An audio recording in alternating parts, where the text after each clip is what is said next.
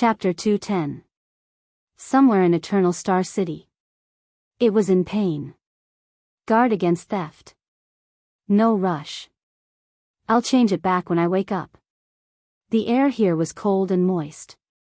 Its skin was wrinkled, its limbs were weak, its abdomen was shriveled, its lips trembled, and its teeth were blunt. Only the darkness around it made it feel at ease. It raised its right hand, wanting to change its position, but inadvertently hit the metal cage. A sharp pain came from the surface of its skin that had just touched the metal. It opened its mouth and let out a meaningless howl of pain. This damned cage. The magic seal on it was rigorous, meticulous, comprehensive, perfect, and flawless. It was the standard product of the Alchemy Tower. It did not know if it was the work of the Confinement Research Institute or the Spell Laboratory. It was probably the former. In the extinct Alchemy Tower, only this faction that had been in decline for a long time would study this kind of magic cage with a single function. For example, the cage that was currently trapping him here. It did not know how long it had endured such days, and even its sense of time had become numb. It even suspected that if it went on like this, one day, it would even forget its own name. It was fed once a month, given a fixed electric shock every month, and had to complete work all the time. Under such circumstances, it began to miss its main body. It still remembered the pain when it was cut off from the main body, and the heart-wrenching wails and screams from the main body's mind. Even many days and nights after that, even when it was its turn to be cut off, the pain was not comparable to the excruciating pain of being separated from the main body. It really wanted to return to its main body. If it remembered correctly, the main body should be locked up in the City of Triumph, the damn capital of the human empire. The country had obviously been torn apart, leaving only a small piece of territory. It was so weak, but that group of humans still shamelessly called themselves an empire. Didn't the weak deserve to die? Thinking of this, its mind, which was a little muddled because it did not know how long it had been locked up, suddenly moved. That's right, hasn't it been a while since the main body sent anything over from Victoria's City? Whether it was letters or items, there was nothing. The mental connection between the main body and the main body seemed to have been broken for some time. Humans no longer used it. Impossible. It did not believe that those evil humans would let it or the main body take a break. They would only endlessly squeeze its value without knowing the bottom line. Did something happen to the main body? This thought flashed through its mind. No. Although the main body was also imprisoned, at least it was intact in the City of Triumph. The Empire knew its value, and the Imperial Prince had even tried to communicate with the main body, but how could the prideful main body respond to a lowly human's request for a trade? So they were still using itself to communicate. Although the Empire wasn't as powerful as it was in the past, the humans would definitely protect the main body. As long as Victoria's return wasn't destroyed overnight, the main body would be safe. One day, it would definitely return to its main body. At that time, it would once again be as powerful as it was in the past. Then, it had to carefully hide itself and strengthen itself. Most importantly, it had to find a way to restrain those mystics. It did not want to experience the humiliation of being captured and imprisoned as a slave a second time. Especially that damned mystic. Giza Streelman. If the human outside the cage door had not mentioned this name recently, it would have almost forgotten about it. It gritted its teeth with a heart full of hatred.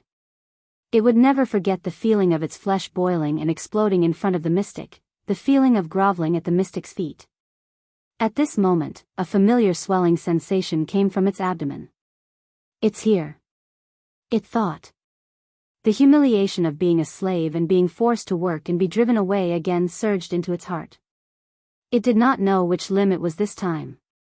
The bell at the top of the metal cage rang violently in a timely manner. Asterisk clack. Asterisk the metal cage door opened. It used all its strength to roar at the cage door, trying to express its hatred and malice. The sharp pain came again, as if it was being pricked. It knew that it had to get out of the cage to complete the task, or else the pain would only get worse. Just like hundreds and thousands of times in the past, it reluctantly climbed out of the cage with great difficulty. the sharp pain slowly subsided. Its abdomen squirmed, and the contents inside surged up its throat and reached its mouth. The swelling sensation gradually disappeared. It opened its mouth full of sharp teeth and spat out a piece of paper in the darkness. Another piece of paper. It thought in annoyance, these stupid humans, can't they send something interesting next time? A young man in a white robe grabbed the piece of paper and pulled it out of its mouth roughly. Rude humans. The sharp pain came again, and it howled in pain. At the same time, it knew that it should return to the cage. With a heart full of humiliation and pain, it climbed back into the cage. The pain disappeared. The young man lit a lamp, and the dazzling light made it grimace. It raised its claws to cover its 8 pairs of eyes. Light. It hated the most. Fortunately, after the young man saw the piece of paper clearly, he immediately extinguished the lamp. In the darkness, in its field of vision, the young man in a white robe put down the piece of paper in his hand. He spoke in a much more solemn voice than usual. Things are somewhat beyond our imagination. Oh. An old and hoarse voice rang. It remembered this voice. During the years when it was brought away from the City of Triumph, many humans were in charge of managing its cage, but this old voice seemed to have been in charge for a longer time. First, the prince was intercepted by Lampard at the border, but it seemed to be a daunting experience, and now the diplomat group is heading to Dragon Cloud City under Lampard's escort. You know, I don't care about this, the old and hoarse voice said faintly. What about that homicidal maniac? Giza Streelman did not go with Blood Bottle Gang to besiege Ramon according to our plan, even though we used various channels and hinted to them countless times about Ramon's importance to the Brotherhood, the young man said quietly. Giza Streelman. All the nerves in its body were stimulated by that familiar name again. My enemy. The mystic. The enemy of life that runs amok in flesh and blood. What happened? The old and hoarse voice rang again. She made a public appearance. According to our informants in Broken Dragon Fortress, Giza seemed to have endangered His Highness' safety on the way, the young man said. The sound of a cane hitting the ground rang in the darkness. The old voice sounded doubtful. According to the previous report, wasn't the Night Queen the one who intercepted His Highness? Is that why she requested help from Broken Dragon Fortress? Yes, but the information has been updated. It seems that things have become a little more complicated. The young man raised his head and revealed a smile that no one could see clearly in the darkness. The blood mystic appeared for the Dark Knight black coffin in the hands of the Blood Clansman. It opened its eyes abruptly. Even though it had experienced too much numbness and chaos during the years when it was separated from its main body, its memories with its main body still remained in its mind. Dark Knight, what a familiar term, where have I heard it before? There was silence. The old and hoarse voice did not reply. I remember that thing is on the list of legendary anti-mystic equipment, but judging from your reaction, it is indeed an extraordinary item, right? The young man in white raised his eyebrows. You know, if we send a message and arrange for manpower now, we might be able to intercept the Night Queen. The air and the darkness seemed to have frozen in an instant. Don't ask. That coffin is not something we can touch. After a while, the hoarse voice slowly rang. Be it the coffin itself or the item in it. The young man frowned and revealed a puzzled expression. But in the end, he still nodded. After Giza was forced to retreat by the fortress flower with the supreme shield, she did not appear again, and according to the original plan, Ramon was lured to Extet by us. The old figure slowly stood up. Very well. If Blood Bottle Gang still cannot find Ramon, we will remind them again, no matter what, we must lure the blood mystic over. In fact, this is the next thing I wanted to say, the young voice interrupted him. Your last test seems to have worked. The owner of the old voice, the Black Prophet, Murat Hansen slowly raised his head in the darkness. Even though the Brotherhood's headquarters did not make any moves under our surveillance. But Black Sword appeared at the border between the two countries. The young man curled his lips. I think he went to save Ramon. It seems that there is indeed something wrong with that Ramon. And his value to the Brotherhood is probably far beyond our imagination. There was another strange silence. Then, Marat's sinister laughter slowly rang out. He he he. The Black Prophet laughed softly. Heh, I was almost deceived by my own student and that old woman. There was a moment when I really wanted to dispel my suspicions about Ramon's identity and remove him from the blacklist. But no matter how meticulous the disguise is, it is no match for your suspicions that are stronger than those of Broken Dragon Fortress, teacher. The young man in the white robe, Raphael Lindbergh, raised his head in the darkness and chuckled sarcastically. Let the news out. Marat did not care about Raphael's mockery. He stopped smiling and said in a low voice, the prince should have already entered Extet, right? Raphael nodded. They are on the last stretch of the road in Black Sand region. Let Cora come back. The Black Prophet nodded and took a deep breath. Since he has completed his mission and successfully lured Ramon to the prince's diplomat group, Raphael crushed the paper in his hand and gently sprinkled it on a strange pattern on the ground. After the shredded paper came into contact with the pattern, they burned and disappeared in a bizarre manner. Do you want to proceed to the next step? The young man asked flatly. Yes, it is time to send a big gift to the secret room and the Brotherhood. The Black Prophet tapped his cane. Get ready to depart. This is your first big test before you take over as the head of the Secret Intelligence Department. Make sure that Black Sword and Giza enter Dragon Cloud City at the same time and find Ramon. Raphael flashed a bright smile. Black Sword against the Blood Mystic. I'm sure it will be a big scene. Marat took a deep breath and sat down again. What an exciting scene. So you are in charge of luring away the two legendary anti-mystic equipment in Dragon Cloud City? Raphael's lips curled up. A fearless mystic in the capital of a country. It is secondary whether the scene is big or not, but it will definitely be ugly. Are you sure you want to do this? Especially, to all the intelligence agencies, he is a notorious homicidal maniac. Raphael had a smile on his face, but he said in his heart. Treat it as Constellation's return gift to Extet. Avenge the losses that His Majesty and I have suffered over the past few months. The Black Prophet sighed emotionally. After all, this is also to more efficiently deal with the threat of the Blood Mystic. I really want to see how that old woman in Dragon Cloud City is going to deal with such a situation. Also, Marat thought. With the tacit approval of the kingdom's secret intelligence department, the Black Street Brotherhood has been in the limelight for too many years. Since the Blood Bottle Gang has been dealt a heavy blow, Asda and Giza have been forced to appear. It is time for the Brotherhood and the hand behind it to pay the price. Everything is for the stability of Constellation, isn't it? Somewhere in Eternal Star City. It was in pain. The air here was cold and moist. Its skin was wrinkled, its 6 limbs were weak, its abdomen was shriveled, its lips trembled, and its teeth were blunt.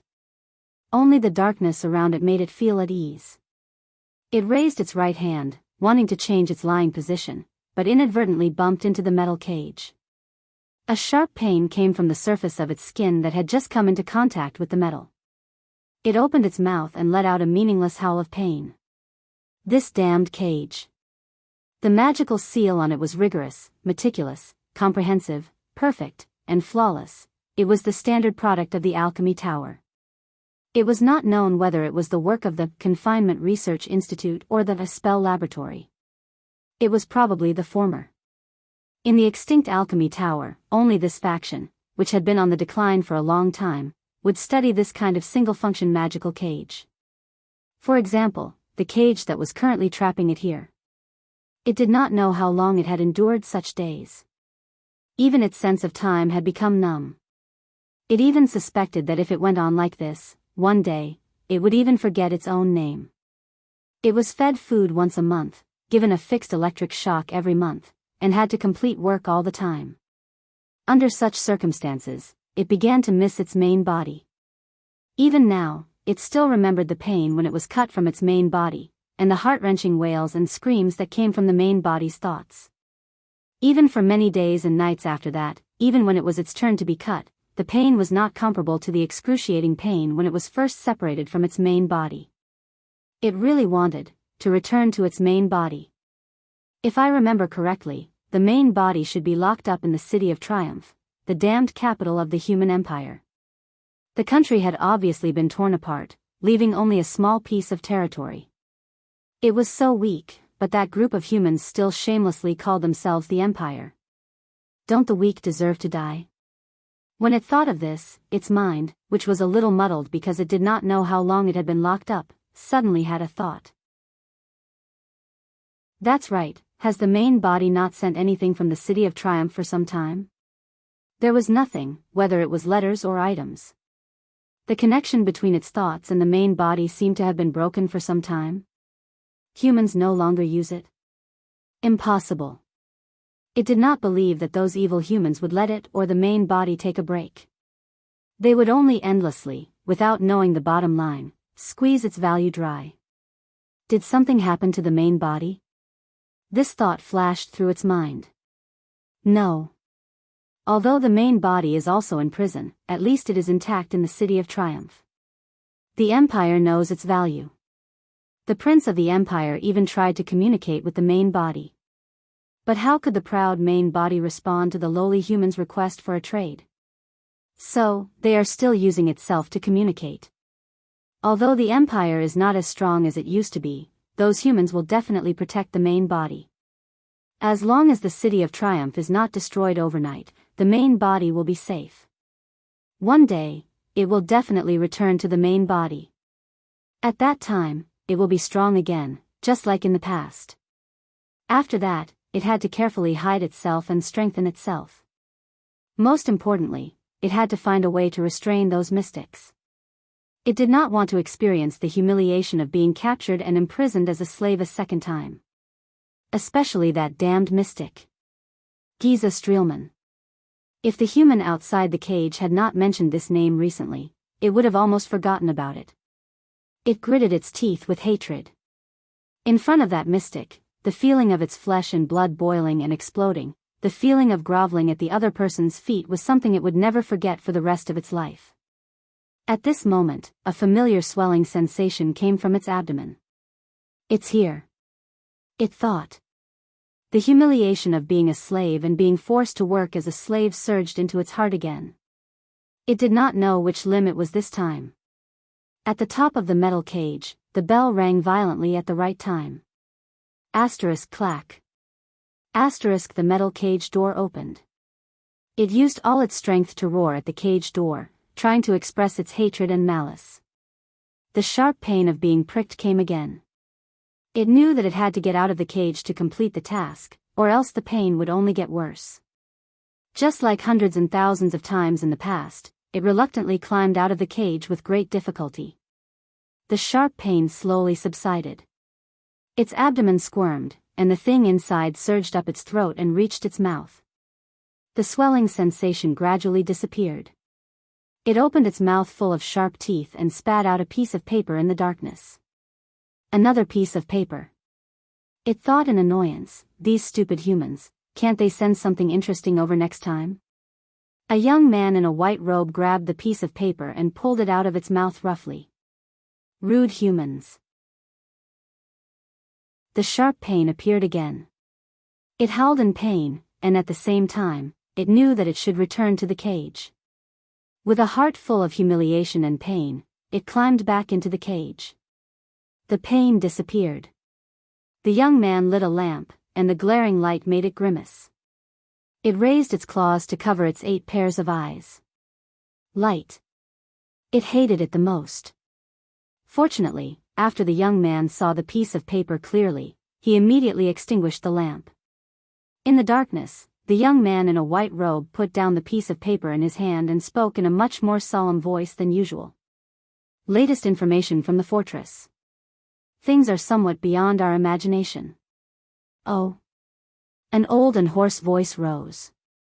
It remembered this voice. During the years when it was brought away from the City of Triumph, many humans were in charge of managing its cage, but this old voice seemed to have been in charge for a longer time.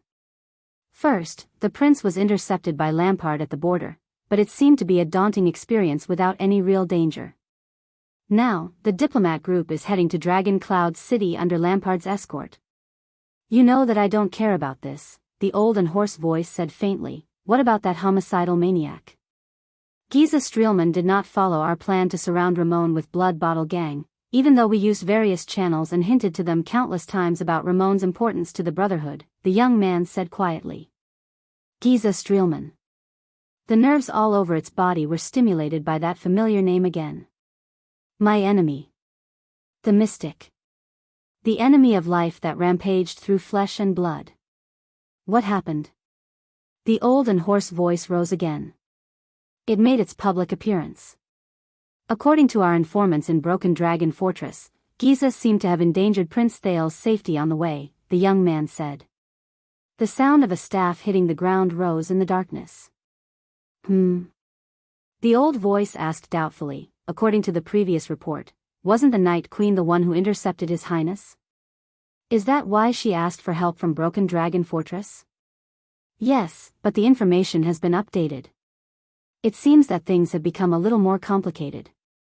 The young man raised his head and revealed a smile that no one could see clearly in the darkness. The Blood Mystic appeared for the Dark Knight Black Coffin in the hands of the Blood Clan. It opened its eyes suddenly. Although it had experienced too much numbness and chaos during the years when it was separated from its main body, its memories with its main body were still preserved in its mind. Dark Knight, what a familiar term, where did I hear it before? There was silence.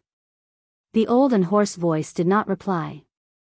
I remember that thing is on the list of legendary anti-mystic equipment, but judging from your reaction, it is indeed an extraordinary item, right?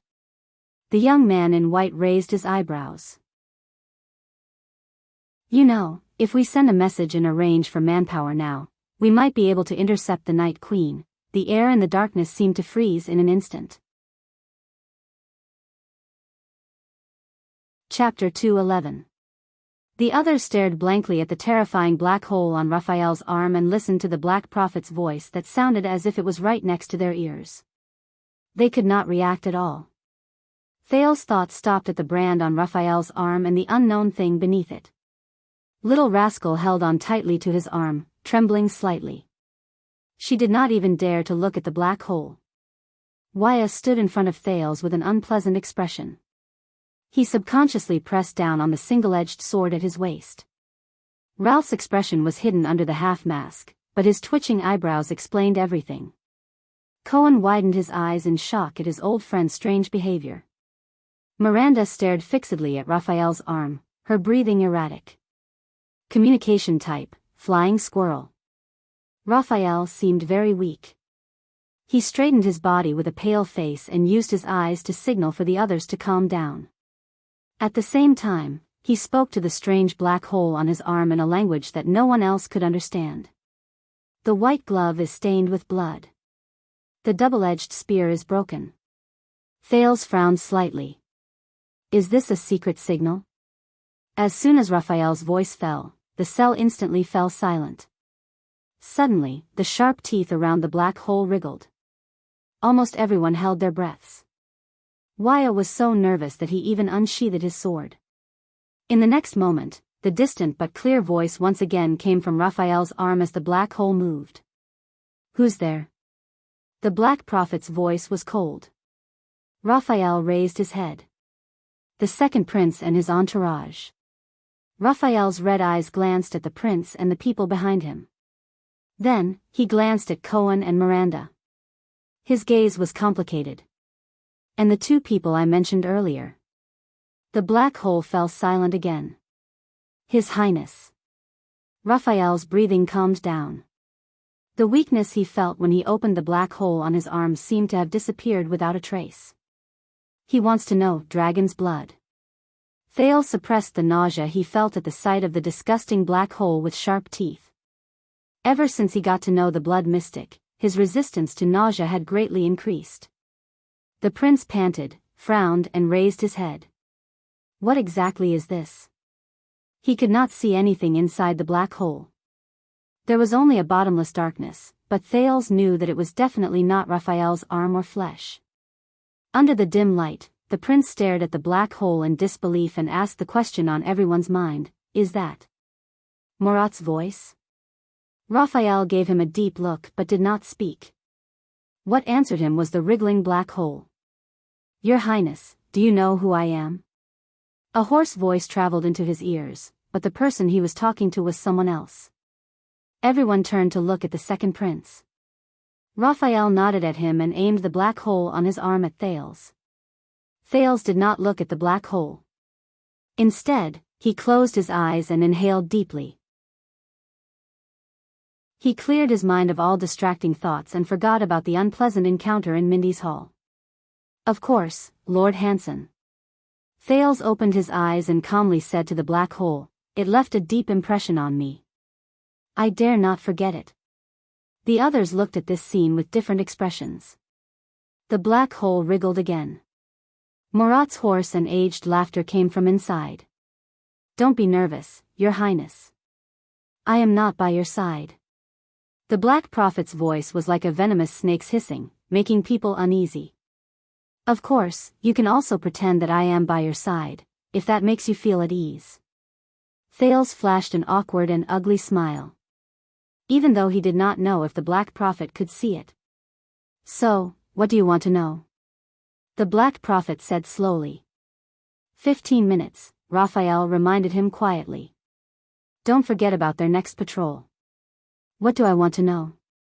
Thales clenched his fists slightly. His brain worked quickly. Scenes flashed before his eyes. Everything. He raised his head and said without hesitation, about Lampard's operation this time, about King Nuven's death. I want to know everything the Secret Intelligence Department knows. A chuckle came from the black hole. Cohen and Miranda looked at each other, their expressions extremely uncomfortable. All right. Finally, the Black Prophet's voice became clear, even though it was still unpleasant. Where should I start? Thales did not speak. He was waiting for Murat. There's a good time, the Black Prophet said softly on the other end of the line, the bloody year. Hearing that term again, Thales felt his heart begin to pound again. Miranda and Raphael looked up at the same time. They exchanged a silent glance, reading emotions that only they could understand. During Constellation's most difficult time, a count from Black Sand region brought Extet's letter of credence, or rather, a declaration of war. The Black Prophet's voice was as hoarse and unpleasant as ever, but it was strangely calm.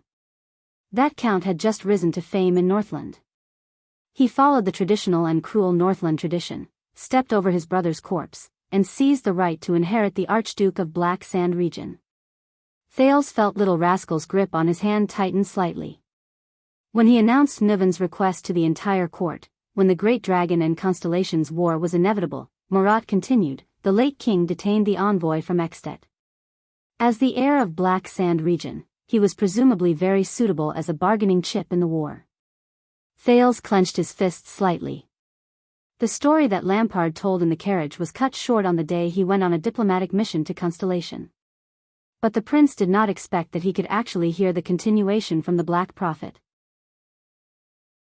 The Black Prophet continued, however, a wise prince, after combining it with the Secret Intelligence Department's investigation, concluded that Dragon Cloud City's goal was to use us to execute Chapman Lampard. King Nuven probably hated his nephew, who killed his brother. Thales' eyebrows twitched.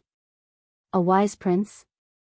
So, after a secret conversation, Chapman Lampard successfully escaped with his subordinate's rescue.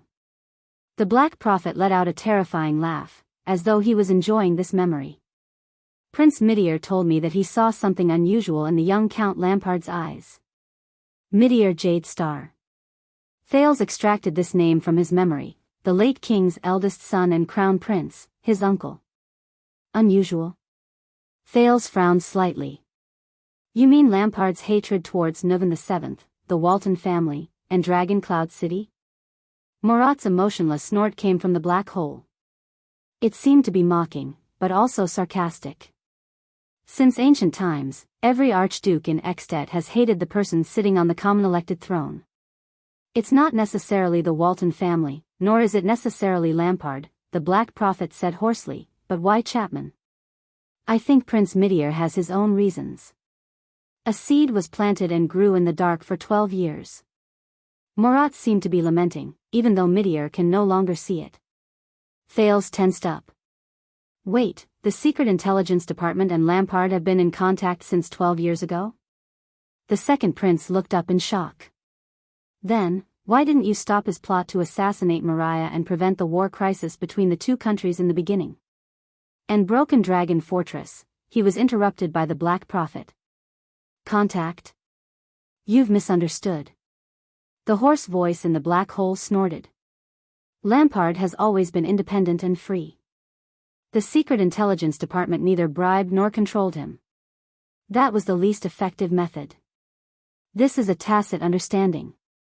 We didn't contact each other for as long as 12 years. We turned a blind eye to each other.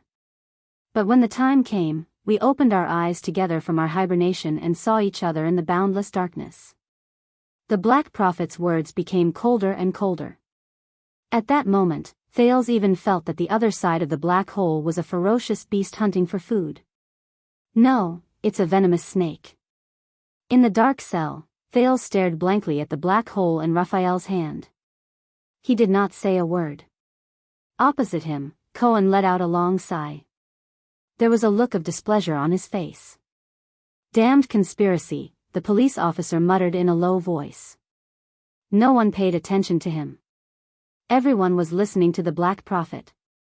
Your Highness, ever since your identity was established, especially after you were assassinated under Broken Dragon Fortress, Lampard and Poffert's plot to break Wall's monopoly on the throne has been exposed. Murat let out a cold laugh from the other side of the black hole. The kingdom's secret intelligence department knew that the time had come.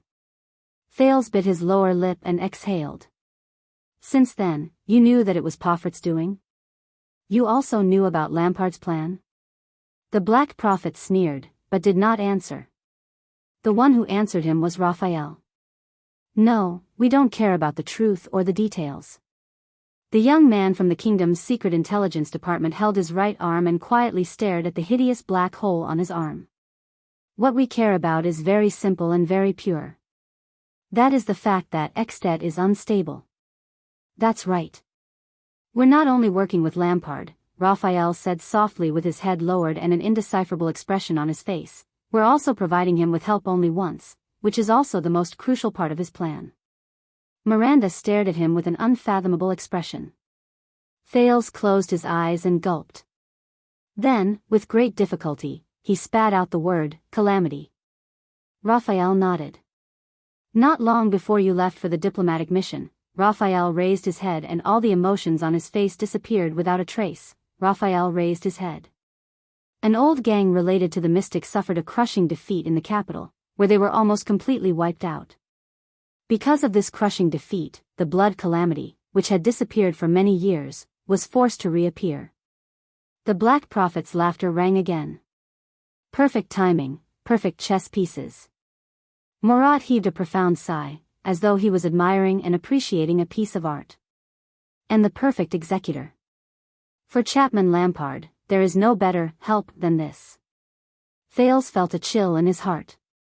The Black Prophet's laughter rang again. We fabricated some information, the master of the kingdom's secret intelligence department said with great interest from the other side of the black hole. We threw out a half-truth bait, which was enough to lure the blood mystic north. Ramon, I remember that the person Blood Bottle Gang is after is him. Thales snapped out of his daze and said with sudden realization, so, he didn't join my team by chance, did he? Raphael gave him a smile that was almost as good as non-existent. Just like that, we lured the blood mystic into Dragon Cloud City, the Black Prophet said flatly. This chess piece has been set up and is only waiting for the qualified person to activate it. Little rascal let out a terrified whimper. Thales knew what she remembered. The qualified person, activate it. Thales remembered the scene of Black Sword charging towards the blood mystic without hesitation. But, lured into Dragon Cloud City, activate it? Thales muttered to himself. Thales clenched his fists. The scene of countless people struggling, wailing, crying in Shield District, and dying powerlessly from suffocation or being trapped by tentacles flashed before his eyes. He remembered his and Little Rascal's desperate escape. Behind them, there were countless corpses lying dead in every corner. Chess piece? Thales gritted his teeth and raised his head. You treat that kind of calamity as a chess piece? The second prince suppressed the displeasure in his heart. What gives you the confidence to think that you can control the legendary calamity and the power to destroy the world? Raphael turned and glanced at him. Confidence? Raphael snorted coldly.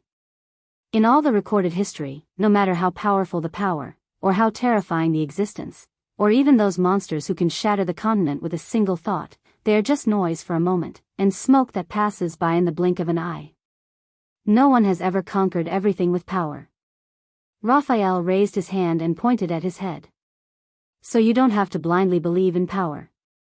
This is the confidence of the Secret Intelligence Department. In front of a truly powerful person, even a calamity is just a chess piece. Thales shuddered violently. A truly powerful person. Thales raised his head. His eyes were filled with suspicion. Who told you these words? Raphael's eyelids twitched. He stared at Thales. But the young man still said quietly, my teacher. Thales' heart skipped a beat. Go on, Miranda said. Her cold voice was especially prominent in the prison cell. How do you plan to use it, that calamity? The Black Prophet let out a low, hoarse laugh again. Last night, we activated the blood calamity as planned. Raphael took over the Black Prophet's words. King Nuvan soon received the news. A legendary monster is wreaking havoc in his city. Raphael glanced at the people around him, his tone returning to its previous indifference. This is all our work, to achieve two goals. First, to lure away and transfer away two powerful legendary anti-mystic equipment, he said coldly. Cohen frowned slightly. Lure away? Away from the calamity? Raphael looked at his old friend and revealed a mysterious smile. No, the young man from the Secret Intelligence Department said softly. Lure away from King Nuvan. Thales shuddered. He remembered the spear-wielding man and Nicholas when Black Sword brought him into the battlefield. They were all deliberately lured away, Raphael explained softly, the Soul Slayer pike, which can kill with one blow, and the Severing Soul's blade, which can create an absolute barrier, will be a great obstacle for the assassin to deal with Nuvan. What about the second goal? Miranda asked coldly. Raphael turned around and looked at the swordswoman beside him. This time, there was something indescribable in his eyes. Second, we also used the calamity to completely separate Nuvan from the heavy protection of the army and guards, he continued, looking into Miranda's eyes. The more enemies there are, the stronger the blood mystic becomes. To deal with it, we have to give up our advantage in numbers.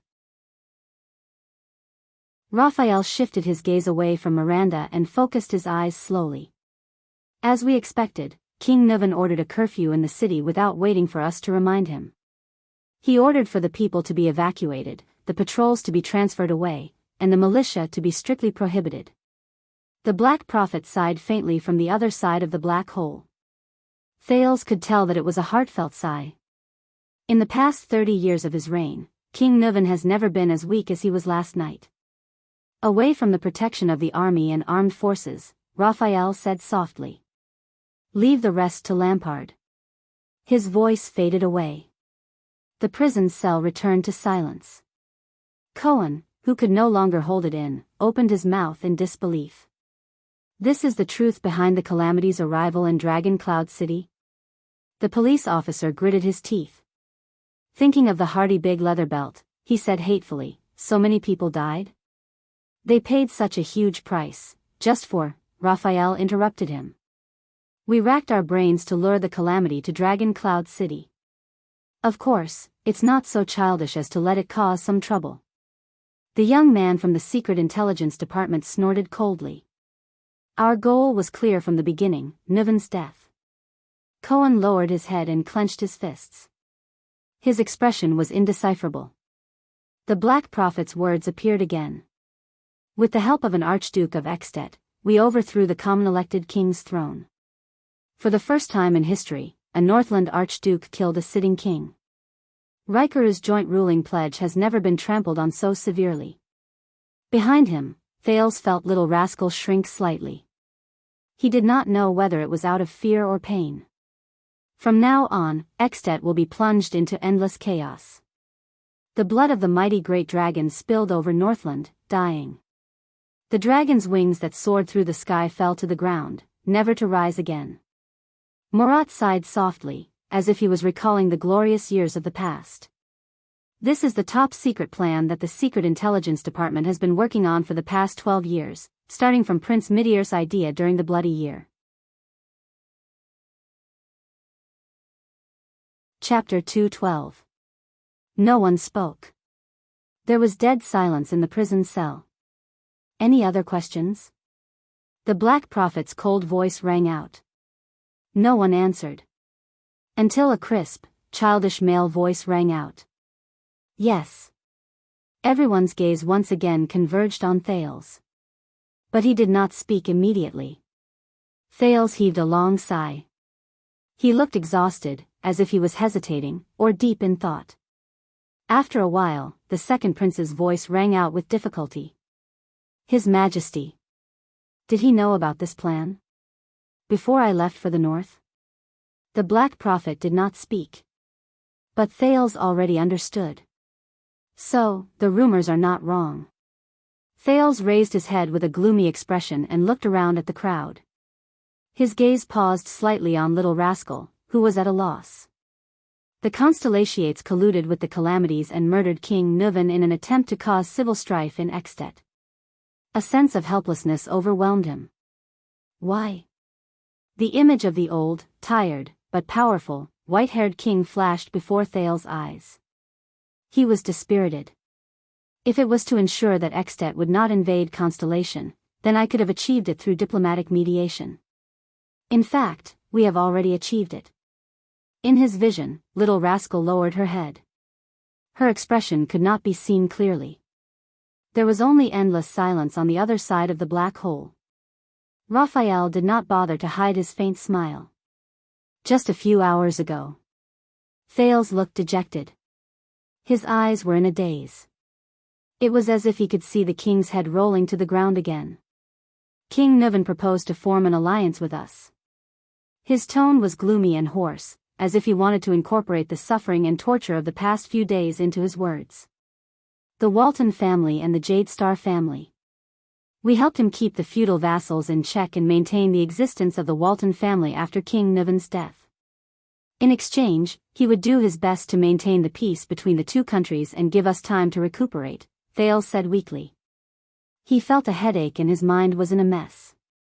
The predicament brought about by Mariah's death has been easily resolved, and now, Waya opened his mouth in shock. Cohen was slightly startled, and then seemed to be deep in thought. Miranda remained silent, her expression cold. Thales closed his eyes and let out a long sigh, which was filled with fatigue and exhaustion. Now, everything that King Nuvan said was gone with the wind and clouds after his death. Calamities, Lampard, assassination. The disaster of Shield District. Damn it all. The strange black hole on Raphael's arm trembled. Ha. What answered Thales was the Black Prophet's cold and hoarse laughter. The laughter continued for several seconds. Thales started to frown. Put away your pointless naivety, Your Highness. You are not like this in the Hall of Stars. Finally, Murat's laughter turned into cold words that echoed faintly in the empty prison cell. Do you really think that we will rely on your diplomatic mission to create a miracle and put an end to the war? As he listened to the Black Prophet's mocking words, Thales took a deep breath and held back the impulse and anger in his heart. The problem was already solved, he said through gritted teeth. With Dragon Cloud City's power, Extet and Constellation could have coexisted peacefully. Solve it? The Black Prophet interrupted him. Of course. The genius prince used superb means to persuade King Nuvan to stop causing trouble for Constellation, the Black Prophet said flatly. His words were full of what Thales heard as a lame and unpleasant mockery. The two countries that were on friendly terms welcomed peace from then on. How long? The head of the Secret Intelligence Department changed the topic. 5 years? 10 years? Or 15 years? Thales exhaled impatiently. With an extremely uncomfortable rhythm, the Black Prophet's cold laughter rang out slowly. Your Highness, do you really think that an alliance between the two families can maintain the peace between the two countries? Do you think that the great dragon's ambition and greed can be dispelled by the prince waving his hand at Dragon Cloud City on horseback and nodding to the archdukes in the secret chamber? The Black Prophet's voice suddenly rose. There was a hint of solemnity and sternness in his words. Even Tormund and Riker couldn't do this 600 years ago. Thales was slightly startled. Do you know how many times King Nuvan dreamed of planting the red dragon flag on Broken Dragon Fortress in the past 30 years and bringing the northern territory of Constellation under the rule of extensions? The words of the head of the Secret Intelligence Department were like a venomous snake's tongue, hissing and making people feel inexplicably terrified. It's been 12 years. From the king to the archdukes, from the nobles to the commoners in Extet, they dream of going south again. The Black Prophet sneered. The three archdukes have never stopped provoking us at the border. Dragon Cloud City has been testing us every year. Why do you think Prince Moriah went to Constellation as an envoy? Cohen lowered his eyelids and added silently in his heart, revise the fortress treaty. Thales stared at the strange black hole on Raphael's arm without saying a word. They are not nameless pawns. The Black Prophet's words came slowly from the black hole on the young man's arm. They are Northlanders. They are born to wield swords in battle. They are Northlanders who have been famous since the uncivilized era. You better remember this for the rest of your life, Your Highness. They have the ancient Northland customs of joining the army and killing the enemy as their pride. They have strong bodies honed in the cold and hardships. They have a tenacious army forged with blood and honor. They have the hunters and commoners who can draw their winter pine longbows halfway without training. They have the invincible heavy cavalry who are good at charging with mystic guns and spears. They have the glacier sentinels and white blade guards who dare to fight the orcs head-on. They also have the enlisted soldiers who have no complaints about serving and sacrificing themselves. They can travel dozens of miles in a day with just a few pieces of bread. They have the elite standing army who undergo training 3 times a year and can withstand 70% casualties without collapsing. There was a chilling aura in Murat's words. They are born for war. Hearing all this, Miranda's expression grew colder. Recalling the battles of the past 3 years, she slowly clenched her fists. The Black Prophet paused for a second. The lights in the prison seemed to have dimmed, casting everyone's faces in shadow. Thales pursed his lips. But, the Black Prophet did not let him continue. Little Prince, have you seen the war 12 years ago? The Black Prophet's words made Miranda, who was supporting Raphael, stiffen. The swordswoman could not help but frown. Have you ever seen the Northland heavy cavaliers charging at us, the heavy swordsmen and axemen swarming up the city walls in an overwhelming manner? Have you heard the sound of siege awls hammering on the city gates and catapults bombarding the city walls? Have you seen corpses strewn all over the fields and starving people everywhere? Have you ever seen the eyes of the starving people who have lost all hope as they wander in a daze? Do you know how long the Northern Territory has been desolate? Thales clenched his fists, but he felt that he had nowhere to vent the strength in his hands. The scar on his palm began to ache again.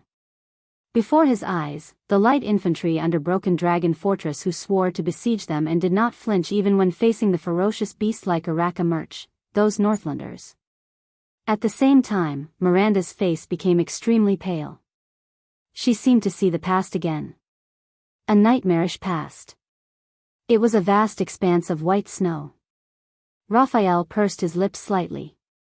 Intentionally or unintentionally, he grabbed the swordswoman's hand and exerted a little force. Cohen, who saw all of this, sighed in his heart. Miranda, and Raphael. The two of them were the ones who experienced those disasters most directly. Thales stared at the squirming black hole. His mind in a mess, he gulped and sighed. We have reached a consensus. Nuvan is old. He needs to be concerned about the king's death, the survival of the Walton family in Cloud Dragon Spear, the game between Dragon Cloud City and the Archdukes, not Constellation. The one who answered him this time was the red-eyed young man. You've hit the nail on the head, Your Highness. Raphael raised his head slightly. His red eyes shone under the everlasting lamp. The biggest problem is that Nuven is old. Yes, he may still be able to restrain Extet and the 9 archdukes with his skills and remaining power, allowing Broken Dragon Fortress and the Northern Territory to be peaceful for a few years, the young man from the kingdom's secret intelligence department said coldly. But what happens after that? Thales's breathing suddenly stopped. The foul air in the prison, which was already unpleasant to begin with, seemed to have become even heavier. A long sigh came from the other end of the black hole. In Extet after King Nuven's death, it does not matter who ascends the throne. The Black Prophet's voice seemed to carry a hint of exhaustion. But what do you think the new king will rely on to reap the greatest benefits and reputation with the smallest cost, in order to prove, accumulate, and consolidate his position and prestige as the successor king? And what methods will he use to appease the archdukes who lost in the king's selection? What bargaining chips will he use to reward the archdukes who supported him? Thales closed his eyes and exhaled a breath that had been gloomy for a long time. He knew what the Black Prophet was going to say. Isn't it Constellation in the south, which has yet to recover its strength and whose royal family is unstable because of the disaster 12 years ago? Murat's voice became extremely cold. Isn't it Cold Castle, Overwatch City, Lonely Old Tower, and Broken Dragon Fortress that Extet has been eyeing for 300 or 400 years? Isn't it the supreme glory of reuniting the great Northland where their ancestors lived for generations? Thales's heart trembled slightly.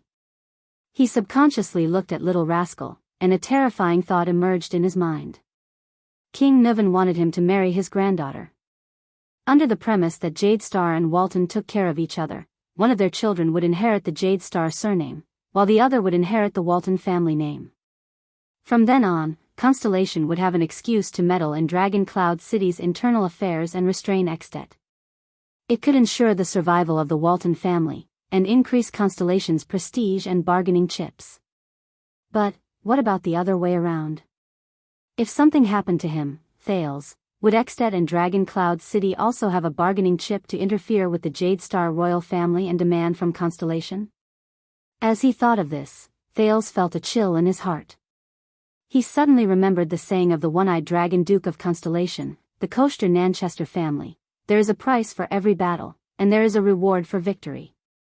Raphael quietly let go of Miranda's wrist and calmly continued his superior's words. Defeat Constellation, take down the fortress, and unify Northland. No matter which of these 3 goals is achieved, it will be enough to add color to the new king's crown and lay the foundation for the throne of the king. The Black Prophet's cold snort rang in the air. Even the black hole in Raphael's hand trembled. The conflict between Constellation and Extet will never disappear because of the decision of one family, even if you are crowned in the future, Murat said flatly. We fear them. Just like how they are afraid of us. So, once there is a chance, a benefit, and a condition, how can they not go south? Thales lowered his head. The Black Prophet's words gave him a sense of pressure that was almost tangible. Once they go south, how long do you think we can hold on with our orphans, widows, and defeated soldiers in the Northern Territory when faced with such an opponent? Lady Sonia Sasir is known as the Fortress Flower and is stationed at Broken Dragon Fortress. People say that if Sonia blooms and does not wither, the fortress will be impregnable. It may seem glorious, but did you know that on the first day she set out to defend the fortress, she made a will and entrusted it to the royal family for safekeeping? It has been 12 years since then. Because she knows that one day in the future, when the northern wind blows and the great dragon roars and rises into the sky, the fortress flower will wither in the north, never to return. Do you know how much we have paid in exchange for the peace of the fortress treaty? Do you think it is just because of the cunning fox of Constellation's glib tongue? Do you know how much we have paid to maintain this fragile peace, to protect the dying northern territory and the weak kingdom from the scourge of war? All of Thales's words were stuck in his throat. He felt an indescribable annoyance surge in his heart. The nobles are all blaming His Majesty, blaming him for bringing an empty and fragile kingdom to fight the desert war that had no benefits to speak of 5 years ago. The Black Prophet's voice sounded eerie and cold, but it contained a deep sense of power that made one's heart palpitate. However, those fat, short-sighted vermin will not know, and do not want to know, that if Constellation did not fight the seemingly crazy desert war after the bloody year, if we did not use a desperate victory to display our national strength, if we did not pay a terrible price to wash away our determination, if we did not use the skulls of the orcs and the altars of the barren bone people to prove that our swords are still incomparably sharp, when Cohen heard this, he suddenly understood. Wyatt even clenched the sword hilt in his hand so hard that it made cracking sounds. The Black Prophet's voice continued, I am afraid that as early as the winter 5 years ago, the born king, Nuvan VII, who shrouded the entire northern sky and ruled over the entire Northland, would have torn up the fortress treaty and brought the Northlanders, armed to the teeth, to take back what they lost at the negotiating table.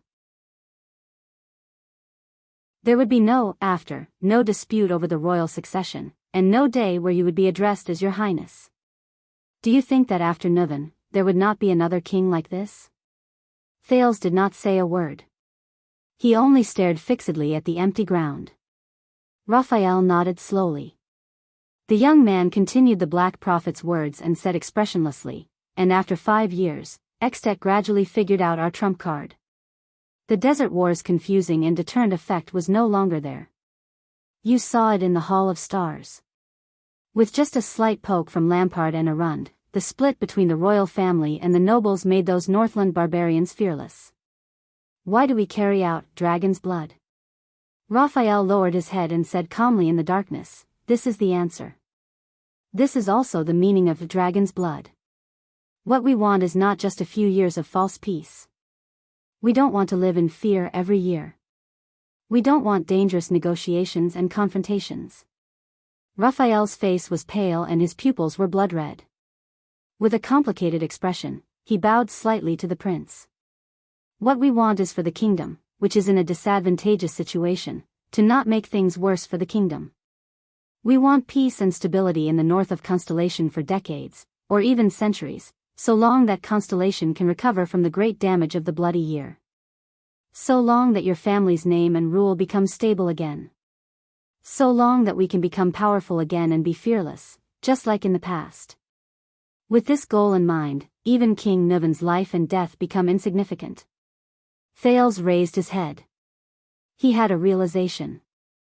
Lampard's actions signified the shattering of the myth of Extet since its founding. It proved that the so-called Rykara joint ruling pledge was just a piece of paper. The creed that Northland believed in was also powerless. Raphael smiled faintly. More importantly, an archduke openly committed regicide. Since then, there has been a precedent. The earliest precedent was the mourning Archduke of Prestige Orchid Region, Tam-En. Thales snorted weakly. His gaze drifted to Little Rascal, intentionally or otherwise.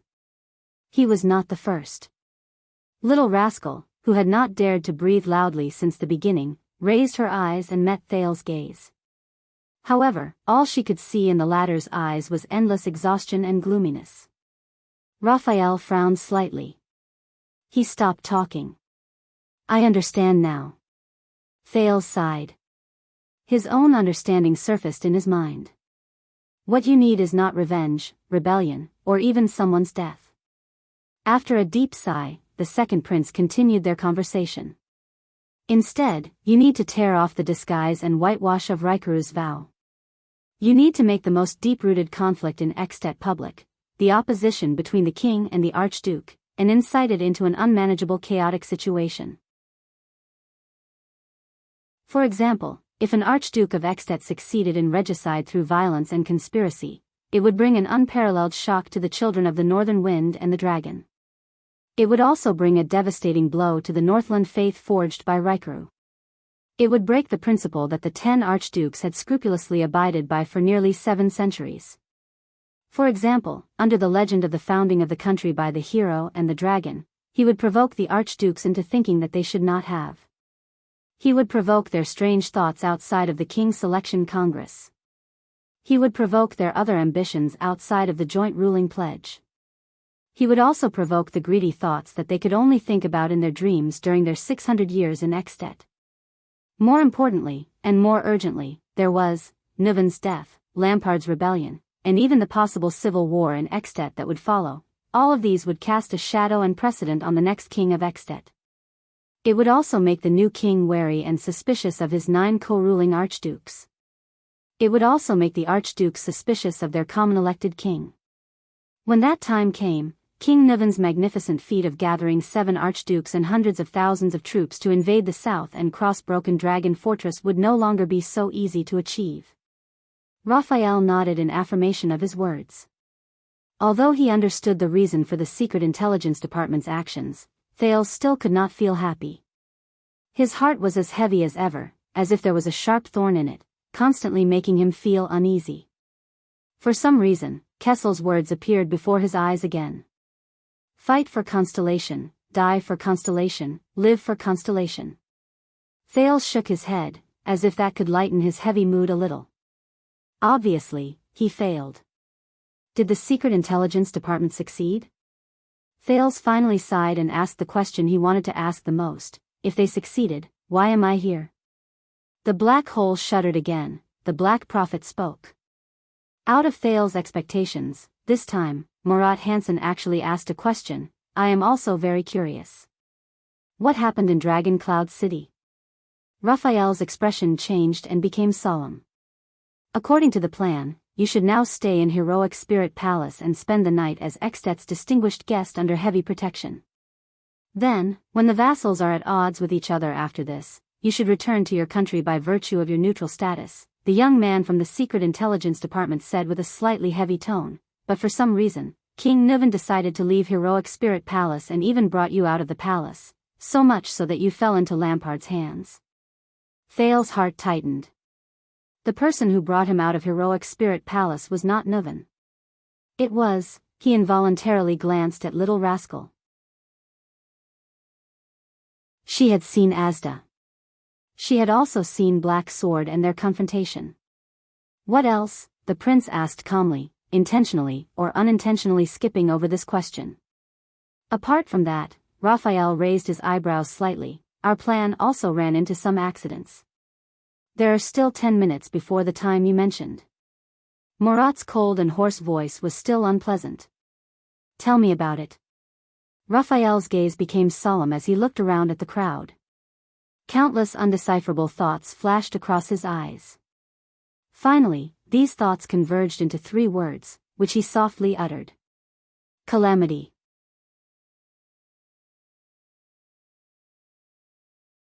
Chapter 213. Lampard stuffed a ball of roasted meat into his mouth while staring at Thales, making Thales uncomfortable. The Anti-Theft chapter, please support the original. Respect the author's work. You're calmer than I thought. The Archduke said slowly. Thales sighed. Perhaps. He walked to the table, climbed onto a chair, and sat down. But in the face of an enemy who owes me hundreds of lives, I really can't think of any other expression. Even anger seems unnecessary. Lampard picked up a wooden wine cup and poured it into his mouth. His Adam's apple bobbed as he swallowed. The Archduke put down the wine cup, wiped the wine off with the back of his left hand, grabbed a piece of hind leg meat, and took a bite. According to the news from Constellation, you really don't look like a 7-year-old child. When life is not easy, you have to learn to mature earlier. Thales shrugged. Eat up, this is good venison. Lampard pushed a plate of roasted meat over. The Prince of Constellation can't starve to death in my military camp. Thales stared at the crudely made plate of roasted meat and frowned. You've got guts. Your counterattack was indeed beyond my expectations, Lampard said coldly. Who made this decision? Maybe I should reward him properly. He ruined all my years of planning. You. Thales pulled the plate in front of him, drew his dagger without looking up, and started cutting the meat. Lampard raised his eyebrows. This is your decision, Your Grace. Thales cut the venison and said calmly, you killed half of our men on the first day I stepped into Extet's borders. You forced us to choose the path that was most disadvantageous to you. How long have you been standing here looking at the fortress opposite you every day? 2 weeks? 3 weeks? I guess it's not easy to maintain the supplies, food, and lodging for more than 10,000 people? Thales shrugged. I'm really worried about Black Sand Region's finances. He picked up a piece of venison the size of a thumb and put it in his mouth. It tastes good. Lampard stopped eating and drinking. He stared straight at Thales with a fierce look in his eyes. You know, the Archduke said slowly, I originally planned to spare your life and only kill the people around you. Thales frowned. His venison was not cut very well. But we ran into the Mystic Gun unit. That level of attack. Thales snorted softly and began to cut off a piece of meat.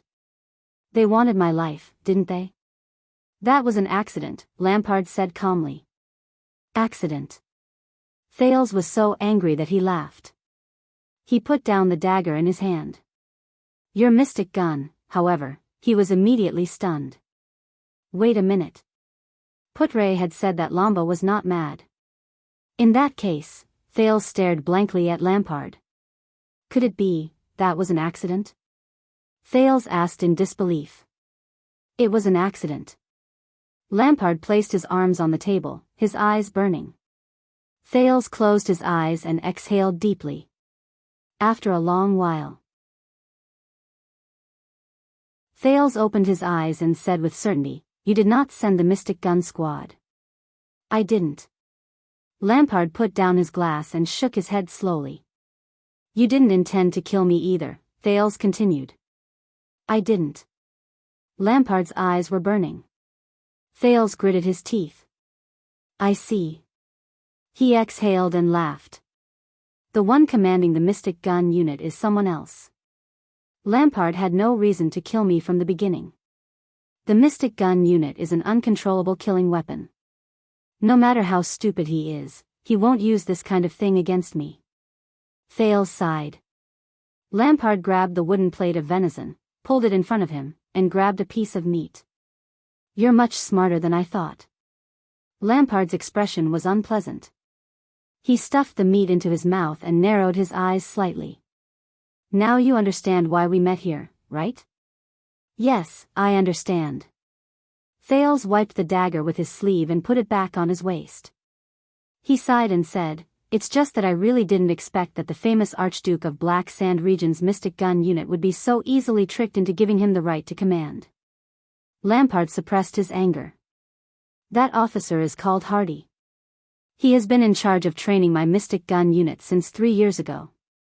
The commander of the unit fell ill this morning, so he was only temporarily in charge. How is he? Thales asked quietly. After the signal to retreat was sounded, he still ordered a second attack, but there were soldiers who immediately questioned his orders, Lampard said gloomily. Then, Hardy did not hesitate to slit his neck and committed suicide. We are still investigating the person behind him. This also explains why you hurriedly blew the signal to retreat after only one shot. Thales sneered. Even the command malfunctioned.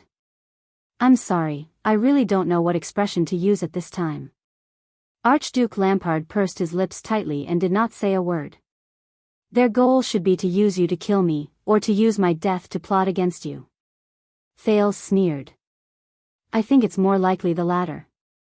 My enemies are all in the country. The higher you stand, Lampard said quietly, the more enemies there will be. So, the sudden accident also made you cancel your plan. Thales snorted. Were you originally going to humiliate me by capturing me and see if the fortress would waver? There was silence. Lampard opened the bottle of rye wine beside him and filled his empty goblet. I hate to say this, but King Kessel made a good move. He pushed you out, Archduke Lampard said calmly. The moment you stepped into my military camp, I could no longer take down the fortress and the northern territory. And the oath he made in Renaissance Palace was equivalent to forging a suit of armor for you with the ownership of royal power.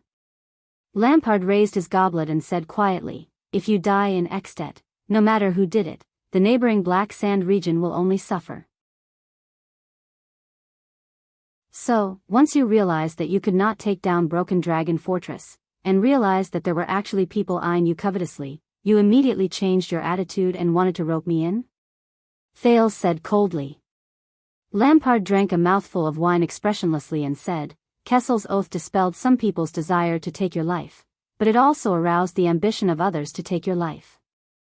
Today's mystic gun is just the beginning. We have a common enemy lurking in the dark, whether it is for the throne of Extet or the throne of Constellation.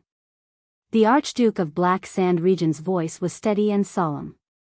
From the moment you stepped into Extet and Northland, our interests were tied together. Yes. Thales lowered his head. His voice was steady and indifferent. My death in Extet is not a good thing for either of us. I will allocate 2,000 men, led by Kenvita, my most trusted subject, to escort you to Dragon Cloud City. Archduke Lampard's expression softened a little. You will go straight to the Walton family's territory. The king's emissary is already waiting for you. But my men died on the battlefield. They stood in front of me and were pierced by knives, swords, and spears. Thales raised his head. His expression was gloomy. We have also killed many of your men. Lampard closed his eyes and muttered to himself for a moment. Thales stared at him expressionlessly. Those warriors, whether they were my soldiers or your subordinates, they will not have died in vain. They died a worthy death. Lampard opened his eyes. It is precisely because of their sacrifice that we can understand each other, and that we can sit here and make a difficult choice for the future of our two kingdoms, even if it is extremely difficult. We have never been enemies. Our enmity on the battlefield was only forced by the situation, Lampard said softly. For the future, so that today's senseless bloodshed will not happen again, we should cast aside our past enmity. This is what we should do. War is for peace, isn't it? Thales suddenly smiled. Well said, Your Grace. He chuckled with an indecipherable expression. There are no eternal enemies, only eternal interests. Just as you said, from now on, we have no reason to be enemies. The Archduke nodded and raised his wine glass. You ate my venison. According to Northland's customs, you are my guest. This is good rye wine. Lampard pushed the wine glass over. His gaze was profound. And according to Northland's customs, we are allies after drinking the same glass of wine. From manpower, information, resources, and financial resources, I will provide you with all the conveniences in Extet. Our enemies will not have any chance. Archduke Lampard nodded. Until you leave Extet and return to Constellation. Even until the day you.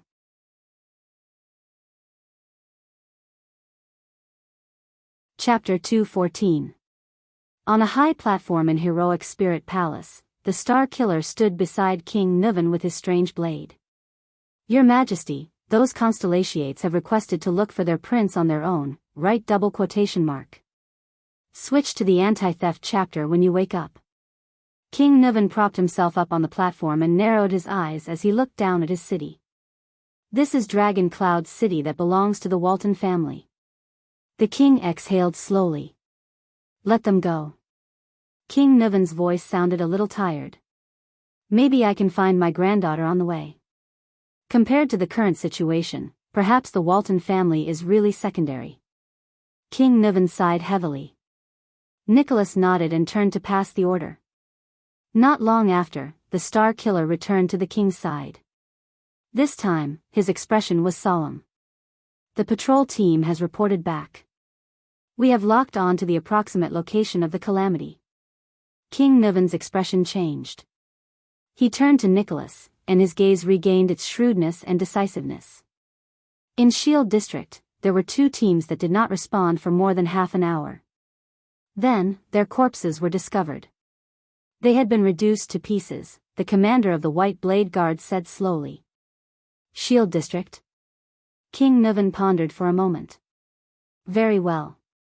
The old king looked at Dragon Cloud City beneath him again and said flatly, turning people into pieces. Is there any information about that calamity that I need to know?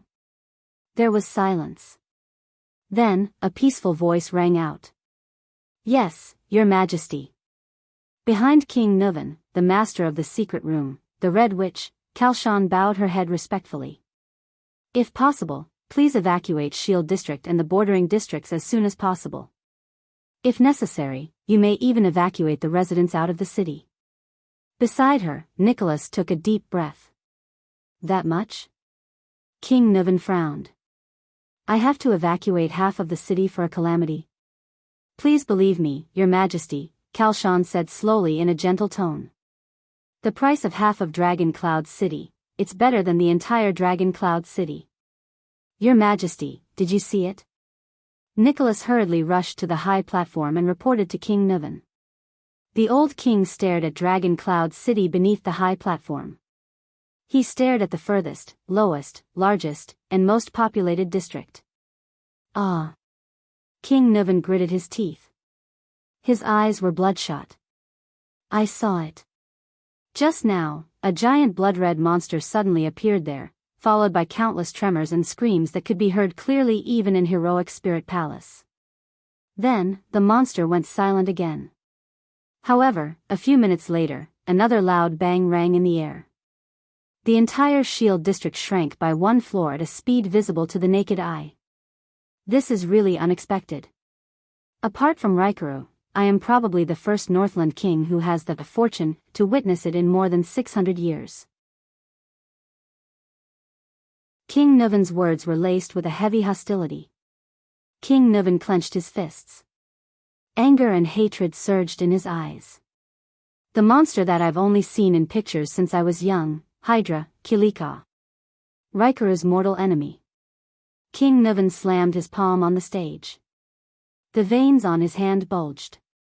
Nicholas gritted his teeth. He cast a glance at his own blade and slowly tightened his grip on the hilt. What happened to Shield District? King Nuvan controlled his tone and asked calmly, how many residents have been evacuated? What about the patrol team's report? Behind him, the Red Witch, Kalshan, walked forward with a solemn expression. She looked at the smoke-filled district in the distance and sighed slowly. When she raised her head again, the Red Witch's eyes regained their clarity and calmness. Your Majesty, the Red Witch said flatly, forgive me for being blunt. I'm afraid it's already. Kalshan bowed slightly and respectfully. There's no more Shield District. At the edge of Shield District, Nicholas turned a giant tentacle into ashes with a smooth slash. Behind him, countless shadows of swords and blades could be heard. The elite warriors of the White Blade Guards were carrying out their duty to end more and smaller tentacles. The Star Killer frowned and walked down from the battlefield. In the distance, King Nuvan, who was tightly surrounded by a dozen guards, narrowed his eyes and looked at the captain of his personal guards. Your Majesty. The sound of hooves could be heard from afar, along with the loud reports of the cavaliers on the horses. The secret room sent news that Kilika has disappeared. Very good. King Nuvan's expression changed. He nodded and said to a noble behind him, this proves that our strategy is effective. That calamity, it does not dare to face the Soul Slayer Pike head-on. Nicholas, who had just gotten rid of a tentacle, walked forward. We used the best strategy against the blood calamity. On one hand, we used a small number of elites and legendary anti-mystic equipment to attack its vital points. On the other hand, we divided and surrounded it, cutting off its source of power, Your Majesty. The Star Killer's expression became solemn and his eyes shone. We suppressed it. King Nuvan nodded heavily. Behind the king, a few Northland soldiers rode over on horseback. They brought along a few noble bureaucrats who were in charge of delivering the news. They continued to deliver the news. Also, Your Majesty, we still do not have any news about the Prince of Constellation and your granddaughter. King Nuvan's expression did not change, as if he did not care about his granddaughter's life or death. Also, the nobles and the residents of the other districts are talking about it, especially the residents you evacuated. Many of them saw that monster. There are all sorts of comments about the Calamity's invasion. Many of the militias who have been enlisted have requested to immediately change their equipment and join the battle. The situation is a little chaotic, and the patrols are somewhat unable to keep the situation under control. Reply to Madame Kalshan. Continue to monitor that thing and keep the news flowing. King Nuvan turned around and frowned slightly. He thought carefully and then decisively ordered, also, inform the chief garrison officer to disperse the patrols and pacify the civilians one by one. In the name of the king, this place will be solved very quickly. Ordinary troops without anti-mystic equipment will not be of any use.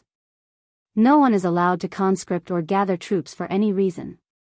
The few bureaucrats nodded and continued to report the situation. The outskirts of the city are very close. We also received news when we evacuated the residents. Your 6 counts and their vassals have already sent fast horses and messenger crows 3 times, requesting to bring their troops into the city as reinforcements, bringing thousands of people to feed that calamity. The king rudely interrupted them. Reply to them that the Waltons have seen their loyalty, but this is not an ordinary battlefield. A large number of troops will only make the situation worse. One of the clerks quickly recorded the king's words. Another said worriedly, also, the 4 archdukes have requested your majesty that for your own safety, you should immediately return to Heroic Spirit Palace and explain. King Nuvan nodded and nonchalantly waved them away. Let Li Span deal with those nobles, including the archdukes. Just say that the king is hunting at the front lines. Under such circumstances, it's best for them to shut up. After giving the order, the heralds rode away on fast horses. You know, they actually have a point. You should stay in Heroic Spirit Palace, your majesty, the Star Killer said calmly. The king shook his head. Almost all the White Blade Guards have been mobilized, and we can't summon troops into the city. Staying in the empty Heroic Spirit Palace with 4 archdukes and their personal guards with ulterior motives? King Niven snorted coldly. Your king just killed an archduke not long ago. I think I know which option is safer. Nicholas nodded and shook off the blood on the severing soul's blade. At this moment, your majesty, boss, look. A White Blade Guard pointed at the sky and shouted. In the night sky, a spark flew high up into the sky above Shield District. What followed was a sharp sound. The White Blade Guards shuddered in unison. A signal arrow. This means. Nicholas' gaze shifted. It's the first group from the east. They found a big guy that's hard to deal with. We have to immediately. At the same time, a similar spark bloomed in the sky from another direction. At the same time, there was a sharp whistle. King Nuvan frowned. 2 places. But in the next second, a third signal arrow rose from afar. At the same time? That's not right. King Nuvan stared at the sparks and frowned. We've strictly assigned the routes. We've divided them into 2 directions, east and west, and gradually encircled them from the edge of Shield District. While the 1st and 5th groups are clearing the route in front, the troops at the back should not have encountered the big guy. Just as he spoke, a 4th signal bolt appeared not far away. Nicholas' expression changed drastically. There are so many signals at the same time. There's only one explanation, Your Majesty. A few seconds later, Nicholas panted and said, a new monster broke out from the ground, so other than the 1st and 5th groups, the others have also encountered it. He could not finish his sentence. Asterisk bang. Asterisk a loud rumble was heard. In the smoke and dust, a blurry and indistinct gigantic creature appeared in the center of Shield District, swinging its countless tentacles. Everyone present stared at the monster, the multi-headed snake, Kilika, dumbfounded. How could this be? King Nuvan gritted his teeth. Looking at the nightmare monster that had reappeared, he took a deep breath and looked at the warriors around him. It's such a big target. Isn't it afraid of the Soul Slayer Pike's ability? Gleeward, he. King Nuvan stopped talking. The old king's expression was unpleasant. He had obviously realized something. There was a few seconds of silence. Then, Nicholas put the severing soul's blade into the scabbard on his back and slowly crouched down. He tightened the straps on his legs and nodded solemnly. Your Majesty. I request that we depart immediately. The Star Killer regained his extreme calmness. He said softly, we must slow down the work of clearing these tentacles. I think I need to bring the severing soul's blade, to save Gleeward as soon as possible. Everyone present stared at the monster the multi-headed snake, Kilika, dumbfounded. How could this be? King Nuvan gritted his teeth. Looking at the nightmare monster that had reappeared, he took a deep breath and looked at the warriors around him. It's such a big target. Isn't it afraid of the Soul Slayer Pike's ability? Gleeward, he. King Nuvan stopped talking. The old king's expression was unpleasant. He had obviously realized something. There was a few seconds of silence. Then, Nicholas put the severing soul's blade into the scabbard on his back and slowly crouched down. He tightened the straps on his legs and nodded solemnly. Your Majesty, I request that we depart immediately. The Star Killer regained his extreme calmness. He said softly, we must slow down the work of clearing these tentacles. I think I need to bring the severing soul's blade, to save Gleeward as soon as possible. Everyone present stared at the monster, the multi-headed snake, Kilika, dumbfounded. How could this be? King Nuvan gritted his teeth. Looking at the nightmare monster that had reappeared, he took a deep breath and looked at the warriors around him. It's such a big target. Isn't it afraid of the Soul Slayer Pike's ability? Gleeward, he. King Nuvan stopped talking. The old king's expression was unpleasant. He had obviously realized something. There was a few seconds of silence. Then, Nicholas put the severing soul's blade into the scabbard on his back and slowly crouched down. He tightened the straps on his legs and nodded solemnly. Your Majesty, I request that we depart immediately. The Star Killer regained his extreme calmness. He said softly, we must slow down the work of clearing these tentacles.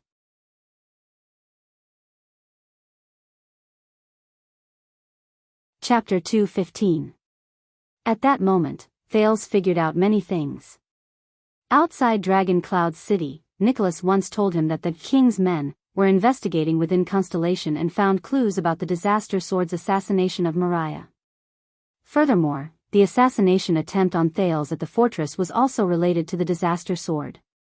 The two clues combined and implicated Archduke Pofret. But Miranda and Cohen had already confirmed that the Disaster Sword was just a cover to lure them here. In other words, the information obtained by the king's men was also a lie. It was an excuse to draw King Nuvan's attention to Pofret. The problem was, who in Extet was qualified and capable of being King Nuvan's eyes and ears, investigating cases on his behalf and sending back fabricated information? And now, Thales looked at the red-robed lady before him with a complicated gaze. He watched her cross her hands and stand calmly and kindly in front of the thick door. Not only that. Why did Lampard's grand operation not alarm Dragon Cloud City? Why could his army enter the city without anyone knowing? Why could he easily find so many connections? Thales took a deep breath and brought his attention back to the present. Raphael stood in front while Cohen and Miranda stood on his left and right. The young man from the kingdom's secret intelligence department was no longer as indifferent as before. Instead, it was replaced by intense vigilance and solemnity. I thought it would be someone coming to change shifts or patrol, but... Cohen looked suspiciously at the Red Witch, who had a faint smile on her face. He carefully whispered, the situation is bad, right? Who is that old lady? Very bad, Miranda replied softly behind Raphael with her hand on the hilt of her sword. I think that's the Red Witch. Cohen did not speak anymore.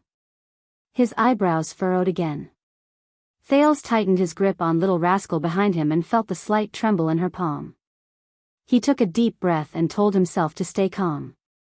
If the Red Witch is involved, that means, Madame Calchon. Raphael looked at the old woman before him coldly. No wonder I was able to sneak in so easily. You knew I would come, so you set up a trap. Calchon looked at him quietly and suddenly grinned. I've been dealing with the kingdom's secret intelligence department since I was 8. The old woman's expression was peaceful and her eyes were calm. I know you all too well. Raphael's expression changed slightly. Thales frowned. 8 years old? Is child labor popular in the darkroom? He cursed silently. As for you. You are still too young, little friend, the Red Witch said plainly. If it were Murat, he would have noticed something was wrong when he entered the city. Raphael did not speak. Her red eyes trembled slightly, but the tension on her face did not relax in the slightest. Having been exposed to the secret intelligence department for many years, he was deeply aware of the terrifying power hidden in this seemingly frail old woman before him. Damn it. Cohen tilted his head, the corners of his mouth twitching slightly. That's the Red Witch? Is she ambushing us? Ralph shook his head, his face serious. He felt something in the wind. As you can see, Miranda's gaze was fixed on the door behind Kalshan. I can sense that there are many people lying in ambush outside. Moving stealthily and breaking out of the encirclement by surprise, this was their greatest advantage, but now it was gone. Wyatt gritted his teeth with an unpleasant expression. The attendant in front of Thales whispered, "She's standing very close to us." At this distance, maybe we can. No, Miranda answered crisply. Cohen furrowed his brows. Why? Because she's the Red Witch. Raphael's gaze did not waver. His lips parted slightly as he answered for Miranda. Only a fool would believe that she would intercept us unprepared. We can't act rashly. Hearing that, the police officer gritted his teeth in indignation. I've probably encountered half of all the bad luck in my life today. Look for other exits, Miranda said in a low voice. If it doesn't work, we'll break out from her. They're definitely well prepared. At this moment, Madame Kalshan, who was sitting opposite them, laughed softly. Her laughter was old, but warm and peaceful. As her laughter rang out, everyone on Constellation's side looked as though they were facing a formidable enemy. Raphael Lindbergh, a homeless orphan in the Great Desert, and now the young man that the Black Prophet values the most, Kalshan said with a smile, is this how you repay the Arund family who raised and nurtured you for 12 years? Why, is Duke Arund not good to you? Why did you betray him? Raphael did not move. Thales' expression changed. He glanced at the other two people worriedly, but Miranda did not seem to notice, while Cohen looked puzzled. But you also know, look at your eyes. Kalshan sighed and continued, as though she felt sorry for Thales, you can never become one of them. In Thales' eyes, Raphael's back was still unmoved. But from his half-cut sleeve, the prince noticed that the tendons on Raphael's wrist tightened slightly. He's wavering, a voice whispered in Thales' heart. And you, Miss Arund. The Red Witch turned her head and looked at Miranda, revealing a mother's loving gaze toward her daughter. Have you ever thought about it? Miranda was startled. Why Raphael? Why him? Kalshan said slowly, why did the Black Prophet choose him, who has no power or influence, instead of any noble with a bright future? The cold-looking swordswoman could not help but frown slightly when she heard this. Don't listen to her. Raphael turned sideways to face the Red Witch, his expression as though he was facing a great enemy. Don't listen to even a single word. Look at your father. If you still care about the Northern Territory and don't want this precious land to be taken away by despicable means, Northland girl, Extet will always open its doors to you. Northland belongs only to Northlanders. The Red Witch smiled at her. Thales frowned slightly. He felt that there was something wrong with this sentence. But Miranda only frowned and said nothing. He did not know what she was thinking. The Red Witch turned her head again and looked at the tall, blonde figure. Cohen, who was worried, felt his scalp go numb. Ah, Officer Cohen Caribbean from Walla Hill. This time, Kalshan smiled brightly. You, wait. Cohen's expression changed and he interrupted her. Stop talking nonsense, old woman. Recalling Raphael's warning, Cohen's face tightened and he grabbed the hilt of his sword fiercely. He shook his head violently and said nervously, I won't listen to a single word you say. Miranda rolled her eyes and exhaled through her nose. Raphael raised his eyebrows slightly. This guy is so nervous that he's incoherent. But the Red Witch only shook her head and smiled at the impolite Cohen. Her expression was peaceful. It was as though she was looking at a naughty child. Oh, no, young Cohen. Kalshan shook her head and said helplessly, I just wanted to say, you're really handsome. Cohen's fierce and ferocious expression froze. He was not the only one. Thales also raised his eyebrows. Huh? What? Cohen looked confused. He blinked his eyes and asked in surprise, Did you just say? I said, don't listen to what she says. The red robe's words confuse the mind, and the witch's curse bewitches the mind. Raphael exhaled fiercely and looked around. The red witch, Kalshan, is extremely good at lying. You can't believe a single word she says. She's the only person in the world who can deceive the Black Prophet. Kalshan sighed and shook her head helplessly. Her gaze seemed to say, Is that so? Thales was slightly shocked. Deceive the Black Prophet? He remembered his confrontation with Murat in Mindy's hall, Murat's psionic ability, and the time he barely passed the interrogation with Yodel and Serena's help. And the Red Witch can actually deceive that old man in black? Isn't that the nemesis of Murat's psionic ability to detect lies? Cohen, on the other hand, was completely stunned. Wait a minute. She lied? Cohen blinked and was a little puzzled. He turned his head and said, But she just said I'm handsome. Miranda and Raphael turned their heads together and shouted angrily at the same time. Shut up. Cohen had no choice but to shut his mouth resentfully. God, I have a feeling. Why aside? She can reduce our morale by half with just her mouth alone. Ralph mumbled indecipherable words. Thales did not speak. He only stared at the Red Witch with a numb scalp. She was clearly alone, but at that moment, the second prince felt that even if all of them were tied together, they could not compare to one person on the other side. There are no other exits. Miranda retracted her gaze from the corner and shook her head. What do we do now? Cohen exhaled and whispered in dissatisfaction, Do we just wait?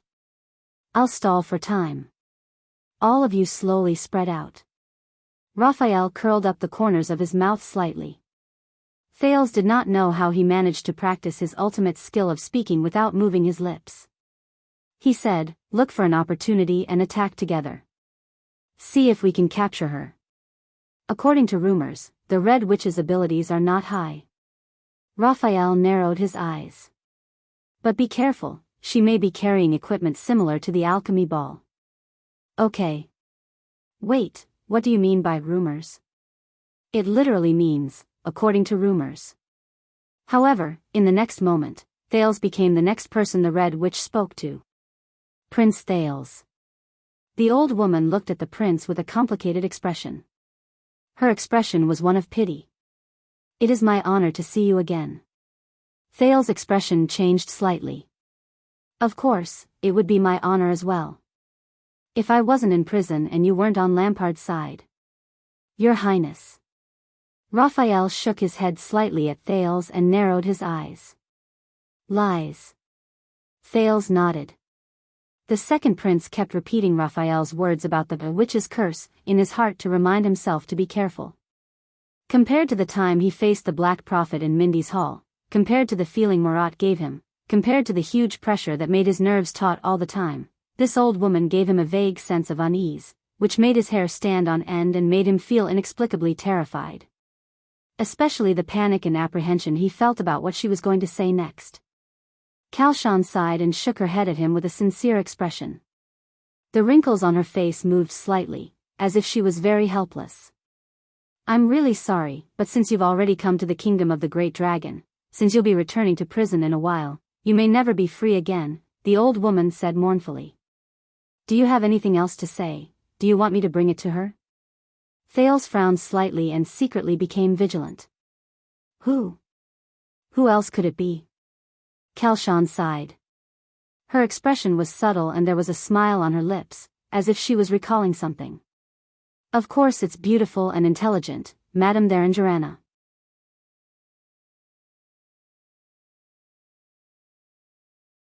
Chapter 216. Thales took a deep breath and stared at the Red Witch in front of him. Even though Asda had answered his questions about being a mystic, Thales still had many doubts about his own physique. His primary suspect was still his mysterious mother, especially after hearing the Queen of the Sky's baffling words. The second prince's chest heaved slightly. Why did you mention this name? She's lying, Thales thought. The Prince of Constellation's first middle name was a rare name, it was not a secret. Kalshan's eyes narrowed into slits as she flashed a gentle and friendly smile. At the banquet, you talked about a mother's pain of longing for her son. Kalshan opened her eyes slightly and looked at Thales with an amused gaze. Of course she wanted to repay you. The Red Witch's gaze flickered and she enunciated each word meaningfully, in the same way. Thales clenched his fists slightly. God. She knows something. At least she knows that's my birth mother, Prince Thales. Thales was slightly startled. He raised his head and looked at Raphael. The latter shook his head slowly with a solemn expression. Please remember, no matter what she does or says now, it's all for her own purpose. If you need answers, the Secret Intelligence Department is always at your service. We have enough information in our treasury. Thales turned his head. His gaze swept past Miranda, who had a heavy heart, Raphael, who had a solemn expression, and Cohen, who had a puzzled look on his face. He frowned, took a deep breath and nodded. That's right. At least not now. Kalshan sighed slightly. Sometimes I admire Murat's ability to teach his students. The old woman turned her gaze and looked straight at Raphael. Every one of his students is so outstanding. Be it those who are loyal to him or those who are his enemies. Raphael snorted coldly. Miranda slowly walked to the left of the Red Witch, while Cohen moved to the other side. In the face of such an obvious action, Kalshan seemed to be completely unaware. This made Thales even more uneasy. Prince Thales. The Red Witch's gaze became fierce, which was rare for her. Remember my advice at the banquet? All the difficulties you have experienced are nothing compared to Murat's. His loyalty is the deadliest poison, Kalshan said solemnly. The more loyal he is, the more dangerous he is. I'm sure you've already experienced this. Thales shut his mouth and frowned. Raphael shook his head. This is too ironic coming from the mouth of someone who betrayed King Niven. Karshan smiled. The tragedy of the Secret Intelligence Department is that your master is only a Jade Star. The Red Witch shook her head nonchalantly. The Jade Star who rules over Constellation forever. But the monarch of Extet is always changing.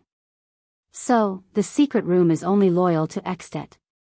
Kalshan paused for a moment and her smile became cold. When the king can no longer represent Extet, we will choose the most advantageous route for Extet. Thales was struck by a thought. When the king could no longer represent Extet. Could it be, betrayal is betrayal? Cohen could not help but say, especially when Niven is still the king. His footsteps were getting closer and closer to Kalshan. I didn't want this to happen either. Kalshan glanced at Miranda and Cohen, who were getting closer and closer. She shook her head and sighed.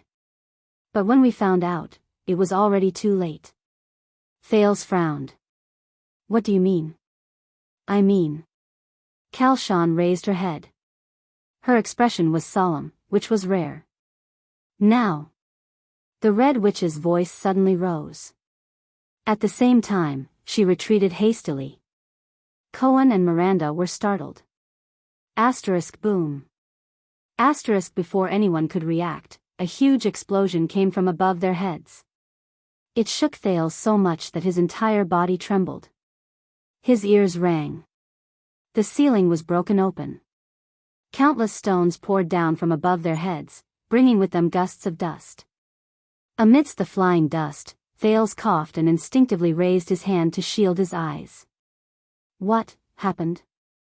But before he could even react, he was pushed by Wuxia, who had quick reflexes, and fell backwards. Wuxia unsheathed his single-edged sword and slashed at the stones above their heads.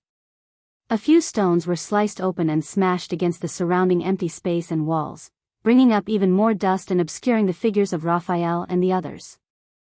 Thales and Little Rascal both lost their balance and fell on the ground a meter behind them. Forget about her. Raphael's anxious shout came faintly from the front. Return and defend. Ralph swung his remaining left arm and generated a cyclone, intending to scrape away the dust. But a sturdy figure in a military uniform descended from the sky. He landed in front of Ralph. In his blurry vision, Thales vaguely saw the figure calmly avoid Ralph's hidden blade. Ralph, on the other hand, flew to the side under the effect of his psionic ability. But in the next moment, the sturdy figure instantly exerted force and struck with his elbow. Ralph's figure paused heavily. Thud. Amidst the dust, the phantom wind follower's body flew backward and crashed into a prison cell. No! Wuxia's furious roar rang in his ears. The power of eradication surged into the attendant's sword-wielding hand. He stood in front of Thales and charged towards the figure in the dust. Amidst the endless pain, he swung his sword without any regard for the consequences. The wind from the sword brushed against his face. Thales had no choice but to close his eyes. Impulsive, a deep male voice rang.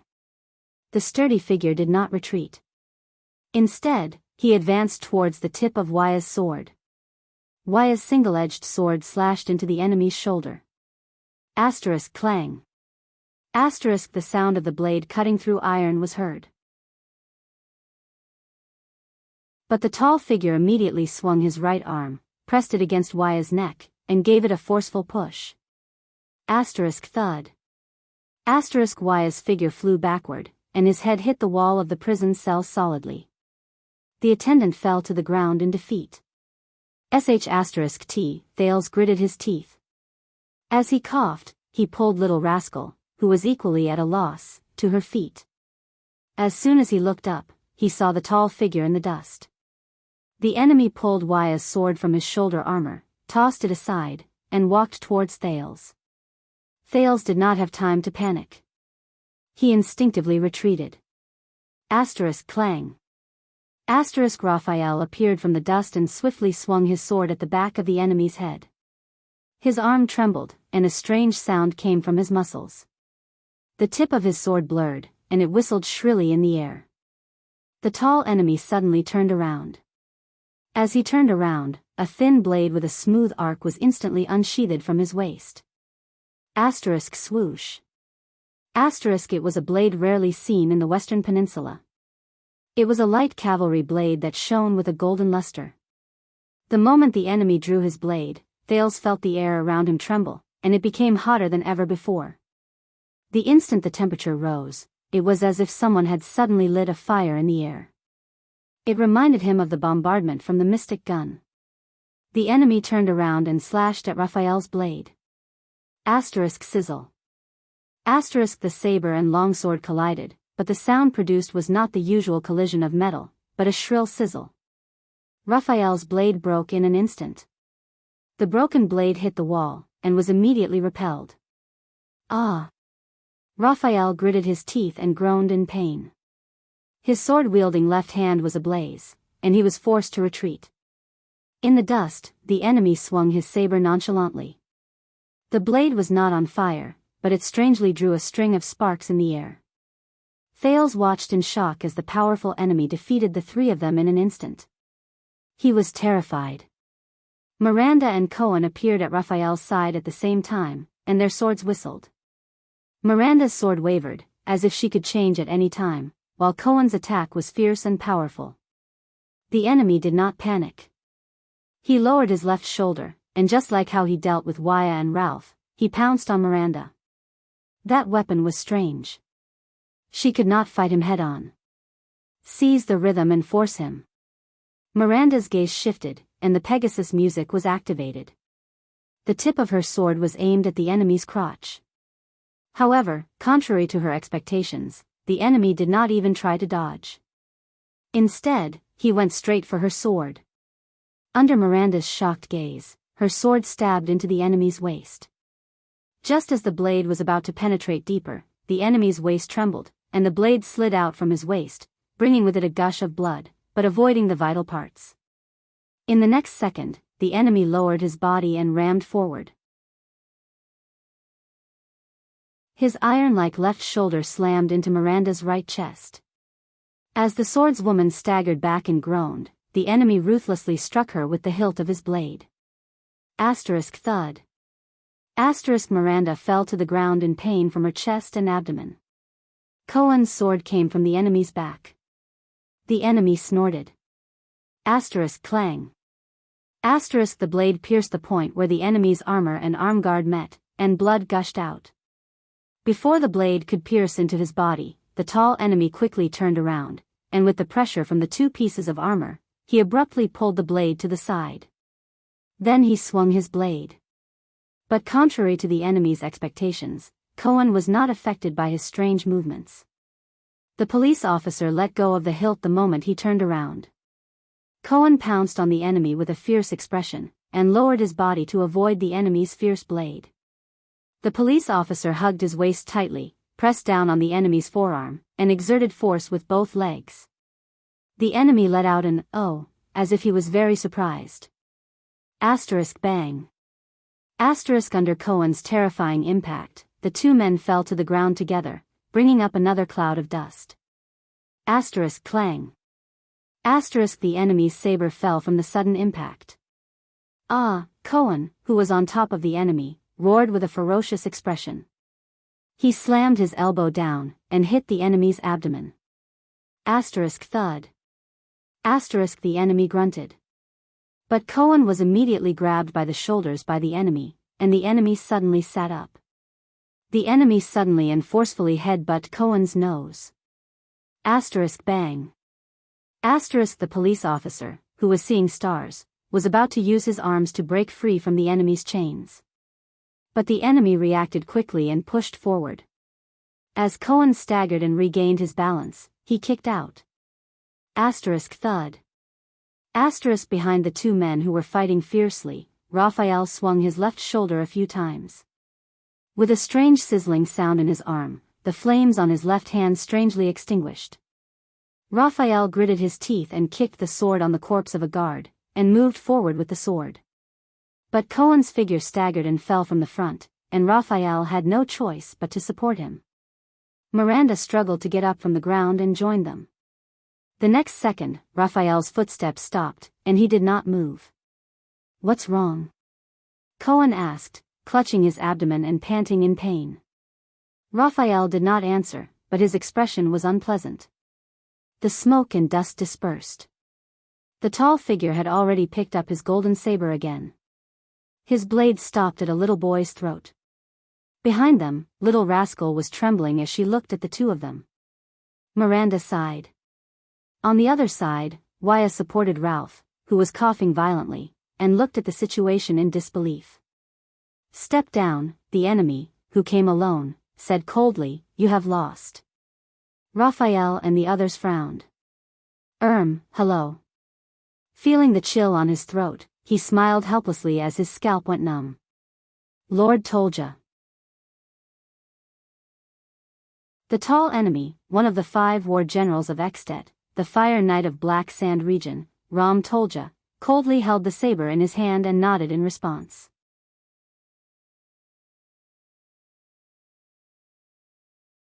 Chapter 217.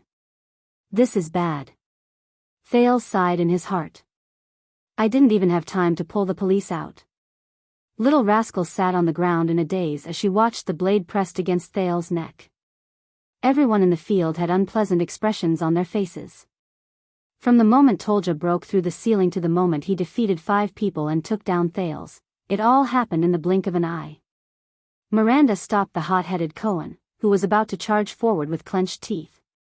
The police came back to his senses. He wiped the blood from his nose and looked at the mess around him. Then, he looked at the enemy who had suddenly appeared. In a daze, he recalled his teacher Zadie's words, "One day, when you realize that you can end a battle in an extremely short amount of time, you'll probably be close to supreme class, damn it." So this newcomer, Cohen clenched his fists. Looking at the prince who was being held hostage, he felt extremely gloomy. Raphael looked at the Red Witch at the door, then at the Fire Knight and Thales on the other side. His expression was gloomy. He actually came from above. Wuxia looked at the broken ceiling in shock, then at the rubble around him. Cohen gritted his teeth. His eyes were bloodshot. Just a little bit more, what do we do now? Miranda assessed the current situation and sighed. A round of applause came from the direction of the thick door. Fire Knight, you really live up to your reputation. The Red Witch reappeared in front of the thick door.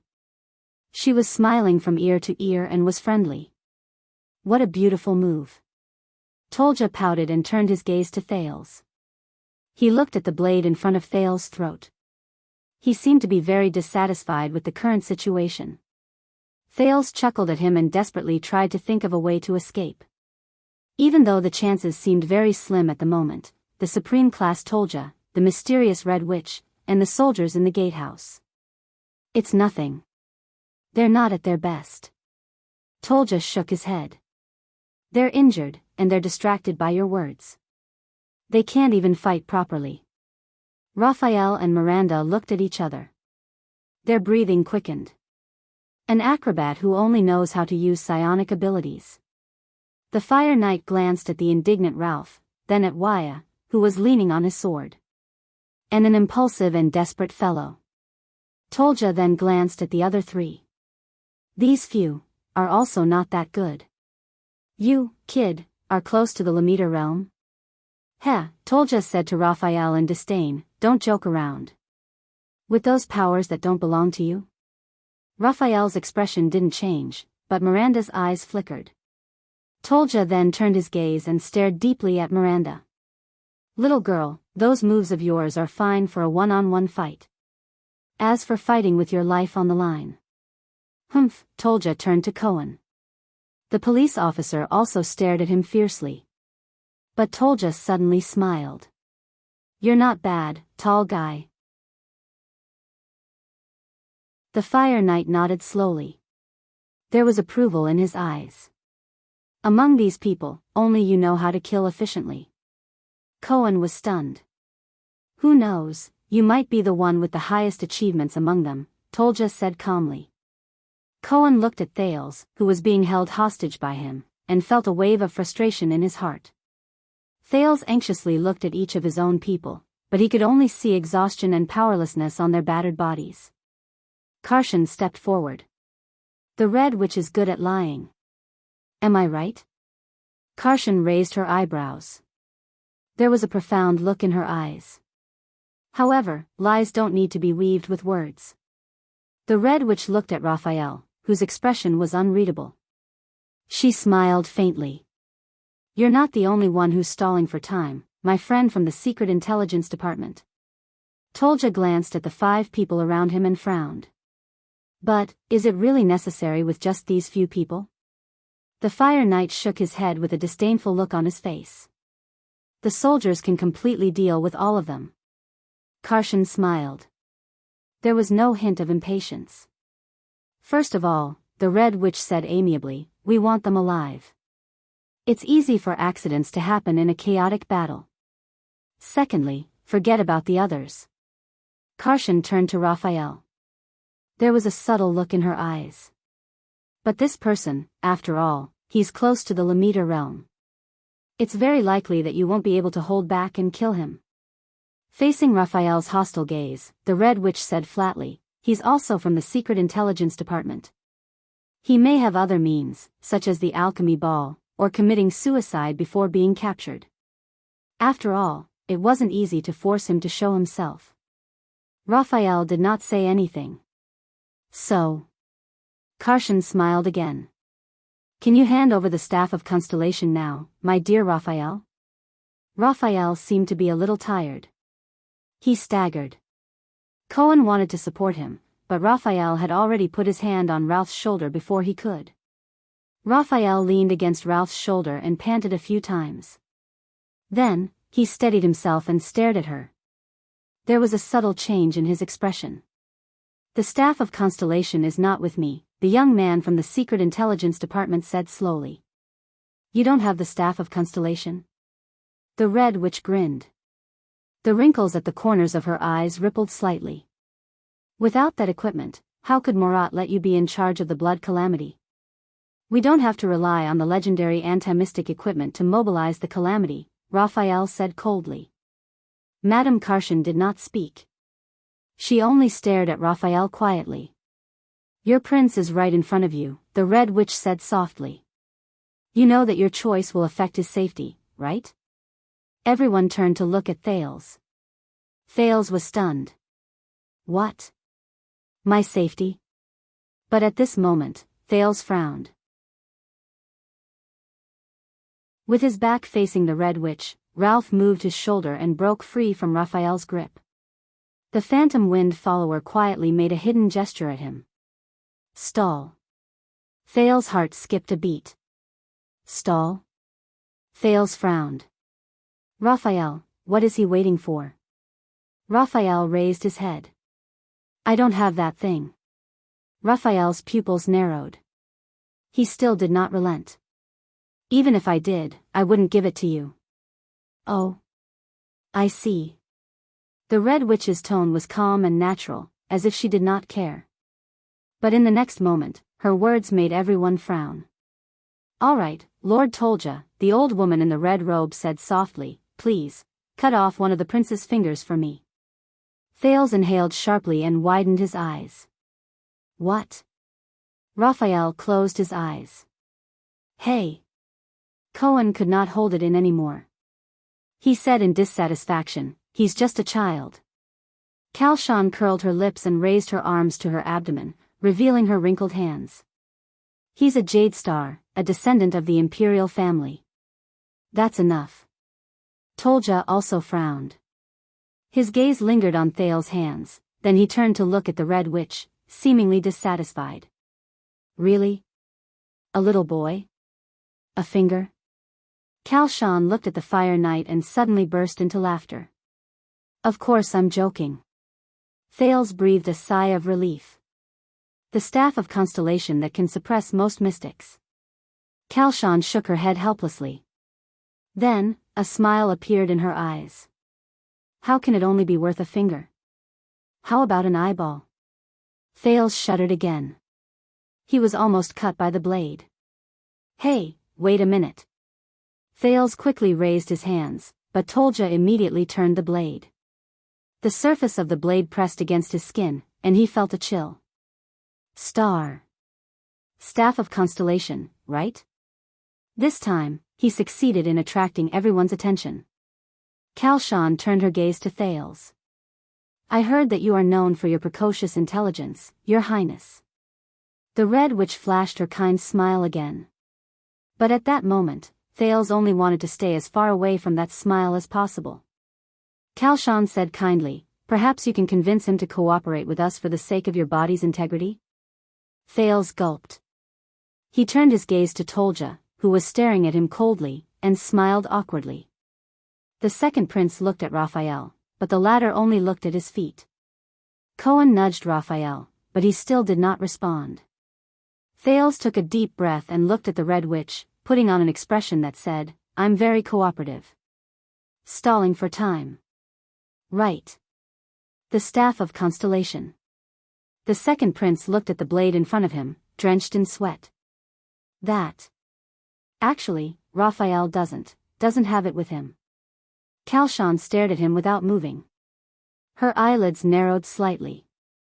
Thales felt goosebumps under her gaze, but his face was almost numb from laughing. Is that so? Finally, the Red Witch sighed. Then you're going to lose one of your eyes. Thales was shocked. Kalshan looked at Tolja and nodded gently. Really? Miranda said unhappily. Cohen clenched his fists and gathered the power of eradication. Kalshan smiled with her eyes narrowed and shook her head at them. Hey, Madame Kalshan. However, Tolja, who controlled Thales' life and death, sighed and looked at Kalshan. He's just a child. Thales breathed a sigh of relief and looked at the Fire Knight gratefully. Is that so? Kalshan raised her eyebrows and then smiled. Then forget it, Thales did not dare to move. He watched the interaction between the Red Witch and the Fire Knight. But I heard that Lord Tolja's knife technique is exquisite and subtle, and that you can cut a fly? The old woman smiled faintly. Tolja narrowed his eyes. The Red Witch said gently, "Then why don't you show us? How about I cut off his right eyelash with my knife?" Thales's heart clenched again. Right eyelash? Tolja snorted and looked at Thales. The knife in his hand slowly moved. It's not impossible. The golden blade grazed past Thales' eyelashes and finally stopped on his forehead. The blade gently touched his right eye, as if measuring its distance. Tolja snorted softly and his saber trembled slightly. "Boy, don't blink, or you'll regret it." Feeling the coldness of the blade slowly grazing his face, Thales' heart skipped a beat. Damn it, wait, I know. He could not take it anymore. Before Tolja's blade cut down, he shouted, "I know. I know where the Staff of Constellation is." This time, not only Kalshan and Tolja, but even the people of Constellation looked at him. Tolja stopped the blade in front of his neck again. "The people from the Secret Intelligence Department don't know, but you do?" The Red Witch asked faintly. Her tone was filled with deep suspicion. Thales exhaled and blinked his right eye hard. After all, it belongs to the Jade Star royal family. Thales, who had recovered, smiled awkwardly. Besides, the Secret Intelligence Department did bring it, for the blood calamity. Kalshan narrowed her eyes. "Oh." Thales rolled his eyes and tried hard to think about the current situation. He had to come up with an excuse that she could believe so that he could stall her. "Last night, the blood calamity was sealed," Thales said with a resigned smile as he panted slightly. "But I am certain that this is neither the Soul Slayer's pike nor the Star Killer's blade." The Red Witch frowned. "That's right. When the Soul Slayer pike, severing Soul's blade, and their masters were found, the blood calamity had already been sealed for a long time." "So, how do you know?" Kalshan asked slowly. Raphael's gaze changed. His expression was subtle. "Because I know." Thales licked his lips and his brain worked frantically. "There's someone else who got the Staff of Constellation. He was the one who sealed that calamity." Kalshan's expression finally froze. Cohen and Miranda also looked at each other, bewildered. "Who?" she asked softly. "The one who sealed the calamity?" Thales took a deep breath and slowly uttered the answer he had thought of. "A man, all alone. He's a strange swordsman." He gritted his teeth and said, "He's holding a strange black longsword."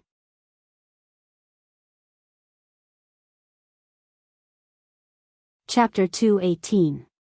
The first to react was Tolja. The Fire Knight's hand tightened slightly. Thales felt the coldness on the side of his neck deepen. The back of the golden saber was directly pressed against his skin. The second prince did not dare to move, fearing that Tolja would turn his hand around and turn his neck red.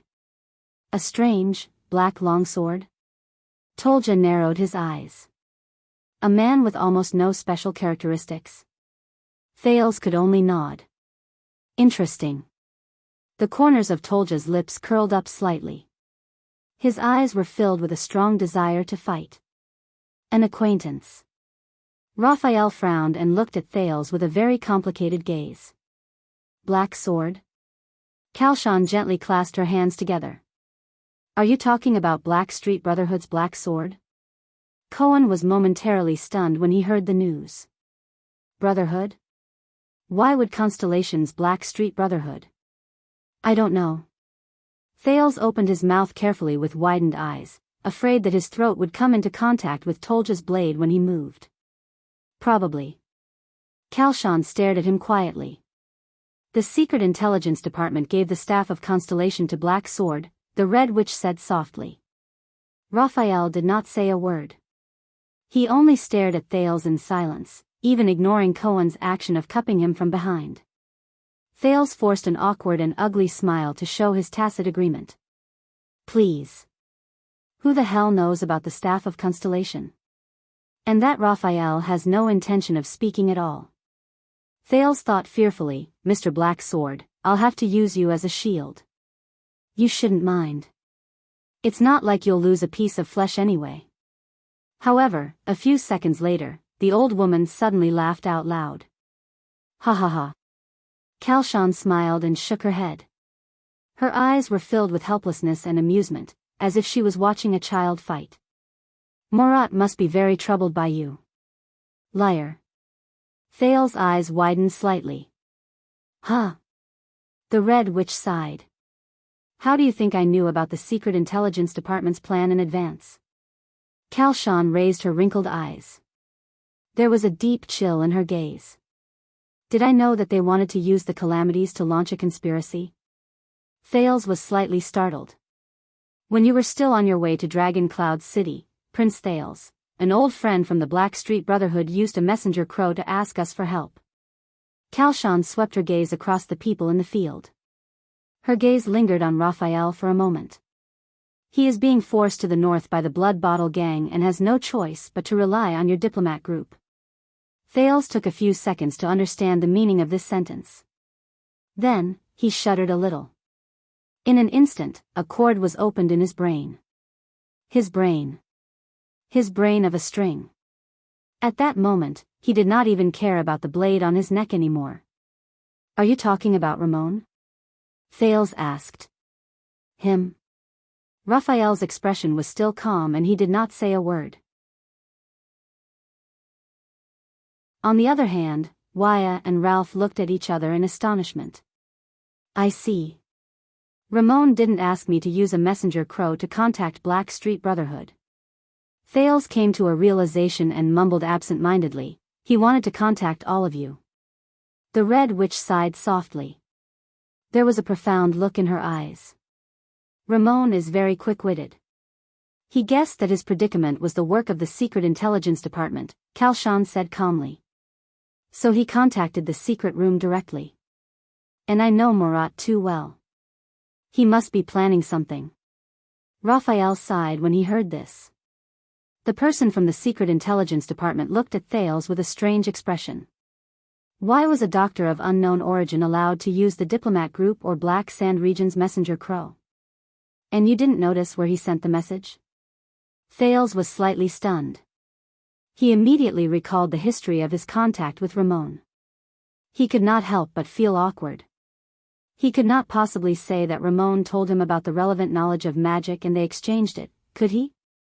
But this was not what he needed to worry about the most at the moment. The people from the Brotherhood knew about the Secret Intelligence Department's conspiracy. The Red Witch walked past a few figures and shook her head slowly at him. But you said that the Secret Intelligence Department colluded with the Brotherhood and even gave the staff of Constellation to the Brotherhood's leader? Thales could only smile bitterly. I'm not as good as Morat, Kalshan said flatly. But I can still tell when it's a lie. Thales felt his scalp prickle as he met her gaze. This is bad. Kalshan snorted with a smile and looked at Raphael again. Don't beat around the bush, little friend. The Red Witch's gaze became serious. You may not have it with you, but I know you have a way to get it immediately. Raphael frowned slightly. Cohen and Miranda could not help but look at the young man from the Secret Intelligence Department. The Secret Intelligence Department of Constellation has mastered a mysterious transmission ability since a long time ago. The corners of Kalshan's mouth curled up slightly. The Red Witch's eyes were filled with great interest. From small voice messages to large weapons and even living people, you can ignore distance and transport them to your destination in an instant. Thales was stunned. Transmission ability. Voice, ignore distance. Cohen's expression changed. Miranda also frowned. Waya, on the other hand, looked suspicious. That black hole on Raphael's arm earlier that looked like the mouth of some creature, Raphael did not speak. He still looked at the Red Witch with a calm expression. It was as if he was not even here.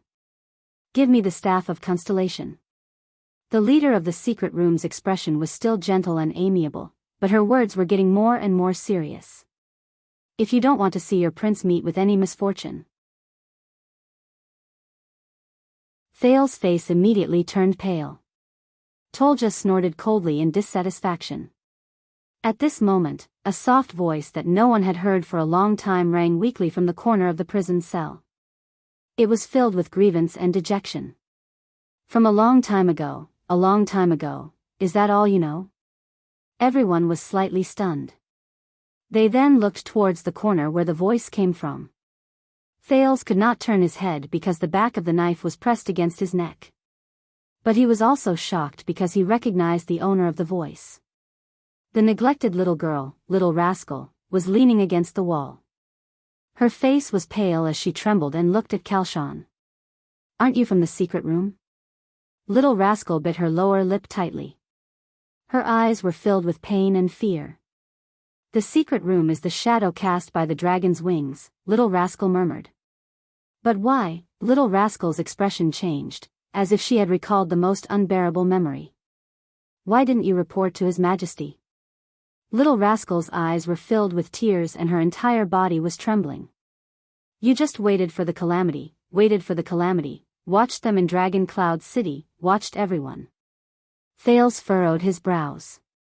He remembered the people who ran for their lives, the people who suffocated in the air, the people who were separated from their flesh and blood, and the completely destroyed Shield District. Kalshan seemed a little surprised. She stared at the dirty little girl in the corner with a complicated expression. A few seconds later, she sighed deeply. "I'm very sorry." To everyone's surprise, the Red Witch bowed slightly in Little Rascal's direction. "Lady Alex Walton." Cohen's eyes widened abruptly. He stared at Little Rascal in disbelief. Miranda raised her eyebrows. Hearing this name, Little Rascal seemed to be startled. She looked at Thales with a panicked expression. But Thales still had the back of the knife pressed against his neck. He could not see her expression at all. "Even if we know that Murad is behind this." The Red Witch's voice rang. "The secret room is still at a loss," Kalshan said sincerely and sadly. "The Secret Intelligence Department has concealed the news and their whereabouts too well."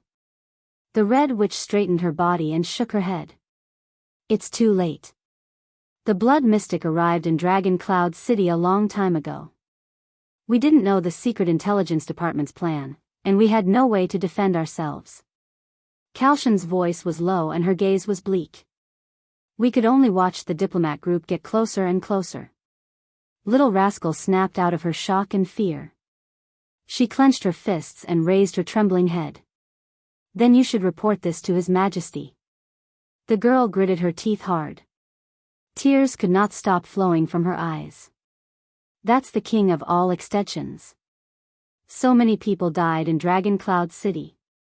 He can definitely prevent these things from happening." The Red Witch raised her head abruptly. Her eyes suddenly lit up and she looked at Little Rascal solemnly. "Our king?" Madame Kalshan murmured softly and uttered the king's name. "Nuvan Riker Acadian Walton?" The person in charge of the secret room smiled faintly. "Believe me, for the past 30 years, I've respected him immensely." She nodded.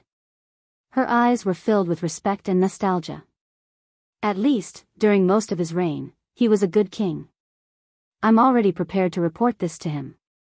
Kalshan's expression changed and she uttered the next sentence. "If he didn't hide it from me and planned to sell Dragon Cloud City to Constellation and betray Exted in order to continue his family." Everyone's expression changed. "What?" the shocked Cohen could not help but ask. Little Rascal's face was pale. She stared blankly at Kalshan. "Yes, my dear lady." The Red Witch sighed softly. "I intercepted King Nuvan's messenger Crow to the Supreme King of Constellation. He wants to rely on the power of the nine-pointed star to save the Cloud Dragon Spear that is in danger. He wants to use the marriage between you and the young prince to intimidate the new king." Kalshan's gaze became extremely fierce. For this reason, he did not hesitate to let Constellation obtain a bargaining chip to meddle in Extet's affairs. In the future, he even let an heir with Jadestar's blood take over the first territory of Extet. Apart from Raphael and Thales, almost everyone widened their eyes. Even Tolja could not help but turn his head to look. Everyone's gazes simultaneously shifted to Little Rascal, then to Kalshan, and finally to the second prince who was being held hostage. At that moment, Thales only felt complicated. The scene of King Nuvan passing the ring to Little Rascal appeared before his eyes. My God! Cohen's mouth formed an O shape. He stared straight at Thales. Is this the truth behind King Nuvan wanting to form an alliance with us, Your Highness? To let the descendants of the Jade Star royal family and the Walton family inherit the Archduke of Dragoncloud City? As the King of Extet, the Red Witch shook her head slowly. He shouldn't have done that. There was only one thing I could do for Extet. Raphael raised his head. A strange light flashed in his red eyes. So you went to find Lampard, he said softly. Kalshan did not speak. She only looked at the enemies before her with a calm expression. Thales stared at the Red Witch in a daze. His mind was in a mess. This is the biggest joke, the second prince muttered subconsciously.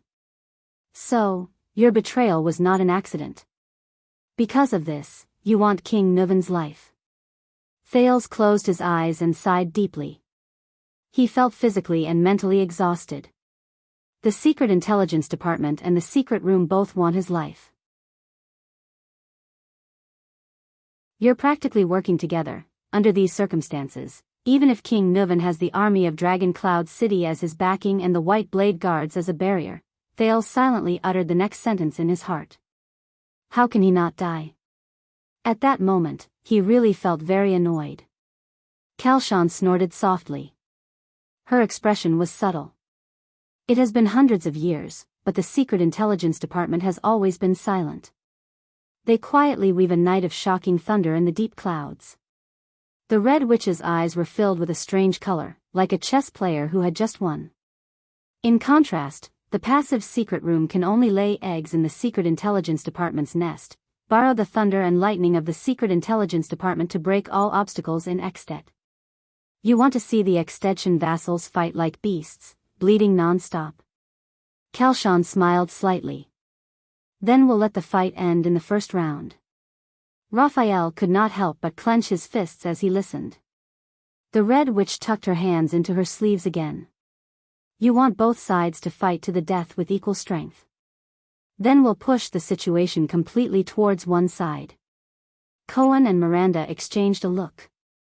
They saw the surprise in each other's eyes. You want Extet to descend into a chaotic situation of endless disputes over the throne and endless suspicions over power after Nuvan?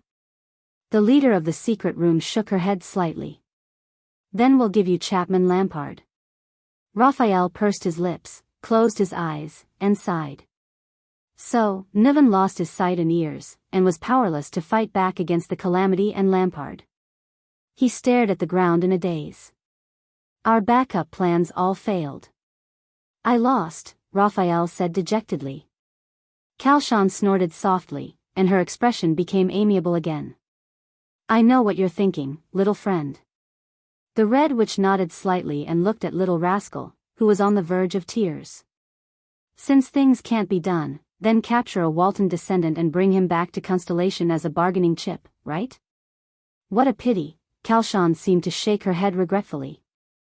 The next moment, her expression became solemn. Murat, why is he in such a hurry? The Red Witch raised her head, and her eyes shone brightly.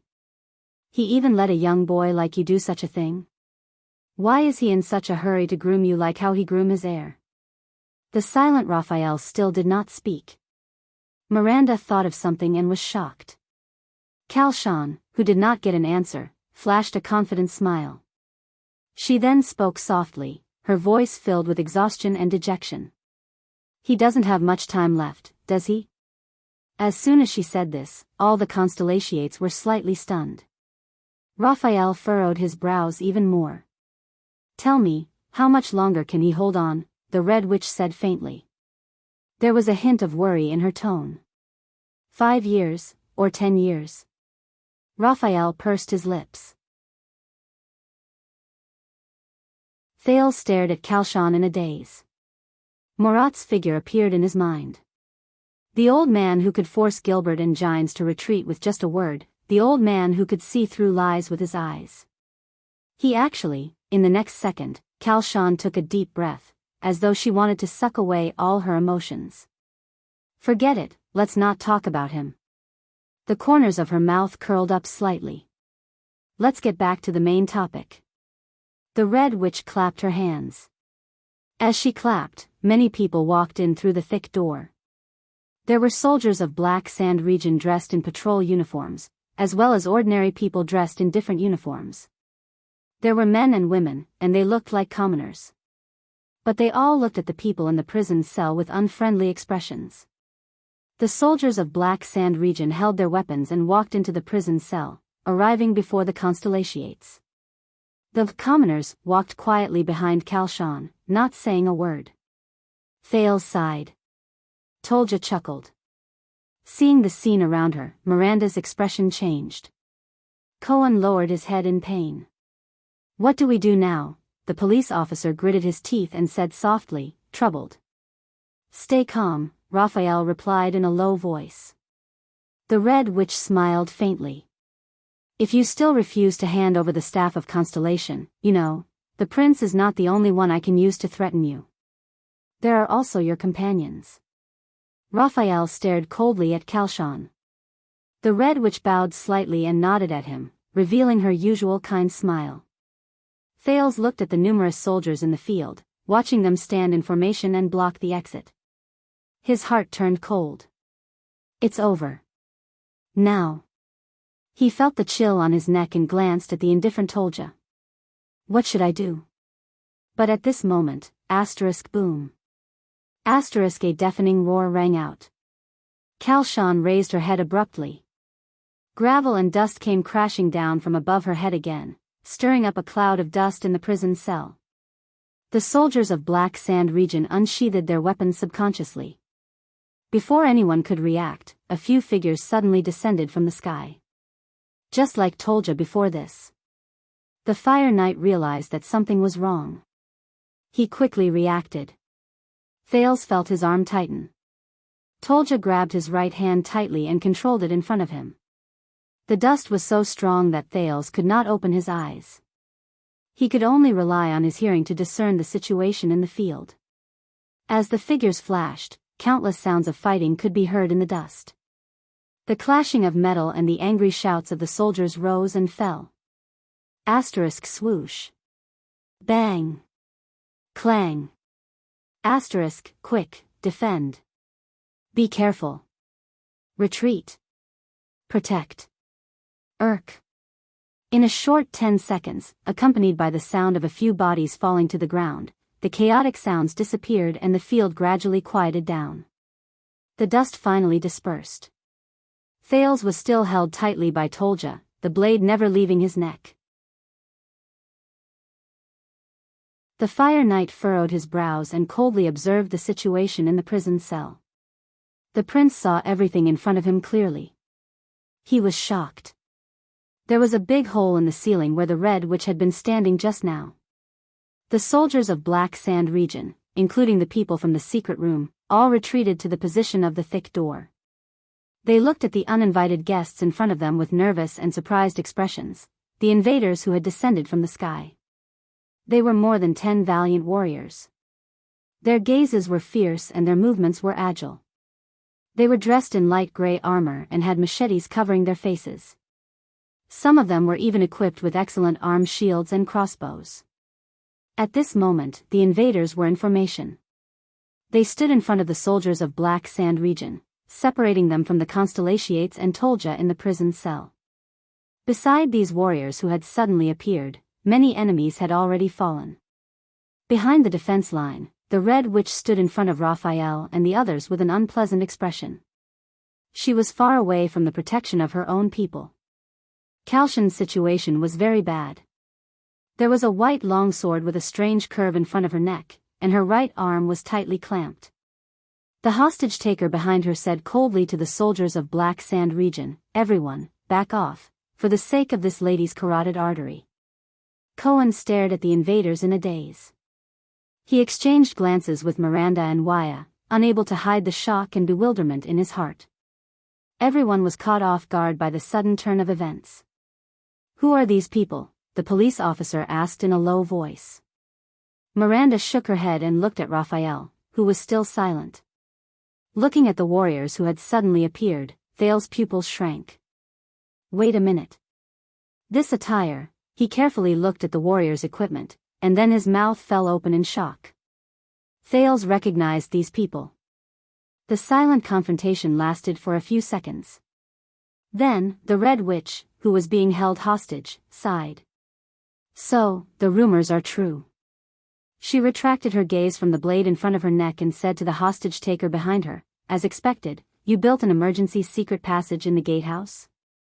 The Red Witch narrowed her eyes. She glanced at the invaders around her, and then at her subordinates, who had been forced to retreat outside the thick door, and said in a low voice, you can even hide from the secret room. I have really underestimated you. A low laugh came from behind her. Snowblade and Dragon Wings, since the day Extet was founded, we have been mutually reinforcing and restraining each other. The hostage-taker revealed a pale face and leaned over to whisper into Calshan's ear, being wary of the secret room's every move, this is what we should do.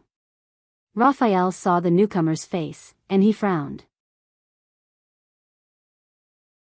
Under Miranda's and Cohen's surprised gazes, Raphael walked forward with an unfriendly expression and arrived beside Calshan and the invaders. You're late. The young man from the Secret Intelligence Department said coldly to the newcomer, you almost got us killed. The newcomer raised his eyebrows, and his pale face moved slightly. It takes some time to gather our scattered brothers. The newcomer's gaze went past Raphael. He looked at Tolja, who was holding Thales hostage, and fearlessly cast a provocative glance at the Fire Knight. Hey, Tolja, it's all thanks to the noise you made. Otherwise, we would have had to search for you for a long time. Tolja frowned and let out a low, unfriendly growl from his throat. Thales stared blankly at the pale-faced man and could not help but breathe a sigh of relief. The newcomer raised his eyebrows, and his gaze lingered on little rascal in the corner. Also, you better be polite. The pale-faced man shook the blade in front of Calshan's neck. After all, I'm saving your life. The Baron Bone Kid from the Secret Intelligence Department.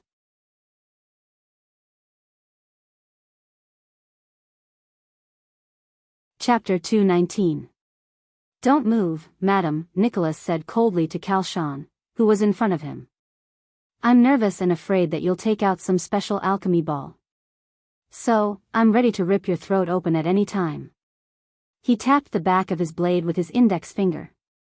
The Red Witch lowered her shoulders and fell silent. Thales stared at Nicholas, who suddenly appeared, in surprise. He then looked at the other white blade guards. Nicholas? He stared at the Star Killer, who was holding the Red Witch hostage, in confusion. Why are you? But Thales did not manage to continue. Tolja's grip on his shoulder suddenly tightened, and Thales hissed in pain.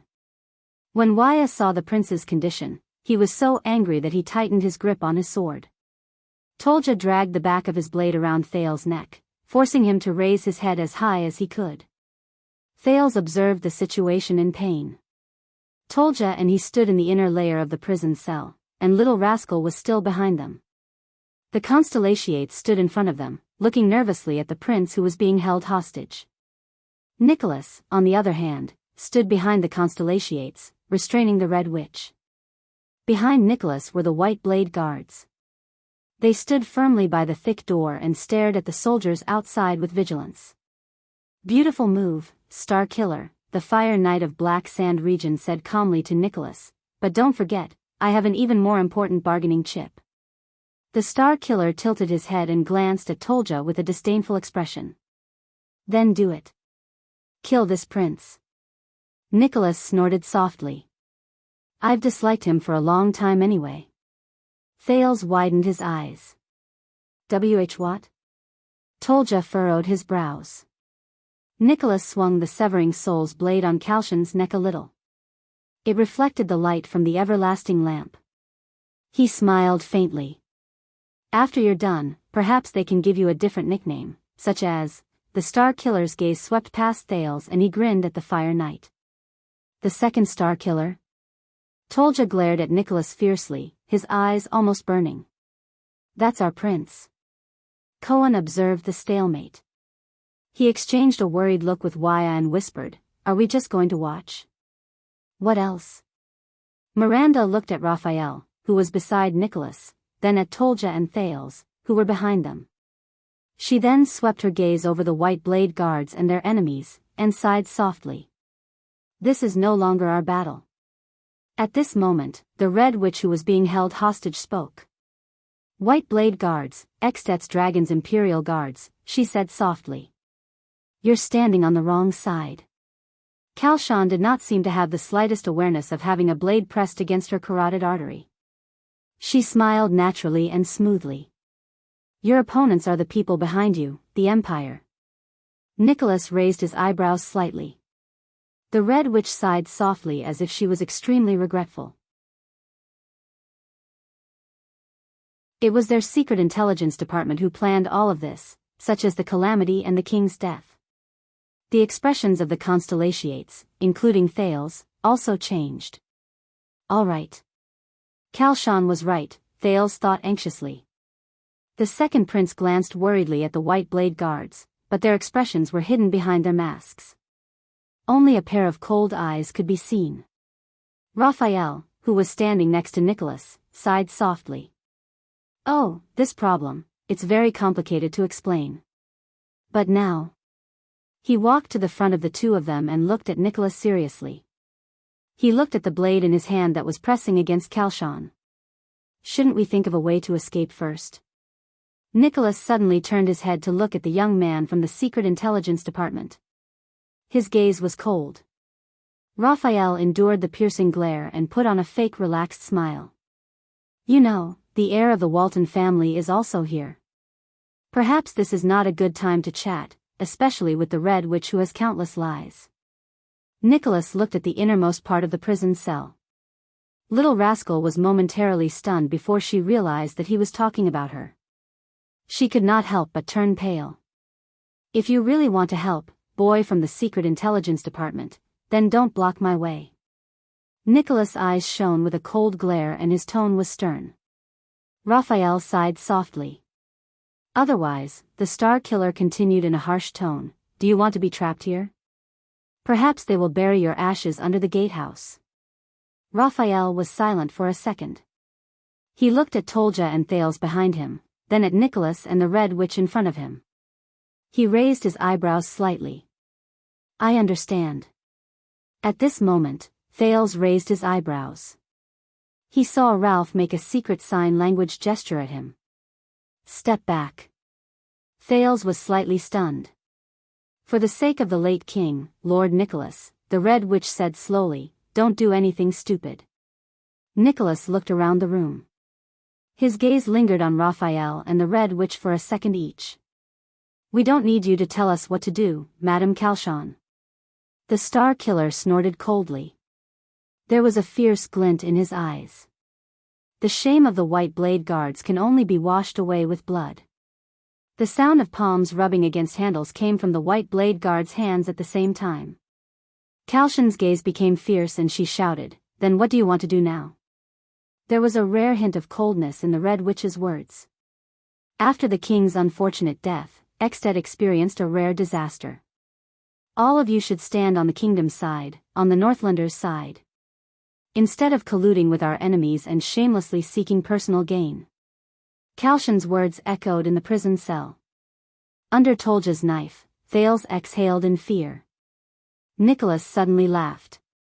His laughter was cold and sarcastic. "Extet's disaster? Our enemies?" The Star Killer gritted his teeth. The chill in his eyes was threatening. "Don't pretend to be righteous, hypocritical old woman. From the moment your people started spreading fake news about the so-called disaster sword and started diverting His Majesty's attention for Lampard's actions, you betrayed him." The Red Witch narrowed her eyes. "You and your informants worked together with His Majesty's enemies. You pretended to be deaf to Black Sand Region's actions until His Majesty died in a shameful assassination, until they stood here," Nicholas said coldly beside Kalshan's ear. "Who do you think these brothers of the White Blade Guards managed to escape from?" Thud. Asterisk the white blade guards changed their footsteps in unison and turned sideways to face their enemies. The sudden movement made the soldiers of Black Sand region even more nervous. Kelshan sighed. The Red Witch stared at the blade in front of her neck and said flatly, "About this, if you are willing to, I swear in the name of the secret room that I can explain." Nicholas let out an indecipherable nasal sound. "Why don't you explain to His Majesty?" The Star Killer narrowed his eyes. "Oh, I forgot, he was already killed by you and Lampard." The moment he said that, the atmosphere in the prison cell became even more tense.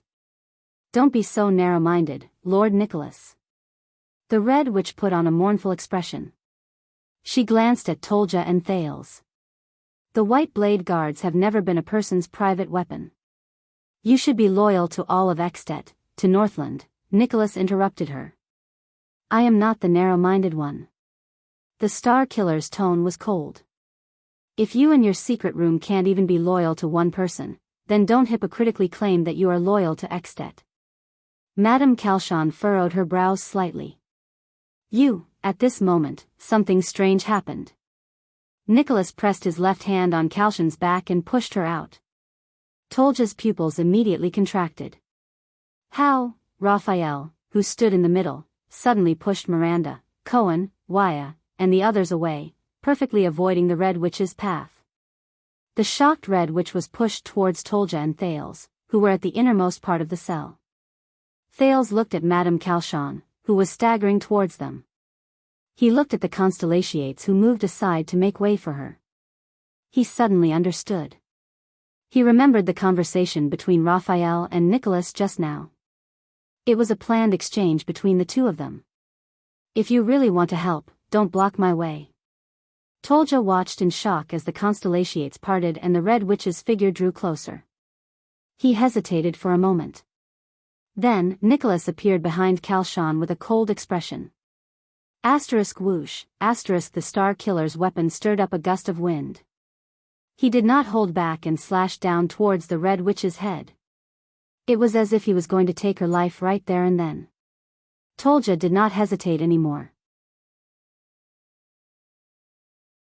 He still held on to Thales tightly as he charged towards Nicholas and the Red Witch. Clang. The Fire Knight's left hand held Thales in place, while his right hand blocked the fatal slash that the Star Killer had aimed at the Red Witch. At this moment, the frowning Red Witch managed to gain her footing by his side. But in the next moment, Nicholas' eyes suddenly shone with an unprecedented brilliance. "Ah!" The Star Killer roared furiously. Great power surged out of his hands. The Fire Knight's golden saber immediately let out a sharp sound of metal scraping against each other. Tolja's expression changed as he fended off the enemy with one hand. In that second, he decisively let go of Thales. He gripped the hilt of the saber with both hands and blocked the great power that Nicholas had unleashed. Thales, who had broken free from the Fire Knight's control, did not care about anything else. He followed the signal given to him by Ralph, gritted his teeth, closed his eyes, and rolled backwards. He bumped into Little Rascal, who was supporting him from behind. The two of them crashed into the wall together. The disheveled Thales no longer cared about the situation in the field. He was thinking about the conversation between Raphael and Nicholas just now. They did not just say that one sentence. "Do you want to be trapped here?" Trapped here? The moment this thought appeared in his mind, Thales felt a tremor under his body. "What's wrong?" Little Rascal asked in surprise as she hugged him. He did not know how to answer. He did not have the chance to either. Bang. There was another loud sound of earth and rocks exploding. The ground under Thales and Little Rascal suddenly sank and cracked open. Again? The thought emerged in Thales' mind. In the next second, both of them sank into the cracked ground.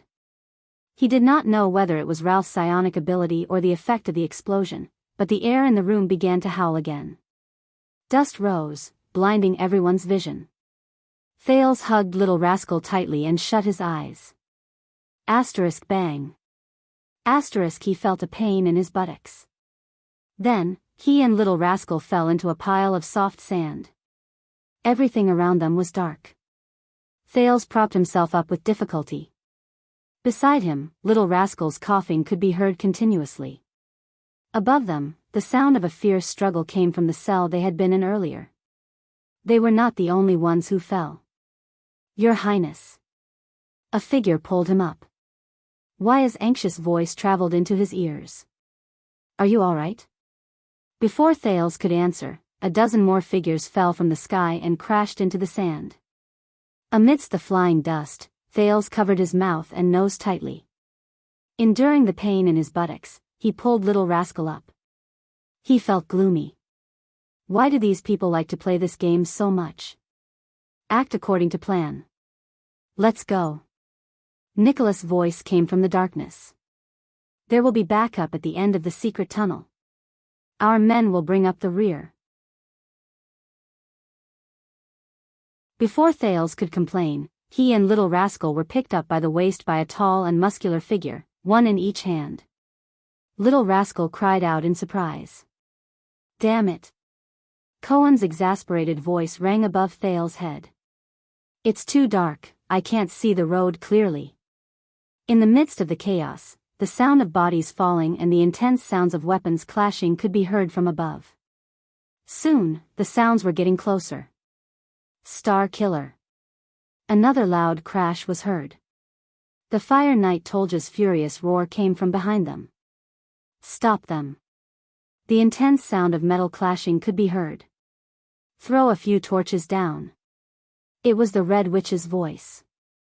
Even after such a huge accident, she still commanded calmly. Before that, anyone who tries to move is an enemy. Thales felt a chill in his heart. The pursuers are here. Follow that mute-masked man. In the darkness and chaos, Nicholas roared as he fought against the enemies in the dark. He can sense the direction of the wind at the exit. That mute?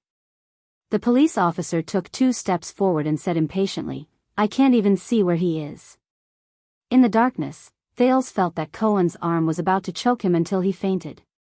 His sin of Hell's River was activated without warning. Waves surged into Thales' eyes, and his surroundings were suddenly filled with strange colors. Shut up, big guy. Thales gritted his teeth and angrily knocked on Cohen's arm. Listen to me. The police officer, who was holding him, immediately froze. Thales forced himself to calm down. He found Ralph in the chaotic field of vision, the figure that was emitting a faint green light. He then said to Cohen, take 5 steps forward, no, 2 steps for you, then turn left. Hurry up. Thales did not feel any movement. He anxiously urged, don't just stand there. Cohen seemed to have come back to his senses. He followed Thales' instructions and took a step forward. Wow. The police officer carefully took a step forward. When he felt the solid ground beneath his feet, he asked in surprise, You can see? Thales was slightly stunned. Go straight ahead. As long as you eat more animal livers and fruits, Thales lied without batting an eyelid in the field of vision of the sin of Hell's River. You can also find light in the darkness. In the darkness, Cohen nodded skeptically. Amidst his bewilderment, Cohen followed the path that Thales pointed out and ran after Ralph. The sounds of fighting behind them became more intense. In Thales' field of vision, a dozen of them followed Ralph and ran into a narrow tunnel in the dark. Nicholas. Tolja's furious roar came again. Don't even think about it. The next moment, a bright light suddenly shone from behind them, illuminating their surroundings. Thales narrowed his eyes and saw his surroundings clearly. The tunnel they were in was very narrow and full of dust. Even the ground was uneven and stony. Ralph took the lead, moving like the wind. Thales and Little Rascal were held in Cohen's arms, while Miranda and Wuxia followed closely beside him. Everyone was running nervously. The white blade guards protected them closely behind them. Only the Star Killer and Raphael were nowhere to be seen. The light behind them grew brighter and brighter. Thales could not help but grab Cohen's arm and turn around. Then, he was stunned. There was nothing behind them. There was only a blazing fire. It was as if an invisible, huge fire snake had rushed into the small tunnel and was about to devour them. The surrounding temperature immediately rose. This is the rising sun saber. The Star Killer's furious roar came from behind them. Damn it, Secret Intelligence Department. If you don't want to be roasted, get out of the way. Amidst the fire, two figures appeared in Thales's eyes, which had been modified by the sin of Hell's River. One of the figures emitted a light that was like countless needles, scattering in all directions. He pushed the other gray figure away. Then, the hedgehog-like figure, probably Nicholas, suddenly swung his saber at the back of the tunnel. The next moment, the fire snake seemed to have crashed into an invisible barrier and was blocked in front of the two. It was like a vertical wall of fire. This reminded Thales of the air mystic's air wall. But he could see clearly in his field of vision that the thing that blocked the flames was another strange, invisible barrier that glowed yellow. It was connected to Nicholas' severing soul's blade, which was also glowing yellow. You can't run. The Fire Knight's furious roar came from behind the flames. Do you still have alchemy balls? The ones that can explode? In front of the fire, the gray figure turned around and asked Nicholas, who was beside him, you can't hold them off for long. They will catch up to us sooner or later. Thales could tell that it was Raphael. Just now was the last of the guard's stock. If we use them, we'll have one less. In the field of vision of the sin of Hell's River, Nicholas, who looked like a glowing hedgehog, raised the severing soul's blade and blocked the growing flames. Is there really no more? Raphael's voice came. Do you think that's a snowball made by hand?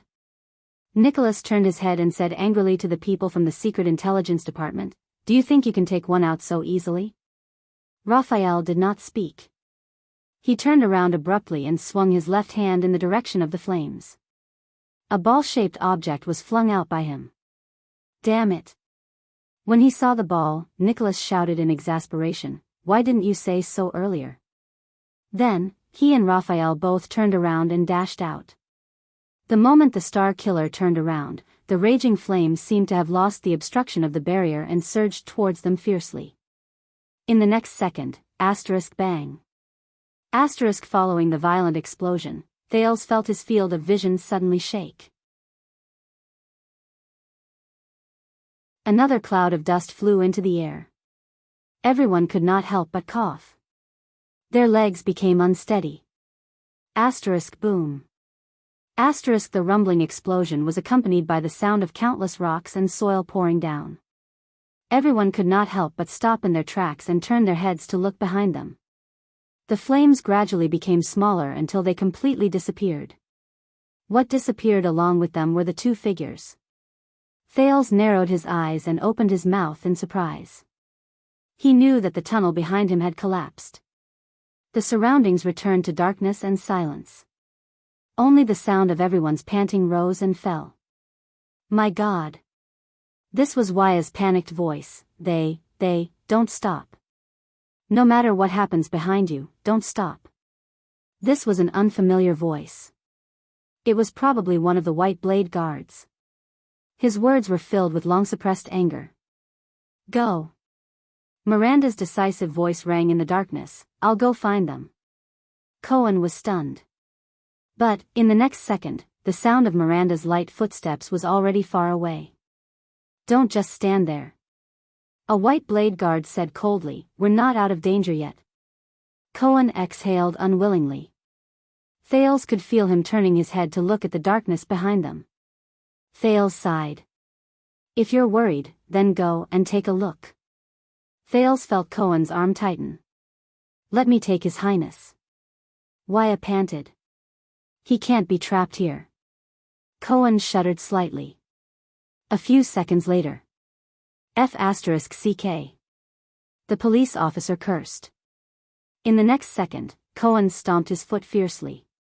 Then, he turned around and strode away. The group of people followed Ralph and hurried on their way without making a sound. They kept running. In the seemingly endless tunnel. Amidst the seemingly endless danger.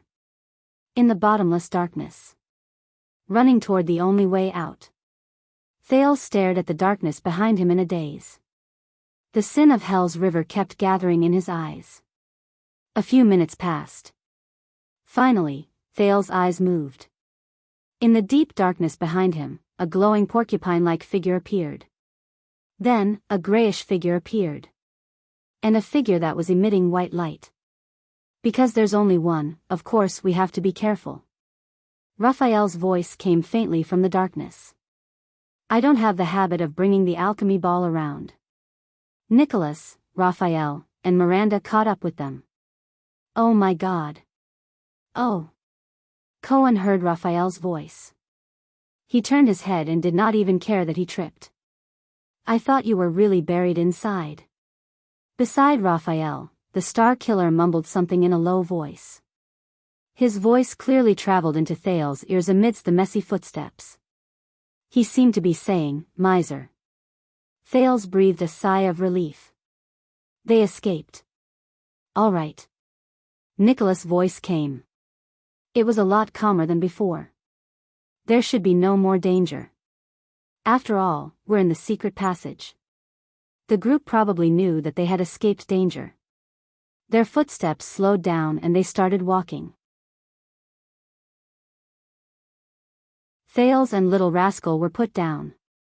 Thales leaned against the wall and subconsciously patted his chest. His mind was blank. He felt that he had passed another obstacle. Speaking of which. Cohen's puzzled voice came from the darkness. Why don't you light a fire? The police officer said impatiently, do you have to run like a blind man? The ventilation here isn't very good, Nicholas said flatly. If you want to suffocate to death, of course you can. Cohen immediately fell silent. Right. In the darkness, Waya leaned against the wall and panted slightly. Isn't this gatehouse the line of defense to protect Heroic Spirit Palace? How can there be a secret passage to sneak in? The tunnel was silent for a moment.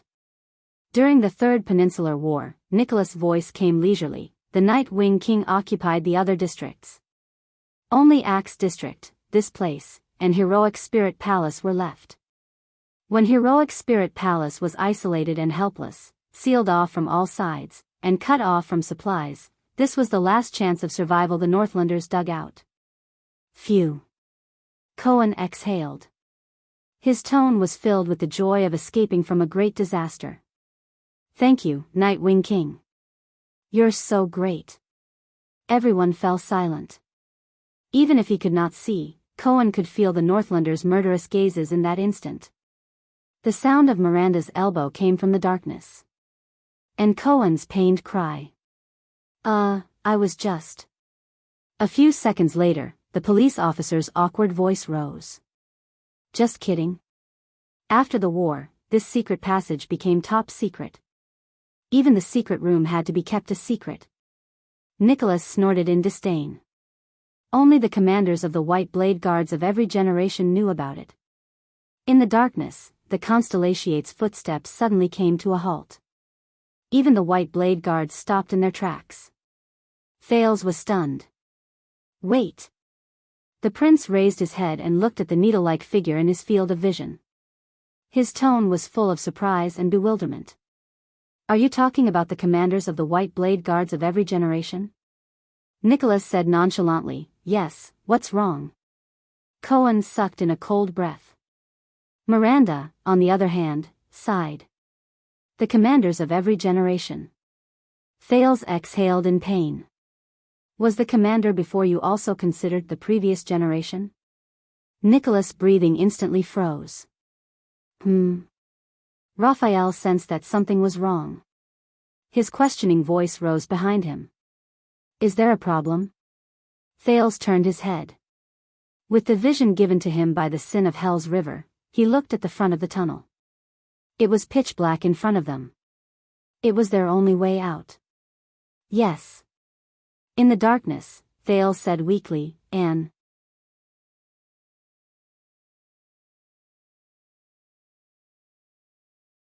Chapter 220. In the dark, Thales followed the fleeing crowd and walked anxiously. The White Blade Guards had already divided into 3 teams. One team went forward to scout for danger, and another team stayed behind to guard against possible pursuers. The last group of guards stood guard around them. Nicholas walked at the front of the team and sighed deeply in the dark. "When did this happen?" he asked hoarsely. No one answered him. Then, Miranda's voice came from the side. "If I had to guess," the swordswoman said flatly, "it was from the beginning." Nicholas was silent for a second. "He might have just been tricked," the current commander of the White Blade Guard said dejectedly. "You know, Black Sand region fabricated information about the disaster swords and passed it to Caslin," Thales exhaled. He felt the mental exhaustion begin to attack him again. "No matter what lies ahead, please, hurry up and end it." "Enough," the impatient Cohen replied to the Star Killer. He walked at the back of the team and his voice was a little loud. "Your hypocritical former boss personally appeared to deal with us," the police officer said mockingly. "He hid among the soldiers of Black Sand region and knocked me down with 2 punches. Then you should feel honored." Nicholas raised his head abruptly. Suppressing his anger, he said coldly in the dark, "Not everyone is qualified to take 2 punches from Caslin." Cohen furrowed his brows and was about to retort, but Raphael interrupted him. Raphael narrowed his eyes. "To be able to persuade the ground shaker to help. Now we know how they quietly and effortlessly deceived us into opening the gatehouse." Nicholas lowered his head and did not speak. No one saw that at that moment, his eyes were filled with complicated emotions. Thales thought of something. "Wait, if Caslin knew about this secret passage from the beginning," the prince muttered in the team, "then how did you still have the chance to sneak in?" Nicholas raised his head. But the person who answered was Cohen. "Maybe he wanted to wait for all the White Blade Guards to arrive," the police officer said through gritted teeth, "then finish us off again." The others did not speak. The atmosphere became very oppressive. Look, they were guarding us. First, they waited for the Secret Intelligence Department, then the White Blade Guards. Before Cohen finished speaking, he said indignantly, "Besieging the enemy and attacking the reinforcements. Is there a more vivid tactical example than this?" Nicholas punched the wall fiercely. Bang! A muffled sound rang out. Even in the darkness, everyone looked at him. The Star Killer raised his head and exhaled. Nicholas' gaze turned cold again. "Go to hell, Caslin," the Star Killer said coldly. Raphael snorted softly, his meaning unclear. At this moment. Perhaps, outside of the debate. Thales' voice cut in abruptly. There was a hint of fatigue in his voice. "What should we do?" The second prince said quietly, "If this is the only exit of the secret passage." Nicholas clenched his fists lightly. The Star Killer suddenly laughed. "We don't have a choice," he said softly, "don't we?" Therefore, the group of people could only continue to walk on the secret passage in a strange atmosphere. Waiting for the unknown dangers on the road ahead. Walking towards the equally mysterious exit. Thales sighed softly. But at this moment, he could only abandon all distracting thoughts and focus on moving forward with the team. Another child's figure moved to his side. A soft and gentle voice traveled into his ears. "Thales. I can't escape, can I?" Little Rascal's expression could not be seen in the darkness, but Thales could hear the sadness and despair in her voice. Thales sighed. He was already annoyed. Right now, he was not in the mood to comfort the little girl. "Don't worry," Thales said absent-mindedly. "Even if there's an ambush ahead, we'll definitely find a way to escape." But Little Rascal's voice suddenly grew louder. "No." She seemed to be a little agitated. Thales was slightly stunned. "I'm not talking about that." She panted in the darkness, her voice terrified. "I mean, they all found me. I can't escape, I can't leave." Little Rascal's reaction even made Nicholas and the others, who were talking on the other side, involuntarily look at her. It was only then that Thales realized what Little Rascal was talking about. "She means." Thales moved closer to Little Rascal. The second prince held his breath. He felt Little Rascal's body rise and fall slightly beside him. They called me Miss Walton. Little Rascal whispered quietly, trying her best to keep her body steady. But Thales could still feel the fear in her heart. Thales' mood darkened. They won't let me go. Little Rascal had already unknowingly sounded like she was about to cry. So that's how it is. They had agreed in the butcher's shop. This little maid had planned to sneak away after escaping danger. But now, Thales raised his head and glanced in the direction of Nicholas and the others. The white blade guards found her, the Red Witch recognized her, and Lampard knew that she was here.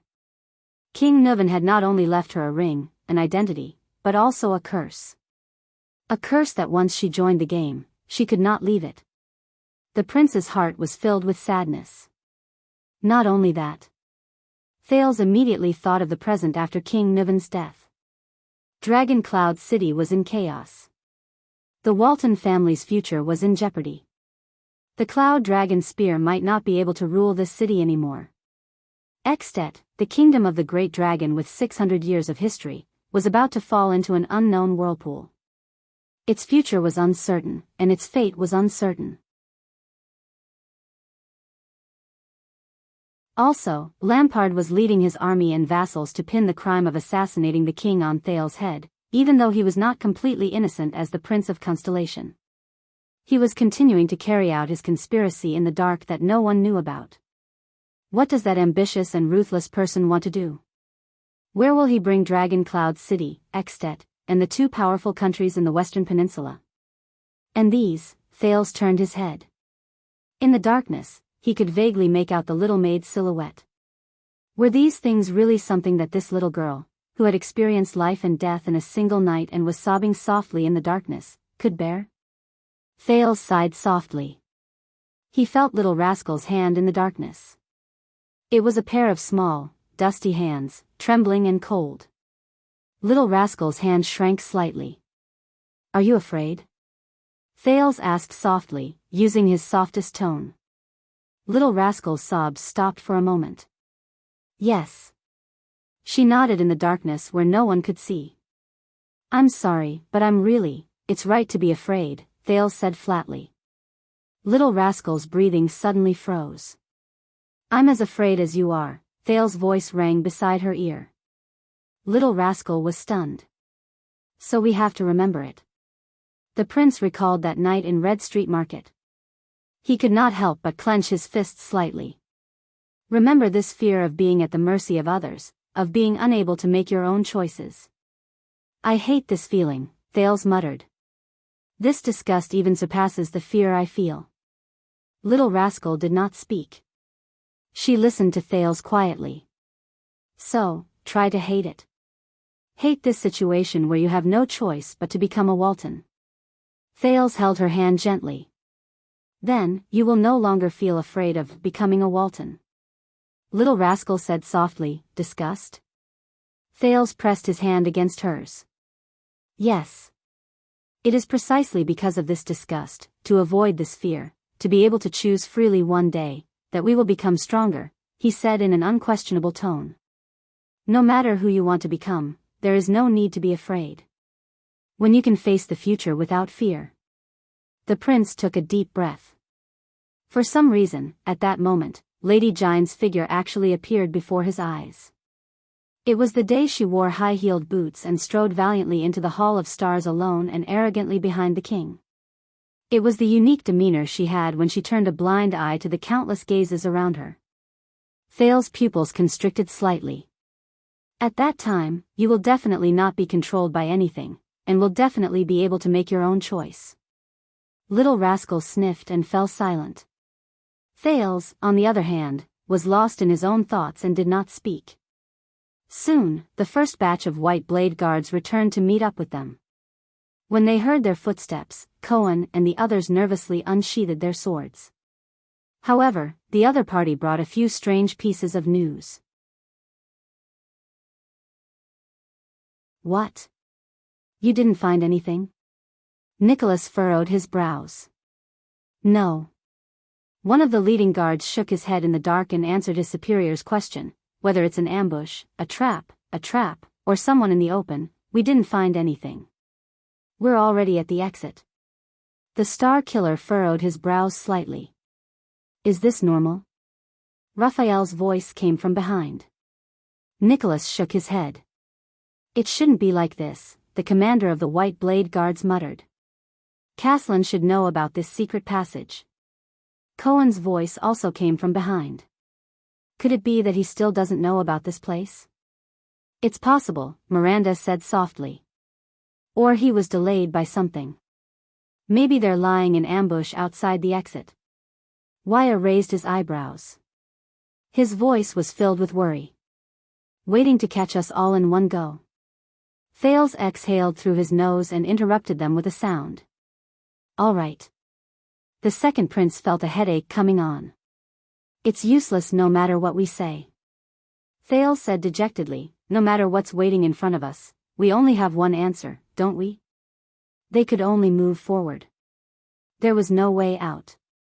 Just like how he did on the battlefield in front of the fortress. They could only move forward. Everyone in the darkness fell silent again.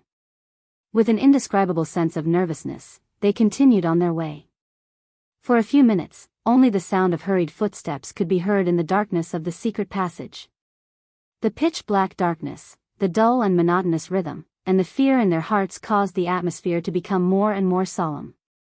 Because of this, Thales could only count the number of steps in his heart to relieve his increasingly depressed state of mind. Finally, when Thales did not know whether it was the 728th or the 827th step, the walls on both sides of the road in front of them began to reflect a faint light. Everyone's spirits were lifted. But their nerves, which had just relaxed and eased, also tensed up. That's the exit. Nicholas placed his hand on the hilt of his knife and whispered to the people behind him. Be careful. The group immediately fell silent. Cohen exhaled, shrugged his shoulders, and slowed down his pace. Miranda and Raphael remained silent, as if they had a tacit understanding. Thales did not even dare to breathe loudly, afraid that he would startle some unknown entity. But as their field of vision became brighter, they moved forward faster and faster. As they gradually approached the exit, the light in front of them grew brighter. Then, the exit appeared clearly in front of them. At the end of the dark tunnel, there was a hole that emitted a piercing white light. Nicholas sighed. Everyone's nerves also relaxed. It was not because of safety, but because they had been in a dark and oppressive environment for a long time, even their minds had become abnormal. So, the moment they saw the exit, they felt as if the thing they had been anxiously waiting for had finally come to an end. Even though, this is not a good outcome. A silhouette stood at the exit quietly. Thales' heart sank. Is it the person who will receive us? He asked softly. Of course not. Nicholas shook his head. He no longer lowered his voice. He's not stupid enough to stand at the hole. The Star Killer's expression became very calm. He seemed a little relieved. Cohen sighed. The White Blade Guards quietly spread out and protected Little Rascal's surroundings. Miranda pressed her hand on the hilt of her sword and opened her mouth slightly. Are you ready to fight? Raphael narrowed his eyes. Did you see who that was? I couldn't see his face clearly. The corners of Miranda's lips curled up slightly. But that figure is too familiar. Cohen frowned. Familiar? You mean Croche? Nicholas ignored the argument behind him. He gestured to the people behind him and strode forward alone. He walked towards that figure. The figure turned his head slightly. Light shone on his face. When everyone saw the person's face clearly, they were suddenly shocked. That was not the ground shaker, not Caslin. We meet again. Nicholas walked 10 steps away from the person and sighed softly. Madame Calchon. In front of him, the Red Witch smiled slightly and nodded amiably as usual. Thales stared in disbelief at the Red Witch who appeared before him again. He turned his head to look behind him, then turned back to look at Calchon. How could she be so fast? As expected, Caslin told you about this secret passage, Nicholas said coldly. The Red Witch smiled faintly. I only found out about it just now. Don't blame him. The old woman observed Nicholas' position and then raised her eyebrows slightly. It's close enough, Lord Nicholas. The Star Killer stopped in his tracks. His hand was still pressed on the severing soul's blade. Where is he? Nicholas had to squint because of the backlight. He could not see the situation outside the cave clearly. Kalshan looked at him and sighed. He won't show up. Nicholas tightened his grip on the hilt of his blade. Humph, Nicholas looked elsewhere. His voice was full of disdain. Coward. Behind him, Thales frowned. They're standing too far away. They can't hear anything. He tried to activate the Sin of Hell's river, but he had used up too much of his power of eradication while searching for the way in the secret passage. He called out a few times, but the Sin of Hell's river did not respond. Miranda had a strange look on her face. Why is it only the Red Witch? Maybe it's an old trick. Cohen shielded Thales' side tightly and looked around suspiciously. That big guy with the blade might be hiding in some gutter, planning to suddenly jump out like the last time. Be on guard, Raphael said calmly. This time, we don't have backup. Hey, Waya said softly, when will they start fighting? Thales watched the two of them talking. His heart was heavy. We'll find out. Nicholas' gaze returned to Kalshan. What about you? Where's Tolja? The Star Killer sized up Kalshan and estimated the distance between them. He said coldly, where's your ambush? The Red Witch sighed slowly. Outside. Kalshan nodded and bowed slightly. Archers you can't imagine are lying in ambush in the most tricky corners. They're all good snipers and assassins in the secret room. As for Black Sand region, I didn't plan to let them participate in this hunt. Nicholas' pupils shrank slightly. He hated this feeling. It was the feeling of being locked down on the battlefield. His eyes gradually got used to the light. He looked through the hole and saw the scene outside. It was still empty. Nicholas looked back into the Red Witch's eyes. His pale face moved slightly. Aren't you afraid that I'll hold you hostage again? Kalshan flashed a friendly smile. Oh, I'm prepared this time. I'm afraid you won't have it so easy. The uneasiness in Nicholas' heart grew stronger. He fixed his gaze on the old woman and did not speak again. Then what are you waiting for? The Star Killer said coldly. Do it. Or do you think that as long as you block this place, we'll surrender obediently? But to his surprise, Kalshan shook her head. Of course not. I do have all the advantages, the Red Witch said flatly. But that's not what I want. Pointless violence and death won't help. We haven't finished talking either. It's only a conversation between the White Blade guards and the secret room. It's only between the blade and wing. Nicholas was slightly startled.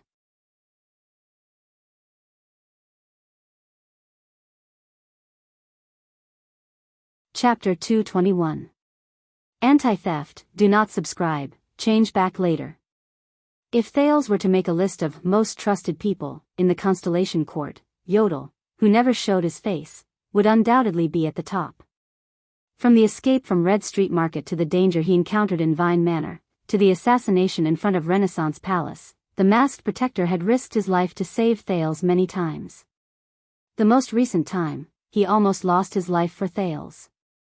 Not only that, the masked protector was the only person in the Constellation Court who knew his identity as a calamity and still kept his secret.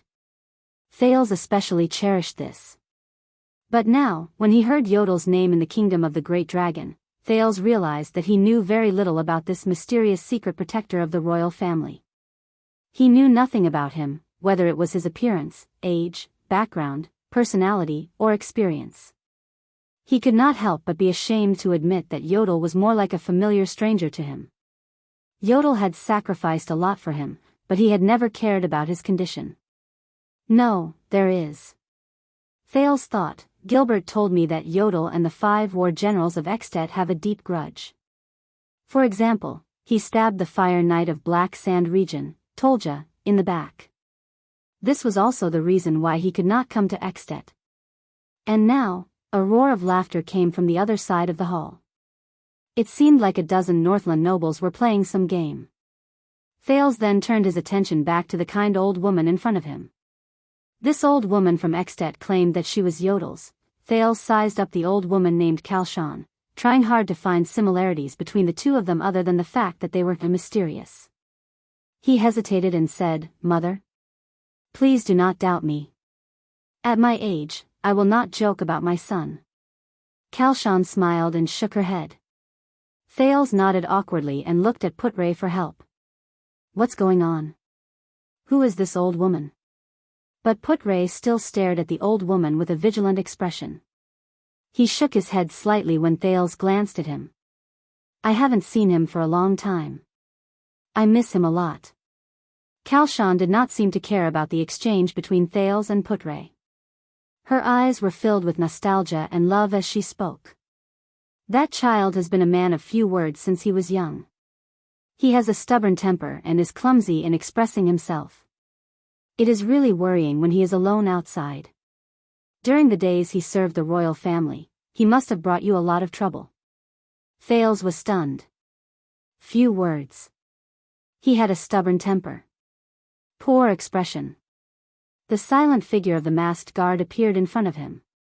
What followed was the words Yodel said when he confronted Thales in Mindy's hall and when he mysteriously appeared in the Hall of Stars. "You will be better than him. Please do not worry." Thales pursed his lips as he reminisced. "I believe that he is very well now." Another uproar came from the noisy hall. Two guests actually started fighting on the table. Thales suddenly realized that he was subconsciously following Kalshan's words and continuing to speak. He quickly shut his mouth and looked at Kalshan warily.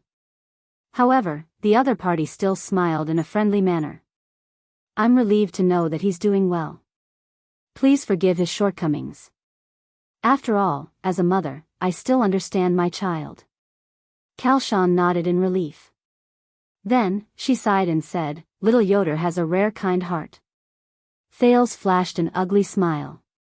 The scene of Yodel swinging his sword in the dark and taking a person's life appeared before his eyes. Benevolent? He could not help but feel puzzled.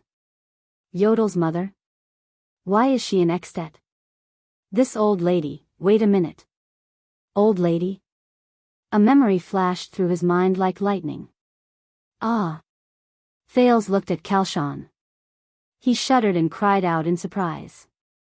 The old woman was still smiling at the second prince of Constellation. Her posture was elegant and her expression was kind. Thales remembered. On the day he left Eternal Star City and set off for Extet, the king and suzerains came to see him off. The last person who came forward to talk to him was a terrifying old man dressed in black and holding a cane. "When you reach Extet, please help this old man pass a message to an old woman. You will know when you see her. Don't tell me you are."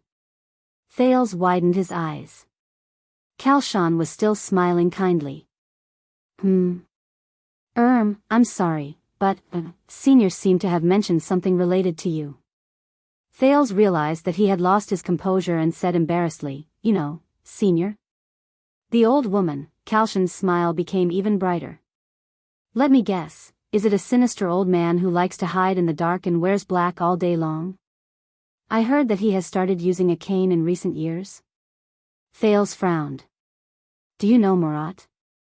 His vigilance was immediately raised to the highest. A person who can be specially mentioned by the head of the Secret Intelligence Department. Other than dangerous, he really can't think of any other adjective. Hearing the Black Prophet's name, Putre frowned and looked at his prince. "I can imagine how you feel, Your Highness." Kalshan smiled. "I think, knowing him is not something to be happy about, is it?" Thales had an answer. "Maybe Murat is reminding and warning me." The second prince sighed. He said, "If I meet an old woman in Extet who takes the initiative to come up to me." "I'm sorry, these are Murat's exact words." "It's okay. That old man looks polite, but he doesn't know what manners are." Kalshan shook her head nonchalantly. and the wrinkles on her face smoothed out. Heartbreakers are best at provoking people's hearts. I won't fall for it. Heartbreaker? Thales opened his mouth slightly in surprise, then tried his best to close it. There's a lot of information contained in this sentence. He tilted his head and said awkwardly, in fact, the Black Prophet. I mean, Lord Murat Hansen, asked me to bring you a message. He actually asked a prince to bring me a message. Kalshan raised her eyebrows. Under her narrowed eyelids, a pair of smiling eyes were revealed. I'm really looking forward to it, Your Highness. Thales only felt that the old woman's kind smile in front of him gave him a lot of pressure. Compared to the overbearing, almost tangible pressure he felt when he faced the Black Prophet, this Granny Kalshan revealed information that made him frown with a gentle and friendly attitude. It really made him feel awkward and helpless, and he did not know how to defend himself. He said.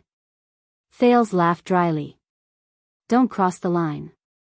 As soon as he finished speaking, Thales suddenly realized that the old woman in front of him revealed a strange expression. Don't cross the line. Kalshan closed her eyes and took a deep breath. She sighed and lowered her head. Her expression was complicated and indecipherable. She murmured faintly, so what? Before the puzzled Thales could react, Kalshan put away her reminiscence and smiled again. You're in a difficult situation now, Your Highness. You're struggling to survive in the gap between Constellation and the dragon, and you're also struggling to stay afloat in the maelstrom between the king and the Archduke. Kalshan sized up Thales with a gentle gaze. But please believe me, compared to Murat, these are not worth mentioning. The next moment, under Thales and Putre's puzzled expressions, the old woman nodded gracefully and turned to leave. Thank you for your time. Thales retracted his gaze from the old woman's slowly departing figure. He could not help but notice that all the nobles, servants, and guards on the old woman's path bowed respectfully to her and made way for her. Thales frowned. He could roughly guess the other party's identity. Oh my God, Waya exclaimed softly behind them. I just saw the Red Witch. Thales turned his head and looked at his attendant. I'm sorry, I thought they all. Waya's face was full of surprise. You know, they don't easily appear in front of people. Them? Thales exhaled and helplessly grabbed a piece of buttered bread. So, my guess was right? That Granny Kalshan, she is, that's right, Putre replied with a solemn expression, using the bardic poem he was good at. The stars shine, and the dim places are pitch black. The great dragon soars in the sky, and the shadows under its wings are endless. Thales and Waya looked at the barred vice diplomat together. That lady is a terrifying figure who is as famous as the Black Prophet of the kingdom's secret intelligence department. Putre's eyes were filled with fierceness as he said softly, she is the person with the highest authority in Extet's secret room. The Red Witch, Kalshan. Thales, who had a huge headache, rolled his eyes. To be able to establish a foothold in Extet's palace as a woman and let people call her the evil witch legend. Be careful, Your Highness. She's definitely not just here to watch the show. You may not believe me when I say this, but after I saw that lady, Thales put the bread into his mouth dejectedly and looked at the two Northlanders who were fighting fiercely with their bare fists in the distance. He said listlessly, I miss Murat so much now. Also, who is Yodel? Putre looked at Thales doubtfully. Does he serve the royal family? This, a royal secret. Thales picked up an iron fork and stabbed it into the onion in front of him. The secret protector of the Supreme King of Constellation is actually the son of Extet's head of intelligence. Sigh, another bottomless pit of gossip. In this banquet specially organized for the Prince of Constellation's arrival and the gathering of the 5 archdukes, the Prince of Constellation, as the one being welcomed in name, was undoubtedly neglected. Fortunately, nothing troublesome happened. Some Northland nobles who were here to watch the show would occasionally come up to greet him, and Thales could also return their greetings appropriately under Putre's advice. It was not as if there were no drunkards who came up to provoke him. But Lord Merk could always mobilize his men at the right time and drag away waves of drunkards.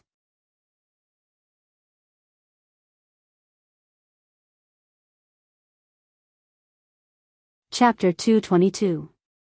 The stern-looking, white-haired Count Lisban was sitting at the long table in the Sword District's disciplinary hall. He raised his head with a stern expression and asked aloud, "Say that again?" In front of him, a lean and strong middle-aged Northland noble bowed slightly with a stern expression. This middle-aged noble was dressed in regular clothes. His every move carried the military style that even the day before the bitter cold winter could not wash away. A soldier discovered it. The person in charge of the disciplinary hall, the chief garrison officer of the capital, Viscount Lisden, narrowed his eyes. The routine report sent back from Heroic Spirit Palace is very strange. The password at the gatehouse is not quite right. His expression turned cold and his eyes shone with a light that was as sharp as a sword's edge. "It seems to have been tampered with, Your Excellency." Count Lisban frowned. As the Prime Minister who had served King Nuvan for many years and the most trusted vassal of Dragon Cloud City, Count Lisban was always the last person to speak at the Imperial Conference. His words were usually the final word. For example, the resolution passed a month ago to allow the troublesome Prince of Constellation to come to Extet. Ever since King Nuvan personally handed him the ring that symbolized the authority of the Prime Minister, Count Lisban had been through countless storms in his political career that spanned decades. He could be said to have seen many things. But at this moment, Lisban felt that everything he had experienced in the past 2 days was almost equivalent to the first half of his life. First, the king summoned all the archdukes to a room. Lisban stood in the Hall of Heroes with a frown as he watched King Nuvan propose a duel that was almost suicidal. Then, he watched King Nuvan kill Poffert on the spot to avenge his second son and intimidate the other archdukes. As a result, the long-discussed plan to dispatch troops by the king and the Imperial Conference had to be pushed forward. But the calamity and kilika that came at night woke up almost everyone in Dragon Cloud City from their sweet dreams. Then, the Great Dragon, which had not been seen for hundreds of years, came again. Then, Lisban encountered the biggest problem in his life. The king was missing. Lisban had seen the bloody battle in the 38th century ground 20 years ago, experienced the most dangerous day before the bitter cold winter 16 years ago, received the bad news of Prince Soria's defeat in the Battle of White Mountain, learned of the dangerous situation of the glacier orcs causing a massive uproar, had a headache over the tense situation of the Archduke of Black Sand region dying in battle, and had faced the dangerous situation of insufficient supplies during the war with Constellation. But none of them could compare to the current situation. The various strange things in Dragon Cloud City made him fearful and extremely anxious. Heroic Spirit Palace? The Gatehouse? The Prime Minister felt that there was one more thing on his mind. But he seemed to have vaguely grasped something. It might be the answer to the question. Lisban turned his head. His Majesty still hasn't been found? No news from the White Blade Guards either? Where's Nicholas? Viscount Lisden's face darkened. No. Only a few scattered White Blade Guards. They survived the battle against the calamities with heavy injuries. They know nothing. Lisden shook his head. Also, the rumors in the city are growing. Count Lisban nodded and sighed. Rumors, the Prime Minister muttered. Rumors about the Constellationates assassinating His Majesty? Impossible. Lisban furrowed his brows. His Majesty worked with the Prince of Constellation last night to uncover the traitor among the archdukes. But, what about the Prince of Constellation? And His Majesty's granddaughter? Prime Minister Lisban raised his head and looked at Lisden. His Majesty was also looking for them, wasn't he? Viscount Lisden still shook his head. His Majesty gave this task to the secret room, but he hasn't seen Madame Calchon for a long time. The veins on the back of Count Lisban's hand tightened. What a bad feeling. He exhaled deeply, his expression solemn. After the Great Dragon appeared, Dragon Cloud City was actually in chaos.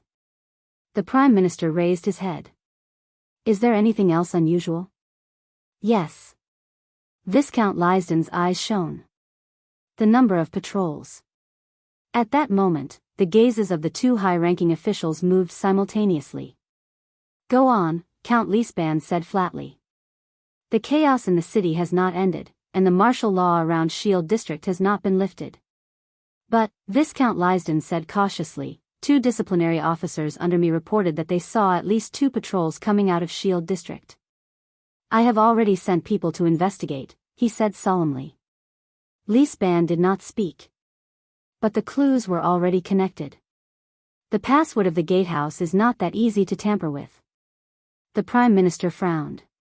Combined with this strange information, my God. His expression did not change, but his tone was filled with unease. Viscount Lysden's expression changed. You mean, Prime Minister Lysban nodded. His expression was solemn. I'm afraid something has happened at the first gatehouse in front of Heroic Spirit Palace. The chief garrison officer clenched his fist. No way. The Viscount exhaled in disbelief. Those are the soldiers of a gatehouse. And behind them are the reinforcements from Heroic Spirit Palace. Speaking of this, Lysden's eyebrows twitched again. There are 4 archdukes in Heroic Spirit Palace. He murmured, don't tell me they're working together. No, it's too early to say. The Prime Minister waved his hand. A deep suspicion surged in his heart. But there's only one thing I'm sure of. Before there's news from His Majesty, we can't sit here and wait. Lysban raised his head. His gaze was sharp. We have to at least inform the 4 archdukes. Lysden frowned. If they're really behind the scenes, then it'll be time for them to give themselves away. Lysban clenched his fists. His heart was in a mess. I hope His Majesty is safe, but once, he did not continue. But Lysden knew the worry in the Prime Minister's heart. Once something happened in Dragoncloud City, could they still detain or even kill the 4 archdukes? Then, they would truly become extant sinners. What are you going to do? Viscount Lysden paused for a moment. His expression was worried. Without the king's warrant, we can't directly recruit militia. Or do you want to recruit your own troops? Or can we write a letter ourselves and summon the counts outside the city? Lysban did not speak. In a situation where the king was missing, a count and a viscount would privately lead troops, and even summon the vassals to lead troops into the capital. Both of them knew what this decision entailed. No. This is not conventional, and it'll take too much time. Count Lysban stood up and shook his head. I have a feeling that by that time, it'll be too late. Give up on the usual means of communication. Release the messenger crow and contact Heroic Spirit Palace. See the Archduke's reaction. His pupils shrank slightly. Also, gather the military forces of the main disciplinary hall and recall the existing patrols. We'll bring our current military forces and rush to the gatehouse. We'll see who's behind this. Whether it's the cowards from Constellation. Or someone else. Prime Minister Lysban thought to himself. Nicholas frowned with a serious expression. Kalshan, on the other hand, flashed a gentle smile again. Thales, on the other hand, looked puzzled. In the next second, the Red Witch leaned forward and whispered something into Nicholas' ear. That's strange, her voice was too soft. Thales frowned.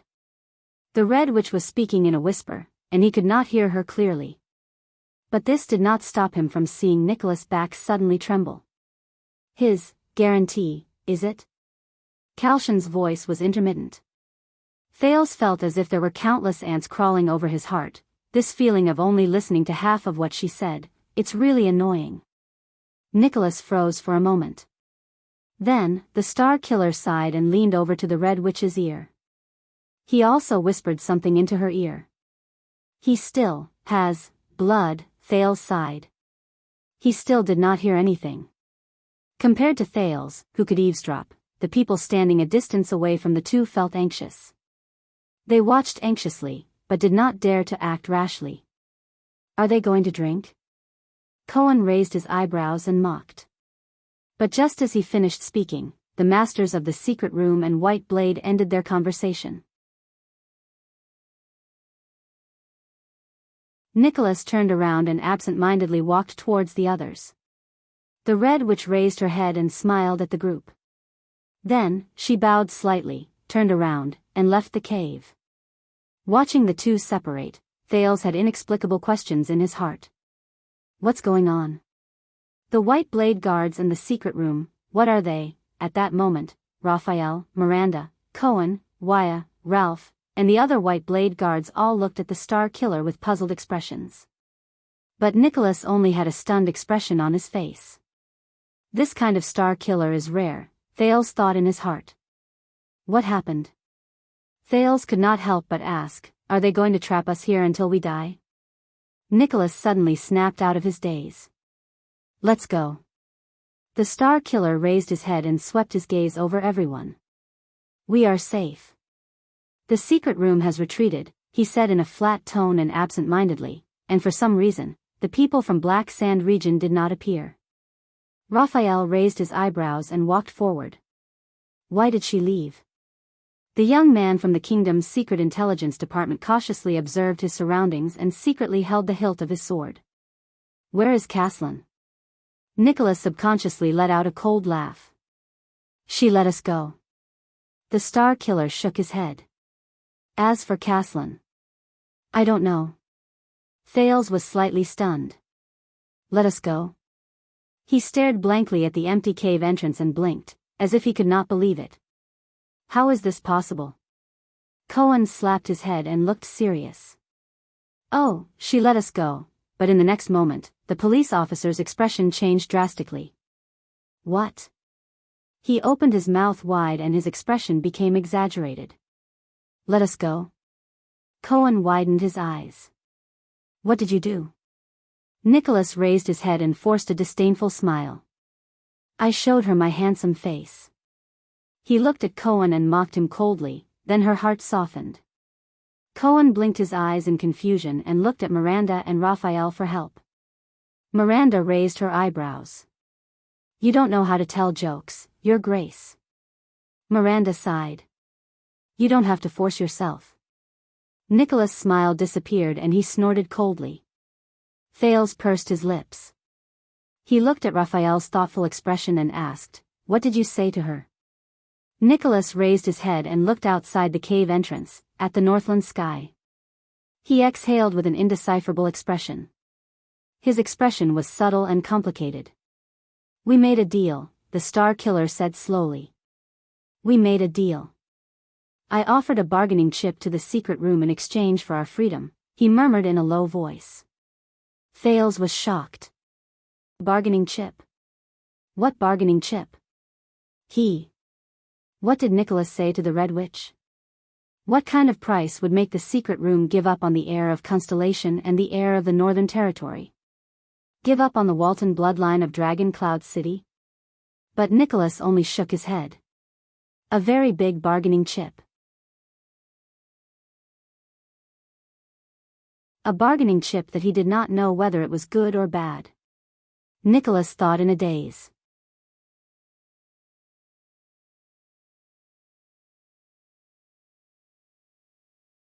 Chapter 223. When the group of people walked out of the secret tunnel, filled with doubts and uneasiness, Thales had a vague illusion that he had seen the light of day again. But whenever he thought of everything that happened in Dragon Cloud City, his mood seemed to be shrouded in a shadow.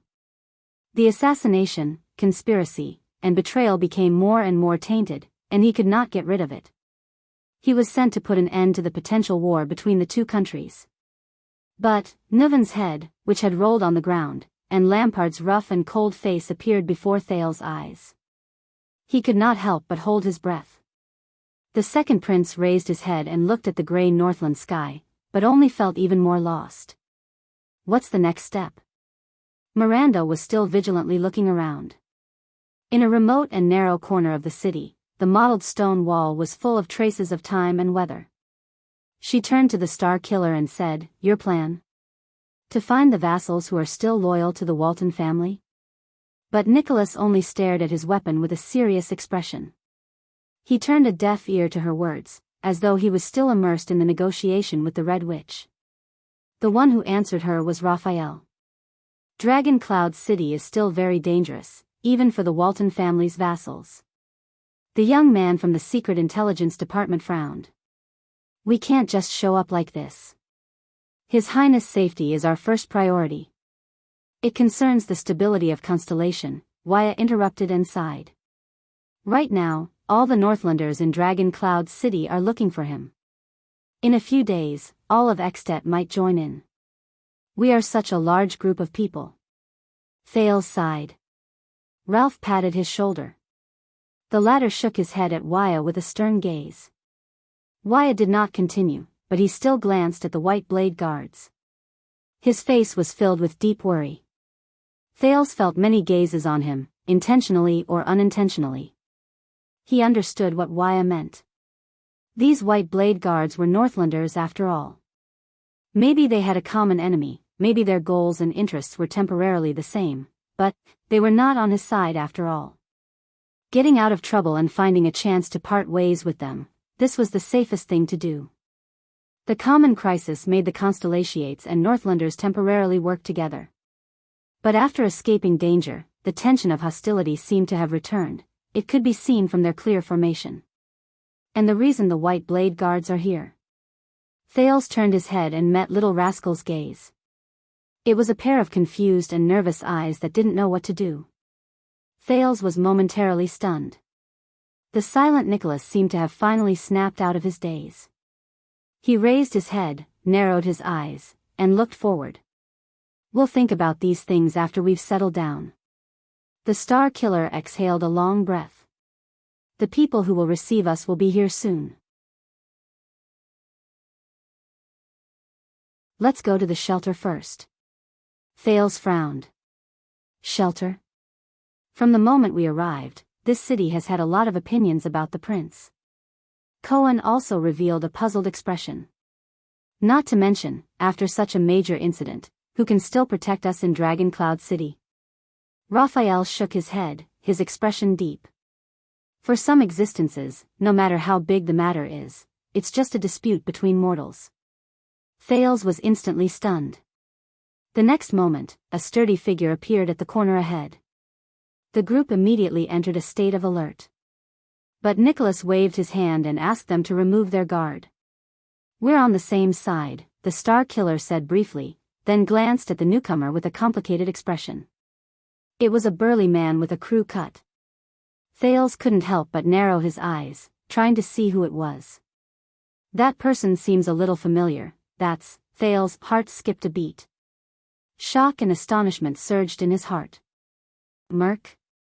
The prince looked at the newcomer and could not help but call out his name in great shock and bewilderment. Lord Merc? The newcomer's expression froze slightly.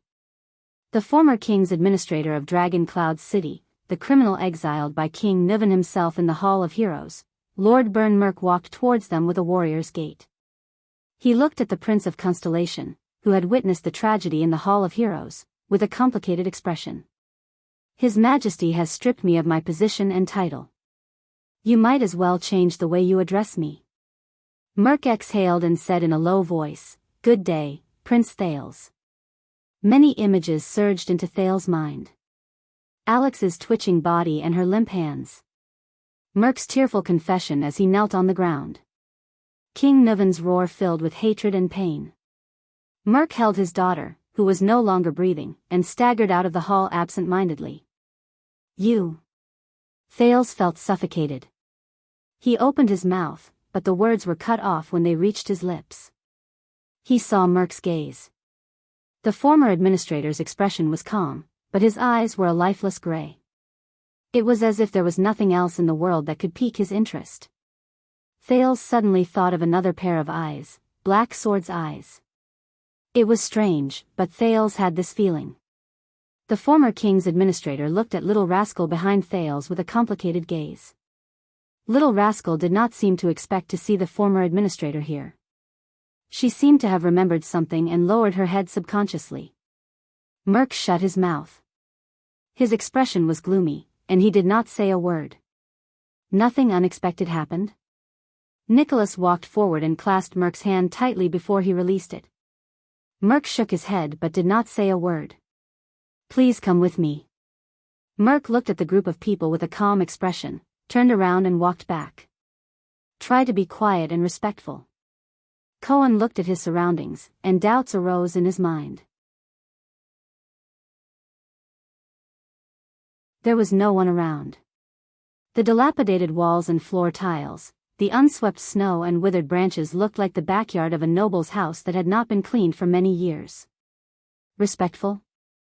The police officer exhaled and raised his head to look at a majestic stone house with only a small door. Speaking of which, what is this place? Miranda seemed to have noticed something.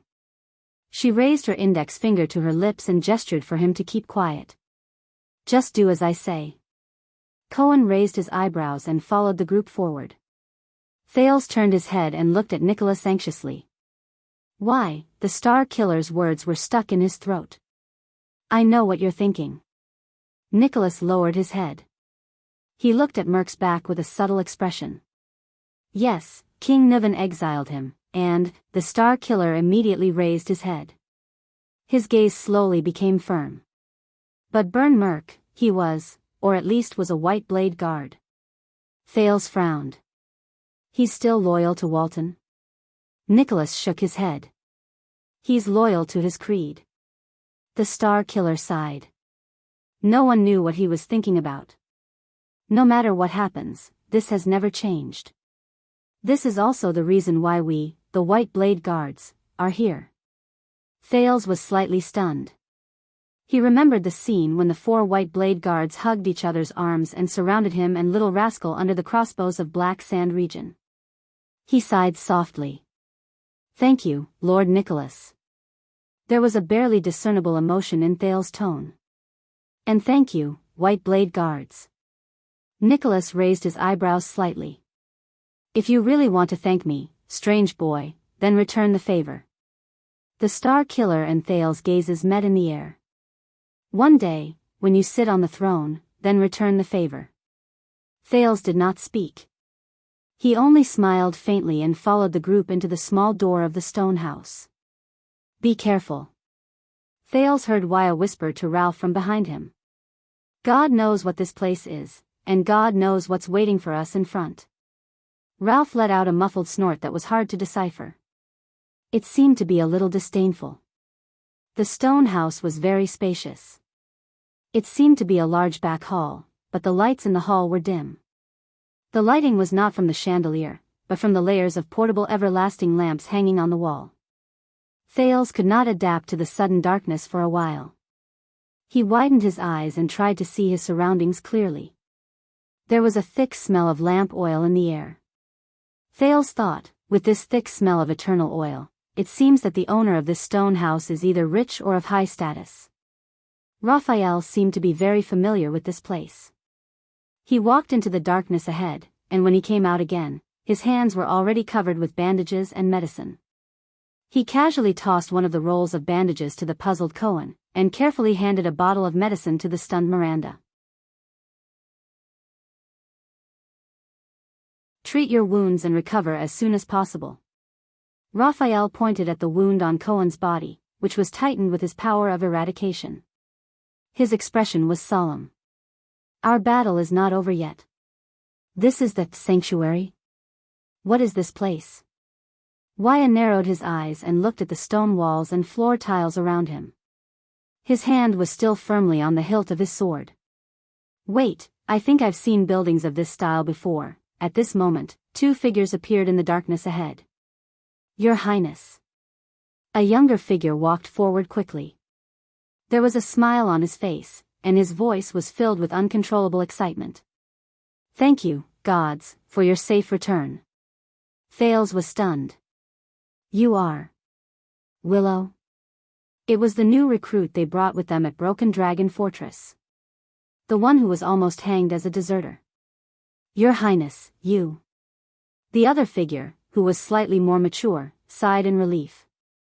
I knew it, the veteran Genid stared at Thales with a complicated gaze.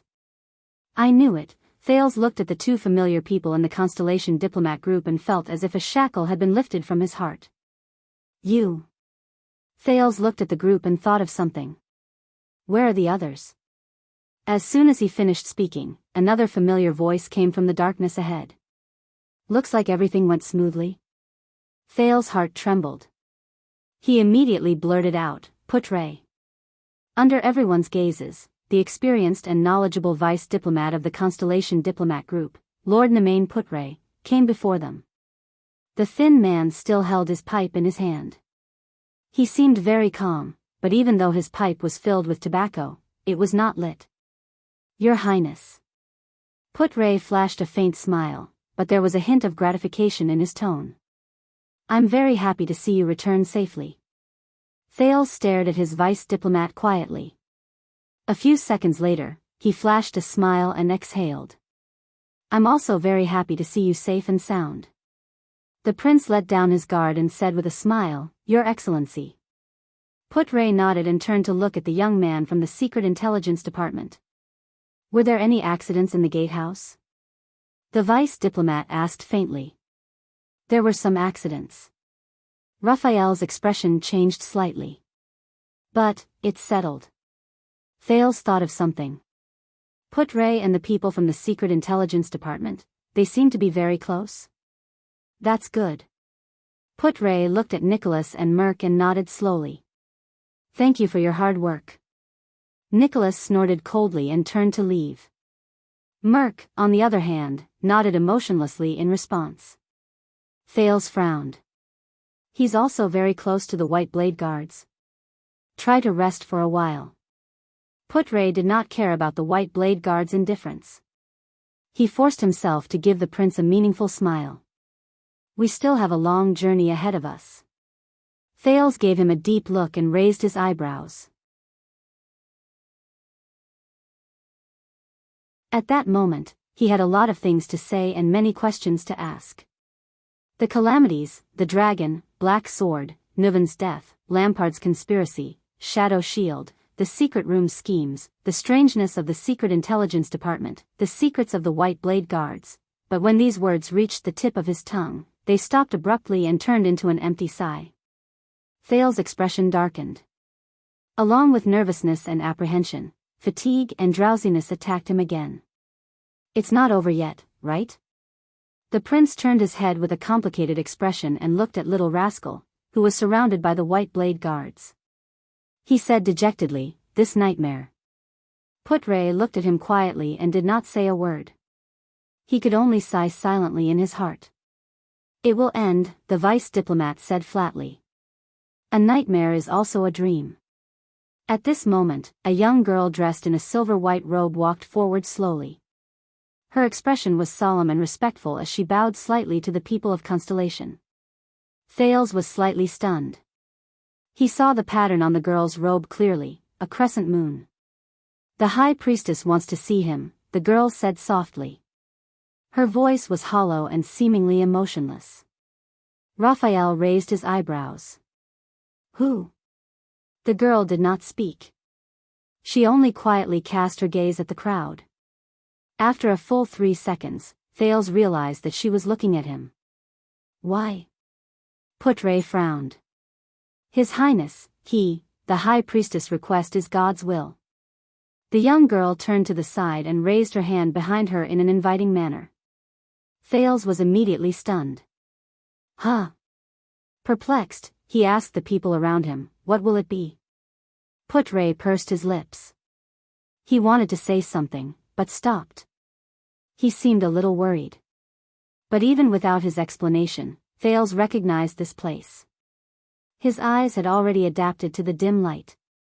He could barely see the walls on both sides, they were full of murals and reliefs. The direction the girl was pointing at was a huge stone statue surrounded by everlasting lamps. On the stone statue, there was a woman with an indifferent expression. She held her left shoulder with her right hand and pressed her right hip bone with her left hand. Behind the stone statue was a huge full moon, but there were arcs carved out of the moon's surface. It looked like it was expressing the layers of changes in the moon's phase. Thales was stunned. He recognized the stone statue. Thales knew what kind of place the sanctuary he was in was. In the next second, Thales' gaze was suddenly attracted by a slim figure under the stone statue. In front of the stone statue, a masked female figure stood quietly.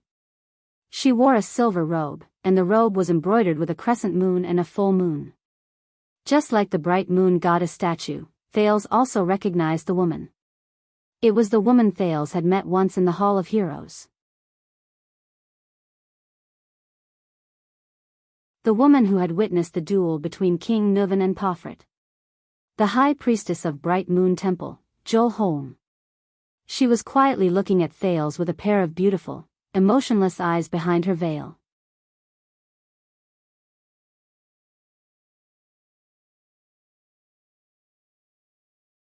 Chapter 224. Thales did not know much about the gods. Most of it was limited to the two great temples in Eternal Star City, Sunset and Dark Night. The former's priests were compassionate but overbearing. Yes, these two could appear on the same person at the same time without contradicting each other, while the latter's believers were kind but neurotic. Yes, these two did not contradict each other. At least, this was Thales' perception. But this was his first time in Bright Moon's territory.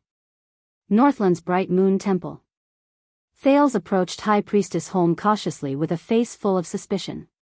The statue behind the High Priestess was quite awe-inspiring when he looked at it up close, just like Raikuru's statue. On the altar, there were a few everlasting lamps surrounding the statue of the deity, slightly illuminating the dim room.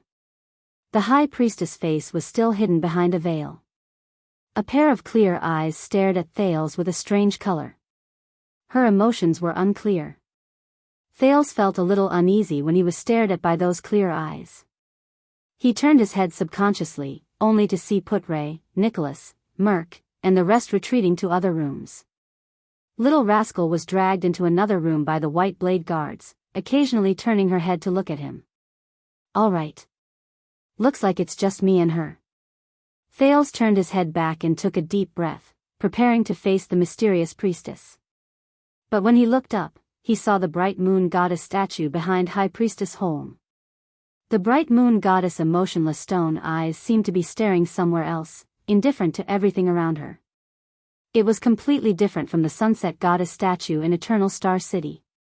Thales still remembered the scene when he snuck into Sunset Temple to beg. He once stuck his head out from the steps of the altar to look around, and he was shocked by the statue of the goddess.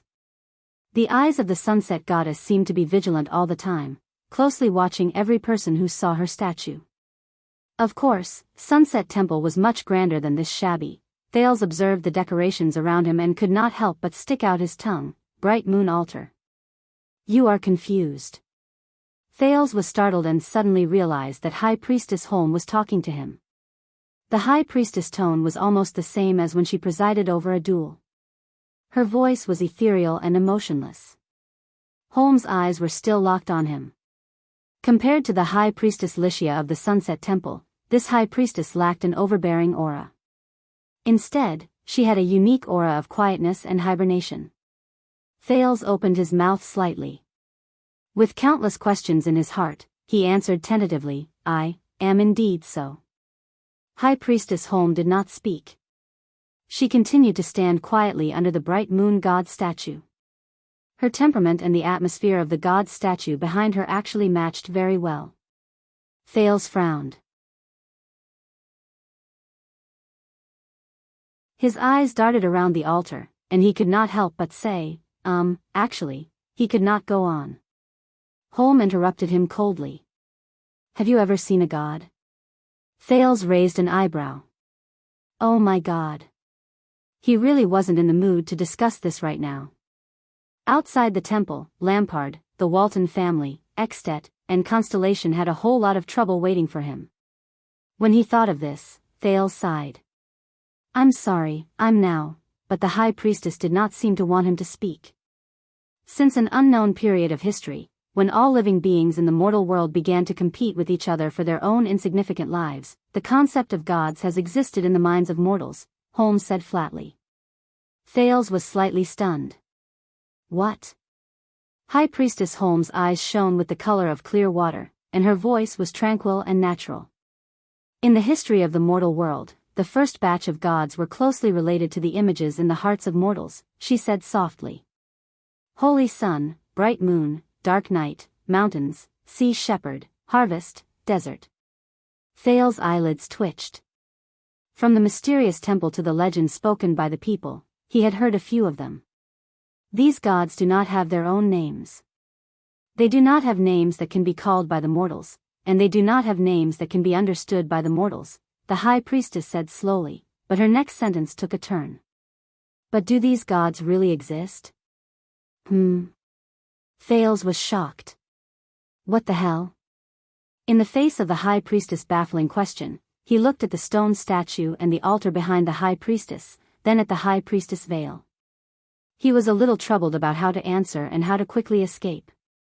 If I remember correctly, you are the priestess of the goddess behind me, Thales said awkwardly, grabbing his hair. And for you to ask me this question, it is a little, there is no conflict, Holmes said flatly. Thales raised his eyebrows and revealed a puzzled expression.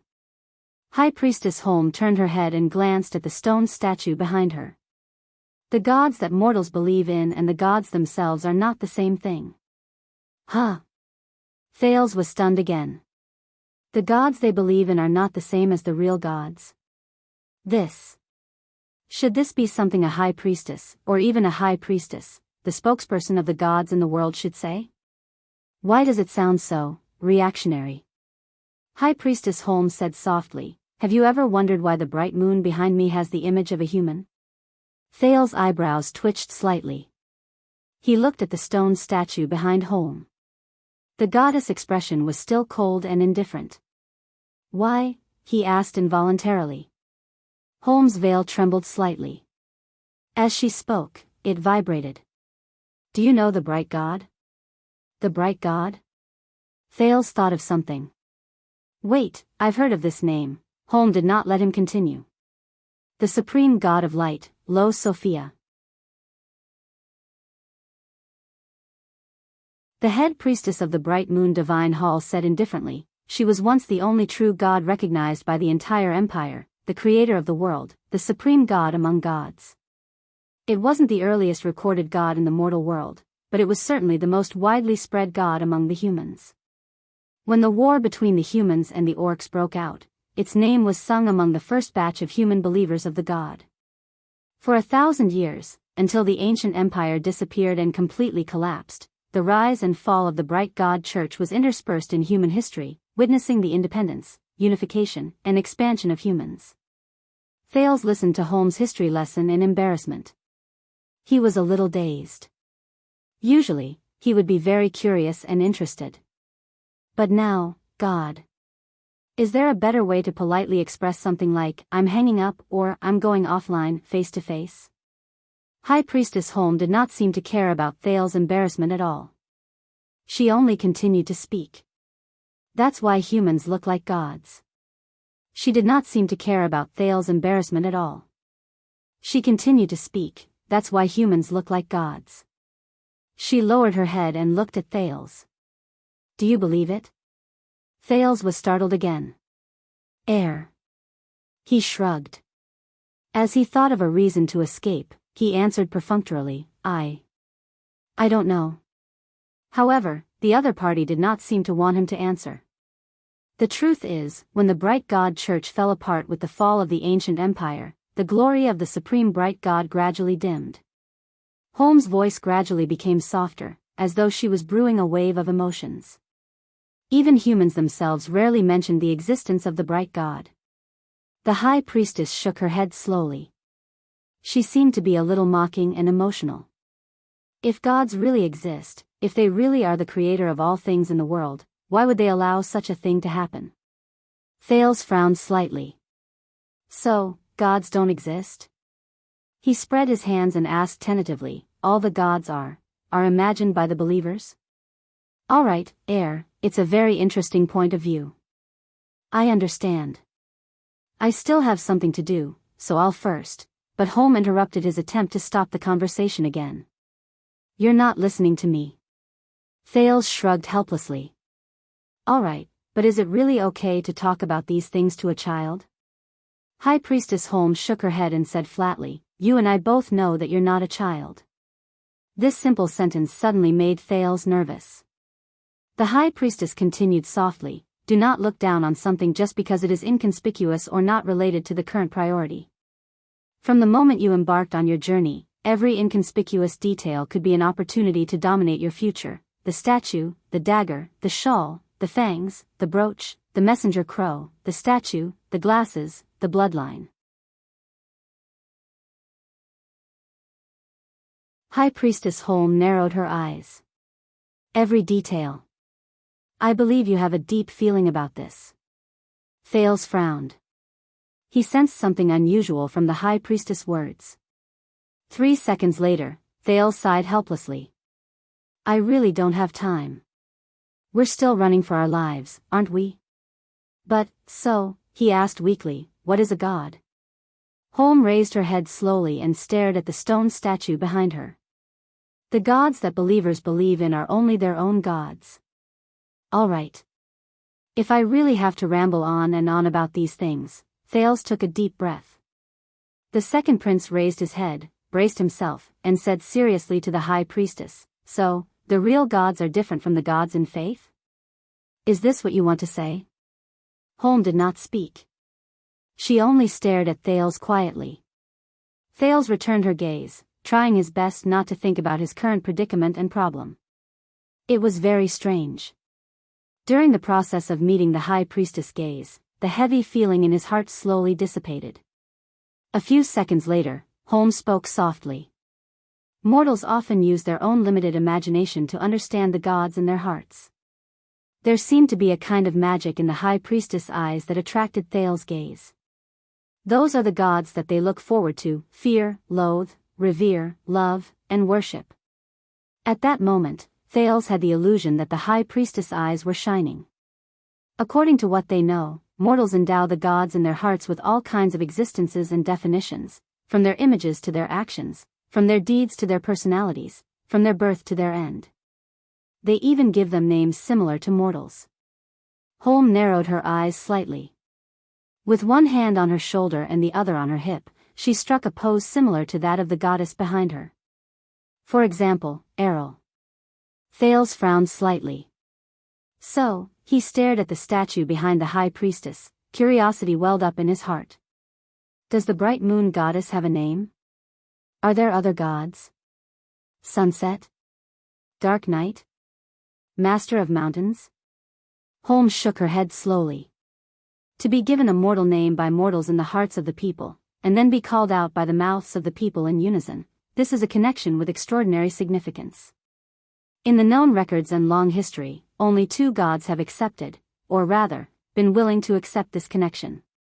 Holm continued, they are also the gods who are most deeply involved with the world of mortals. They are even used to name the world of mortals.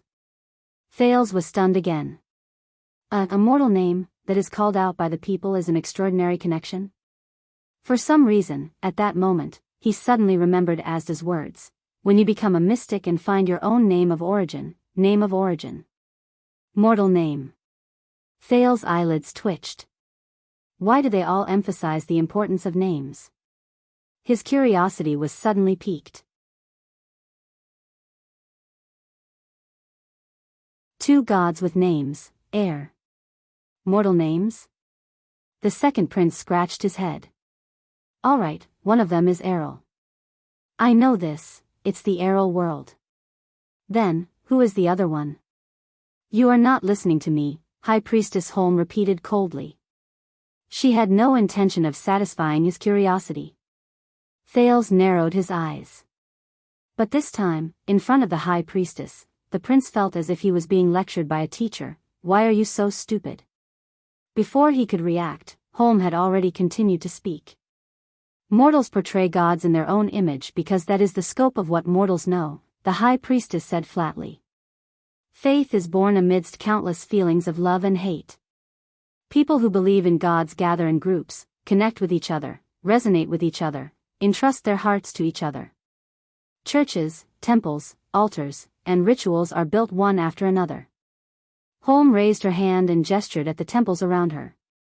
Just like that, formless faith becomes a tangible existence. The communication between the gods and mortals completed the first cycle of reincarnation. Thales furrowed his brows and listened to High Priestess Holm. Why does the bright moon goddess have such an appearance? The high priestess returned to her original topic. It is not because God created humans in her own image, but because the people who believe in her look like this. But perhaps you need to understand. High Priestess Holmes' eyes shone with fierceness. Gods are gods, and faith is faith. The former is in God, and the latter is in humans. Thales thought of something. Wait a minute, you mean? Thales pondered over the high priestess' words and said slowly, so, gods exist independently, and the gods in the believers' hearts are imagined by themselves? Holmes did not answer him directly. High Priestess Holmes' eyes shone with a strange emotion. At the beginning of faith, mortals were used to categorizing things they could not understand into the category of gods. They only needed to understand the existence of gods, and then hand over the things they could not understand to the gods to solve. It is as if by believing in the existence of gods, they can solve those incomprehensible puzzles. This is precisely the biggest problem. Thales raised his eyebrows. He did not quite understand her intentions. High Priestess Holmes stared straight into Thales' eyes. Gods are obviously things that mortals cannot understand. But mortals think that they understand gods. From the beginning to the end, they believe in gods with shallow thinking, and rely on gods to create gods. This is where the contradiction lies. Thales exhaled and shrugged. Are you trying to say that the existence of God surpasses the understanding of mortals? High Priestess Holmes' veil moved slightly, giving Thales the illusion that she was smiling. Or conversely, the understanding of mortals surpasses the existence of gods. High Priestess Holmes sighed softly. She closed her eyes and said slowly, mortals always judge gods with their own poor thinking. Because of their short lifespans, they imagine gods to be eternal and immortal existences. Because of their weak power, they presume gods to be existences with unparalleled power. Because they think of themselves as a member of the multitude of living beings, they imagine gods to be stronger and of a higher level than them. Under Thales' gaze, Holmes suddenly opened her eyes. Her speech gradually sped up. The problem is, eternity, power, life, these mortal things. If gods are indeed beyond the understanding of mortals and stand in a different perspective, then do they really care about these things? Do they care about faith? Do they care about believers? Do they care about power and eternity? In fact, do they even care about whether they exist or not? Thales watched Holmes finish her words in puzzlement, but he did not want to interrupt her. I'm not a god, am I? Thales scratched his head and sighed. But in the myths, Errol sacrificed himself to save the world, didn't he? He said with a headache, the god of dark night always descends to the mortal world. The master of mountains even asked his believers to help those in the day before the bitter cold winter. Thales did not continue. Because he saw Holmes smiling. Despite the veil, Thales could somehow recognize that the high priestess of Bright Moon Temple was smiling faintly. Where did you hear these words? The high priestess asked softly, as if she was afraid of waking up a sleeping child. Of course. Thales exhaled, but he was immediately stunned and his words stopped at the tip of his tongue. He mumbled, the temple, and the rumors.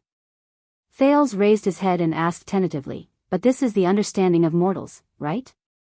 The real gods, perhaps far beyond our imagination, are another kind of existence.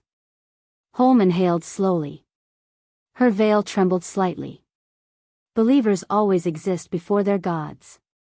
Only then can they believe in gods that belong to them alone, she said faintly. Thales frowned again. He thought of something. High Priestess Holmes, he said tentatively, you are the spokesperson of the Bright Moon Goddess. You have also prayed, communicated with God, and conveyed God's will, right? Holmes did not answer. Thales slowly lifted the corners of his mouth and asked cautiously, if, as you say, gods are truly those incomprehensible existences, then why did she respond to you? Holmes slowly raised her eyes. Her clear pupils were like a light source that shone straight into Thales' heart. Oh. High Priestess Holmes' thin veil moved slightly, and her clear voice came from behind. It was a rhetorical question. Did she respond? Thales was completely stunned. High Priestess Holmes slowly turned to face the stone statue of the bright moon goddess and the altar. Only then did Thales notice that in the center of the altar, there was a special eternal oil lamp. It shone with silver flames? Thales' heart skipped a beat. There are flames of this color? Thales stared at the priestess back in confusion. The doubts in his heart grew. Why? He could not help but ask, why are you saying these things? The existence of gods. Holmes shook her head slowly. Last night, you made your first choice. Choice. Last night's choice, last night, Thales' breathing slowed down without him realizing it. But one day, the high priestess of the bright moon goddess said slowly, you may face an important choice again, perhaps even a choice. Choice. Face an important choice again, what? What does all this mean? High Priestess Holmes' back seemed to contain a mysterious power. Her voice traveled slowly and was extremely clear. When that time comes, when you stand at an angle and height that no existence can imagine, and think with a mind that transcends mortals, you may recall what I said today. Thales' heart felt as if it had been struck by lightning. A mind that transcends mortals. At that moment, Thales recalled the moment when he knocked on the door. That experience, an experience that seemed like a dream. That delusion that he was the world. That languid and contented feeling that everything was not within his attention. At this second, as he stared at Holmes' mysterious back, Thales was truly a little afraid. His arms began to tremble. How did she know? What does she know? What does she intend to do? Thales' breathing became faster and more urgent. Finally, he could no longer suppress the fear and doubts in his heart. He blurted out, why, High Priestess Holmes? What do you mean? What do you want? Whether it's the sanctuary or, all these words today, what are they all for? Why me? He said loudly. In front of the altar, High Priestess Holmes slowly turned her head.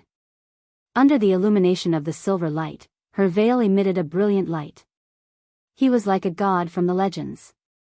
Because Holmes' gaze shone with a different brilliance. An old friend asked me to take care of you. Thales seemed to have grasped onto a life-saving straw. The impulse in his heart compelled him to get to the bottom of it. Old friend? The second prince lost his composure and asked loudly, who? He believes that you are different. But High Priestess Holmes only sighed and did not reveal the answer. He believes that you will do better. He has sacrificed too much. Don't let him down. Thales froze on the spot. I'm different? And next time, call me Jewel, High Priestess Jewel, Holmes said softly. In comparison, I prefer this name. You can go now, High Priestess Holmes said flatly with her back facing him, be careful of your choices. In the next second, the High Priestess closed her mouth. No matter how Thales asked, she did not speak again.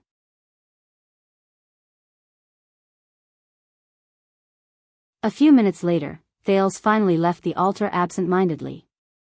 Only Jewel was left standing quietly in front of the altar and the statue. After a while, Jewel slowly raised her head. I'm watching him. High Priestess Jewel Holmes, who was standing under the bright moon goddess statue, looked up at the bright moon goddess in a silver robe and veil, and said calmly, I warned him, right? On the altar, the bright moon goddess' expression was still cold. She did not move.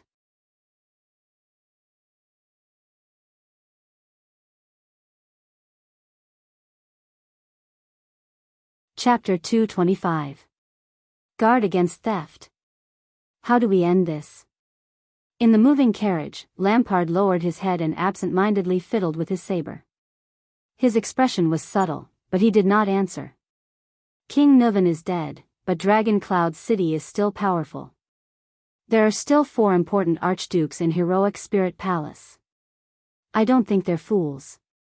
Thales observed the archduke's expression and said cautiously, and the Prince of Constellation assassinating the common elected king, this outcome will definitely not satisfy everyone, especially when the army of Black Sand regions suddenly appeared. Thales stared at Lampard's face and said softly, how are you going to explain this to them? Or do you want to kill them all and be done with it? Lampard said nothing. His expression was wooden. Thales clenched his fists slightly. The carriage was still moving forward.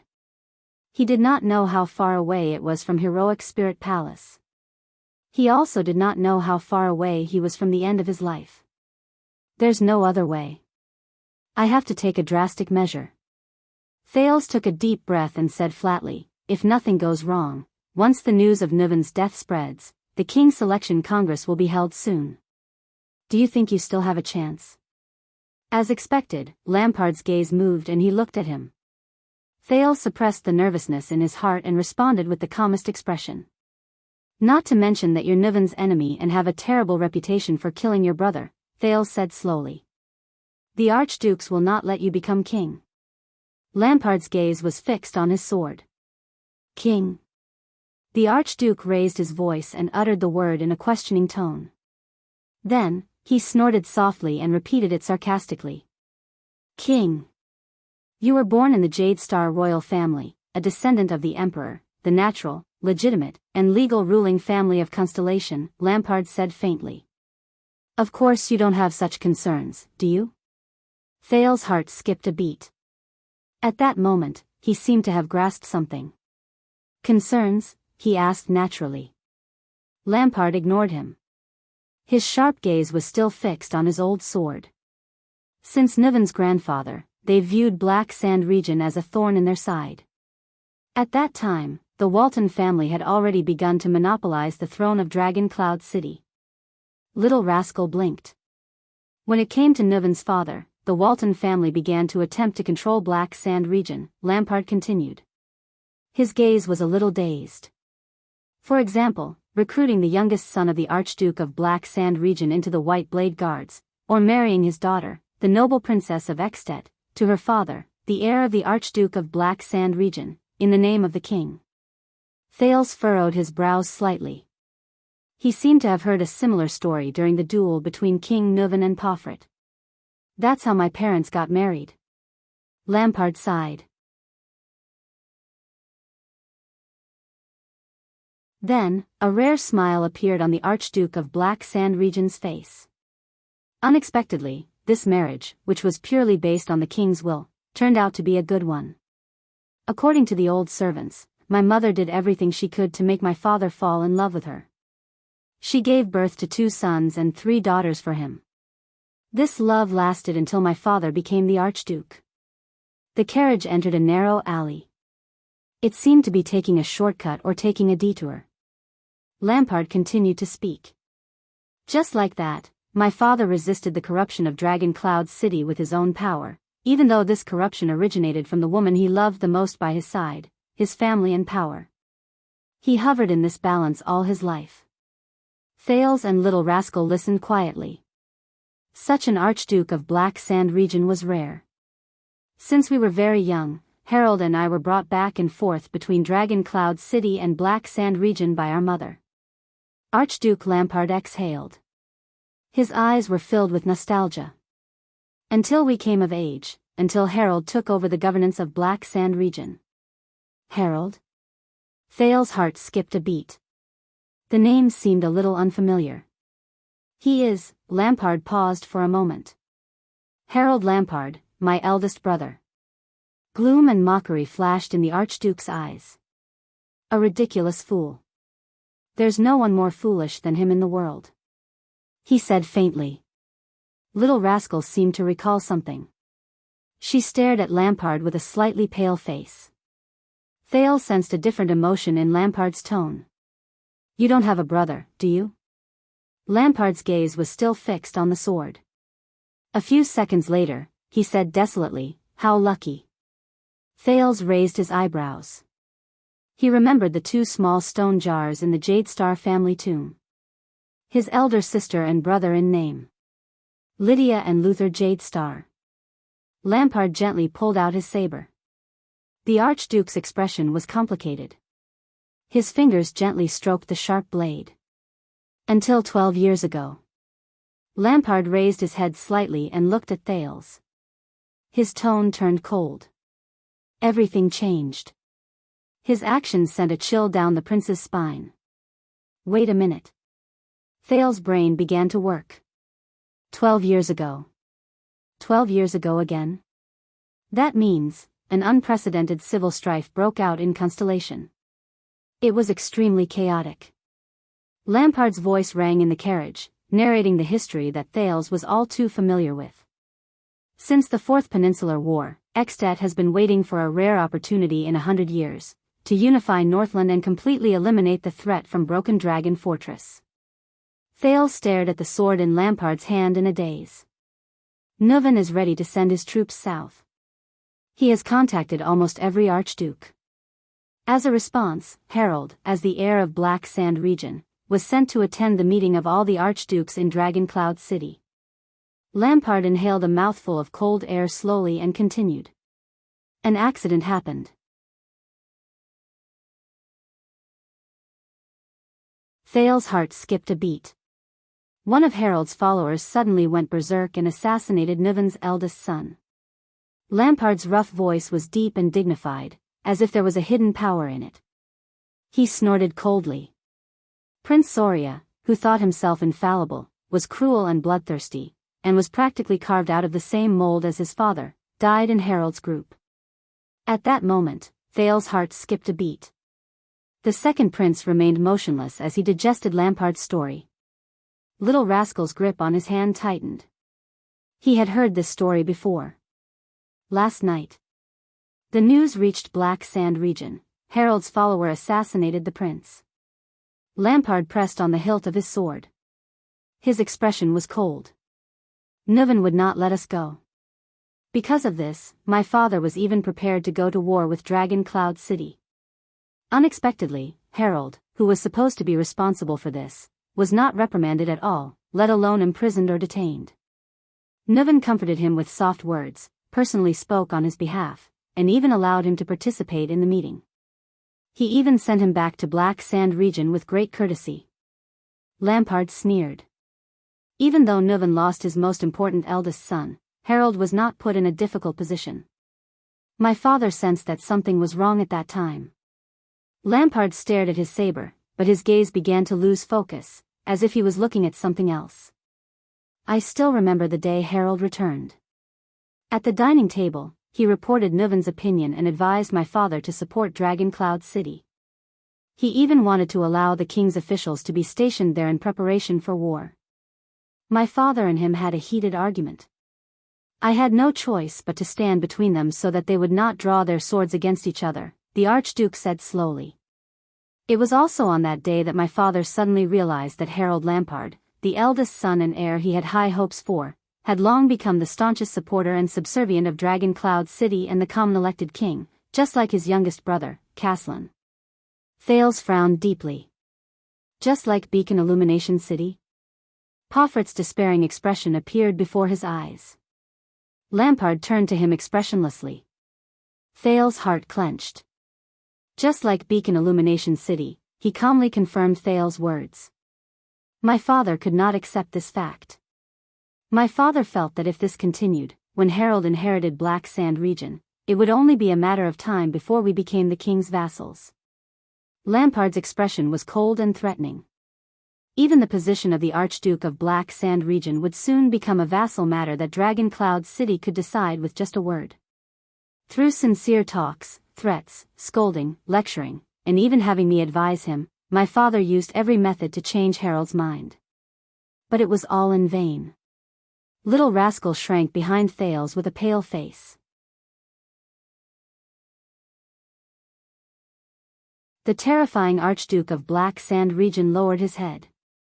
His expression was rather gloomy. Finally, my father made up his mind to take back Harold's right of inheritance.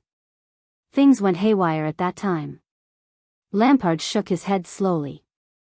My father briefly mentioned this idea in front of the vassals, and he was immediately met with fierce opposition and admonishment. That's not all. From the day father insisted on stripping Harold of his inheritance rights, the harvest decreased, the finances were in trouble, and the trade routes were blocked. Strangely, the troubles in Black Sand region increased. What happened in Beacon Illumination City is now happening in Black Sand region. Lampard sneered. There was a deep sarcasm in his tone. It was only when the entire Black Sand region was in an uproar that my father realized with a start that in the past 30 years, the Lampard family's bloodline was not the only thing that infiltrated Dragon Cloud City. Nuven did not just rope Harold to his side. Harold refused to yield, my father refused to compromise, and the situation in the territory worsened. The forces supporting Harold, both inside and outside the territory, were beyond my father's control. He became more and more desperate and haggard. Lampard's tone grew deeper, and the emotions in his words grew paler. Black Sand region was no match for Dragon Cloud City. Finally, on the day the king's messenger came again. My exhausted father called me to his room. Thales felt a chill run down his spine.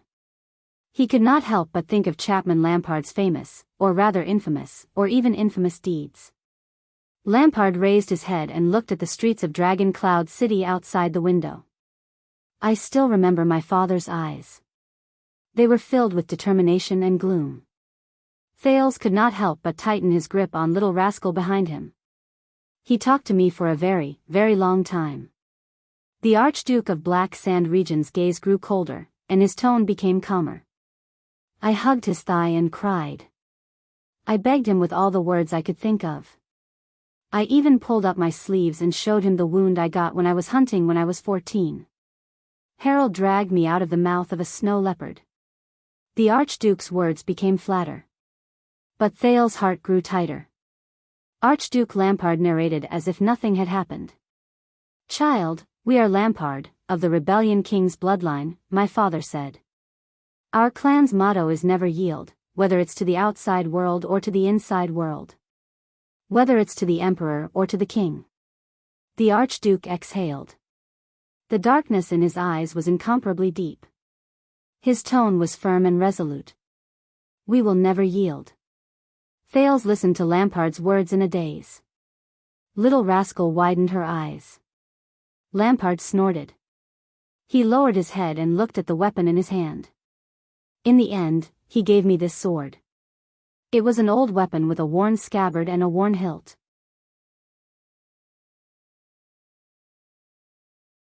It was as if it was his most important treasure. A week later, I challenged Harold to a duel in front of everyone. My father approved it. Thales held his breath, not daring to even exhale. My mother knelt in front of the study room and cried for the whole night. My father sat in the study room with the light on for the whole night. Lampard slowly turned his saber around and caressed the emblem of an iron fist on the hilt. Until my mother fainted and was sent away by the servants. There was a moment of silence in the carriage. For a time, only the sound of the wheels scraping against the ground could be heard. This is... Thales opened his mouth with difficulty, but was interrupted by Lampard. On the day of the duel, Harold had at least 3 chances to take my life and his brother's life, the Archduke said steadily, but his voice was a little hollow and trembling. At least 3 times. Lampard's hand, which was caressing the hilt, stopped moving. His voice became ethereal, as if he was speaking from a very, very far away place. In the end, when I pierced his heart, I saw his face clearly, the Archduke said flatly. He was smiling. Lampard took a deep breath. With his head lowered, his expression was indecipherable. It was the same smile as the day he dragged me out of the snow leopard's mouth. Thales sighed. This is simply... Harold pulled my collar and whispered his last words into my ear. Lampard snorted softly, as though he was telling a story from someone else's dinner. Remember, Chapman. Lampard shook his head, and he looked at Lampard. We will never give in. Lampard chuckled, his emotions indecipherable. Thales raised his head and stared at his sword in a daze. The sword that belonged to the Archduke of Black Sand region, the one that killed his brother. The next day, Lampard's voice traveled into Thales' ears. Mother jumped from the highest lookout post in the castle. Thales and little rascal did not move. A wordless sorrow filled the carriage. The story of Lampard's family made him feel all sorts of emotions. Lampard took a deep breath. On the 3rd day, Niven ordered me to go to Eternal Star City and declare war on all of Constellation. As the carriage drove past a depression, the carriage trembled slightly.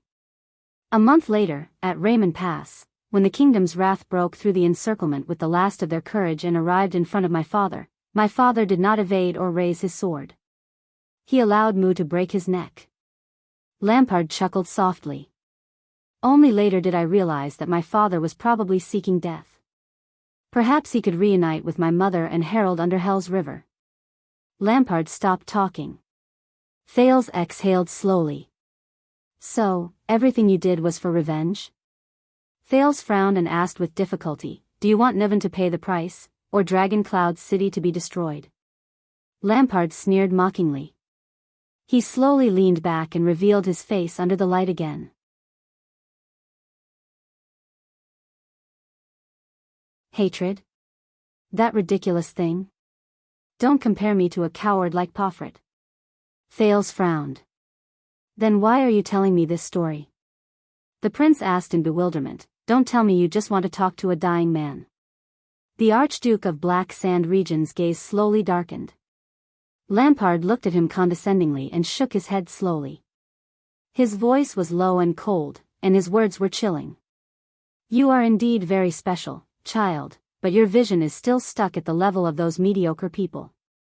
As for what I really want, compared to self-preservation, revenge, the death of a king, and the destruction of a territory, Lampard inhaled slowly and said in a firm tone, I want a little more. Thales stared at Lampard's face seriously, quickly trying to figure out what he was thinking. Of course. Lampard snorted softly. You were born in the Jade Star royal family and lived in the era after the virtuous king. You won't understand this kind of sorrow. The Archduke's words ended there. Lampard closed his saber and said no more. Thales was slightly stunned. The virtuous king. It was not the first time he heard this title from the Northlanders. The last time he heard it was from King Niven. At that time, Thales did not react. But this time, Thales remembered. He subconsciously touched his chest. The virtuous king, Mindy's Jade Star III. One of the 3 kings of Constellation. A king was not respected by his bloodline, but his bloodline was honored by the king. Why? Why did King Niven and Archduke Lampard mention the supreme king of Constellation from more than 100 years ago? What did he do?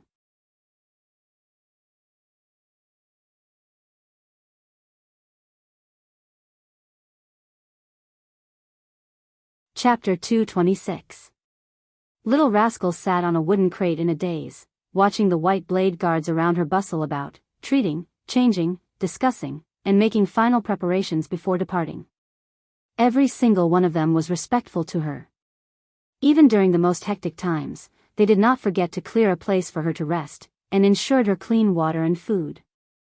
She was very sleepy.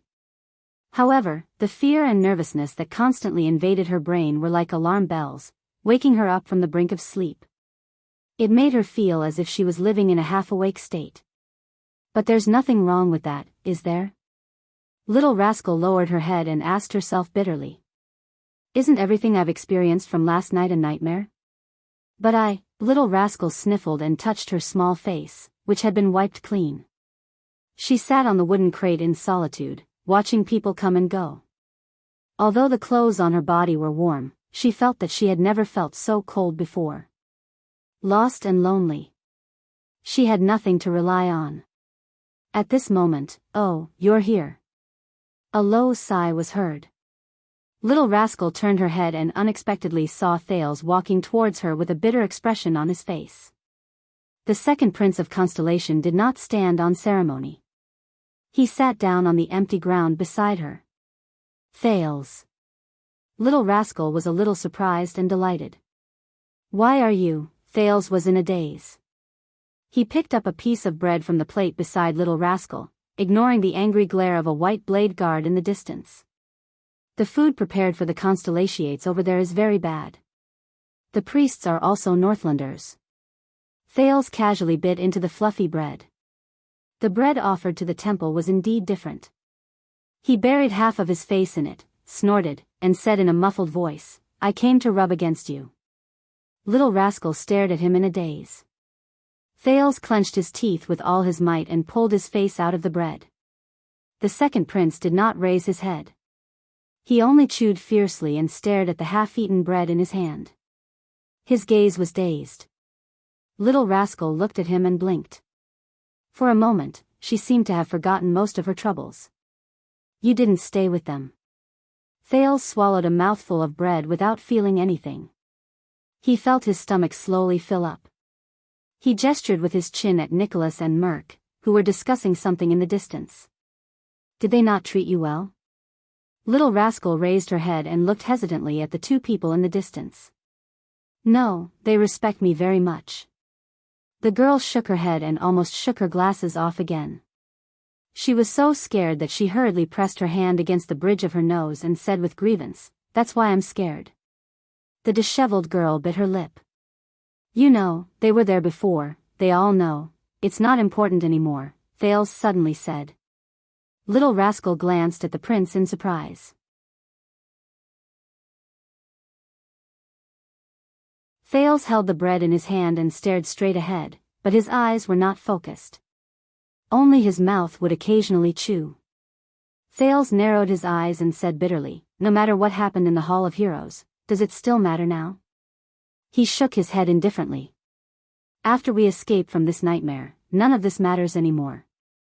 Thales thought absent-mindedly. Only one thing. We can escape from the nightmare, but the nightmare won't let us go.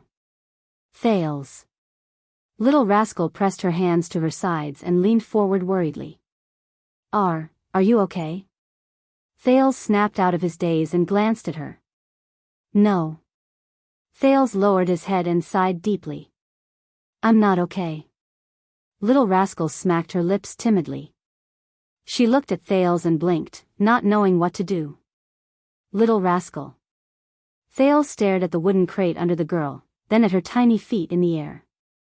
Do you know, the prince said absent-mindedly, I came with a mission, even though I didn't want to. Little rascal stared at him in a daze, not knowing how to react. But I failed, he concluded dryly. His voice was filled with hesitation and pain. Little rascal only nodded instinctively. Thales suddenly burst out in laughter. And now we have to escape, leave behind a mess. His laughter was desolate and desolate. Little rascal felt a pang in her heart when she heard it. Then run away with our tails between our legs. Thales listlessly put the bread that he had taken 2 bites of back onto the plate. He leaned back and leaned against the wooden crate little rascal was sitting on. He stared at the dark ceiling quietly and vaguely recognized the mural on it. In front of a white ball, 3 blurry figures were born. This place belongs to the gods, right? Thales thought absent-mindedly. According to High Priestess Holm, the bright moon goddess probably doesn't care about the conflicts between these mortals. If only I could be like them, indifferent to everything, that would be great. Thales smiled bitterly, then his expression relaxed again. Little rascal stared at him quietly, not saying a word. She was like a docile kitten. Do you know? Thales continued to stare at the ceiling. His gaze was unfocused and his voice was faint, as if there was a veil between them. Extet will probably use the excuse of me assassinating the king to send troops south, not just one archduke. Little rascal nodded lightly. Thales' vision became blurry. He seemed to see Araka and Sonia's figures, as well as the Fury Guards falling one by one. Broken Dragon Fortress might be lost, and the Northern Territory might also be lost. We can't stop them. Many people will die. Thales seemed to have seen many more people die. They died in the abandoned house, in the manor, on the streets, in the birch forest, in front of the fortress, and in Dragon Cloud City. This made him feel even more exhausted. They die in war, they die in famine, they die in chaos, they die in a world without order or reason. Also, because of the diplomat group and the heir's incompetence and failure, the Jade Star royal family will probably face the most severe criticism and attack in history. The nobles are all looking forward to this opportunity. The the prince said flatly, as if this was a trivial matter. As for Lampard will get everything he wants, no matter what it is. Thales rested his head on his arm and said in a daze, he is the final victor, standing on top of our failure. Do you know, I even talked nonsense in his tent, mocking him for being despicable, shameless, cold-blooded, and heartless? Thales sneered indecipherable. Little rascal. His voice became deeper and more solemn. I failed, and I can't do anything about it. I always thought I could do it. Thales laughed bitterly, remembering Gilbert's earnest teachings in Mindy's hall. Although I'm not very smart, I'm not too stupid either.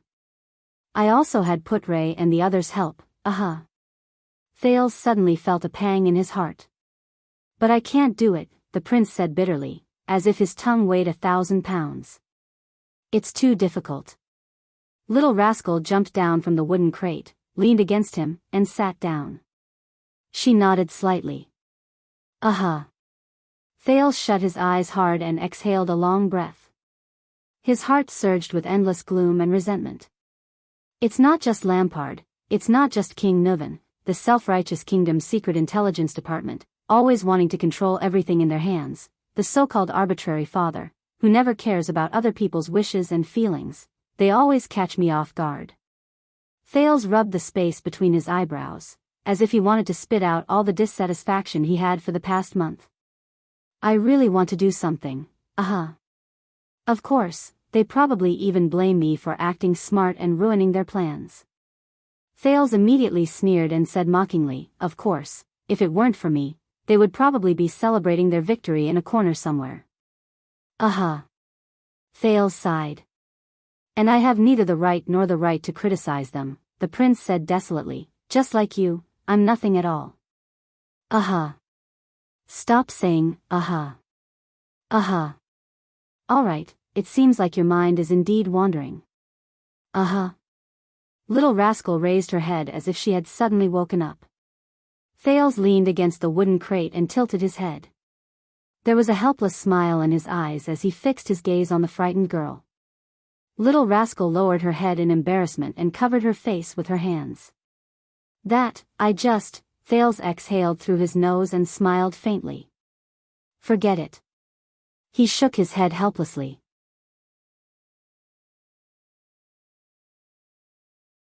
All right, thank you for your thoughtful comfort, and thank you for patiently listening to me pour out my grievances, but at this moment, Thales suddenly felt a weight on his shoulder. He turned his head in astonishment and saw little rascal move closer to him. She spread her tiny arms, one in front of the other, and hugged his neck tightly from the side. Thales stared blankly at little rascal, who was right in front of him. He stared at her clean and fair face, but her big eyes behind her thick-rimmed glasses stood out. What are you doing? He asked in a daze. Little rascal's chest was pressed tightly against Thales' shoulder. Her expression was sincere and solemn. Comforting you. Comforting? The puzzled Thales was slightly stunned. He did not know whether to laugh or cry. A long, long time ago, my mother did this. Little rascal tightened her arms around Thales' neck. Her expression was especially stubborn and serious. When I was sick or hungry, my mother would hug me. I didn't want her to, so she hugged me from the side, from night till dawn. Thales narrowed his eyes as he was hugged by her. You remember your mother? Little rascal pressed her chin against Thales' shoulder. Yes, but I don't remember it clearly. Thales looked at her serious expression and asked subconsciously, what happened after that? What happened to her? Little rascal's body trembled slightly. Her expression dimmed. She sold me, little rascal said dejectedly. She was very poor. She went to work early every day and only returned home late at night with very little food. She couldn't not sell me, or else, the little girl said quietly. There was a rare stubbornness on her face. Or else, she wouldn't be able to live. Thales sighed. From afar, Nicholas saw the scene, the two children snuggled up to each other tightly. The star killer frowned and strode forward. But a hand clamped down on his shoulder. They're just children. With a cold expression, Merc pressed down on Nicholas' shoulder and shook his head slightly. Nicholas cast a profound glance at his former colleague and did not say anything else. So, this is your way of comforting me? Thales chuckled softly. I have a suggestion. When you grow up, you better get rid of this habit. You can't just comfort people like this. Little Rascal nodded and said innocently, oh. All right, let me go. Thales patted Little Rascal's hand and said with a smile, before Nicholas rushes over with a knife.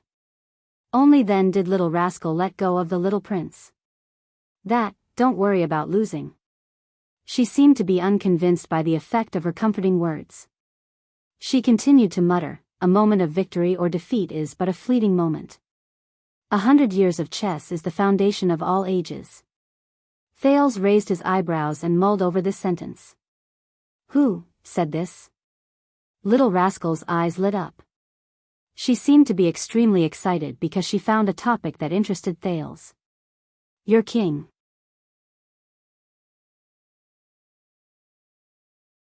Thales furrowed his brows. Ours? Yes. The virtuous king from more than 100 years ago, Mindy's Jadestar III. Little Rascal nodded. She seemed to have entered the reading mode where her eyes shone brightly. He ascended the throne after the Red King's nightmarish and bloody rule ended. He governed the country with superb political skills and safely survived the Fourth Peninsular War. Thales thought of something. Mindy's III. I remember now.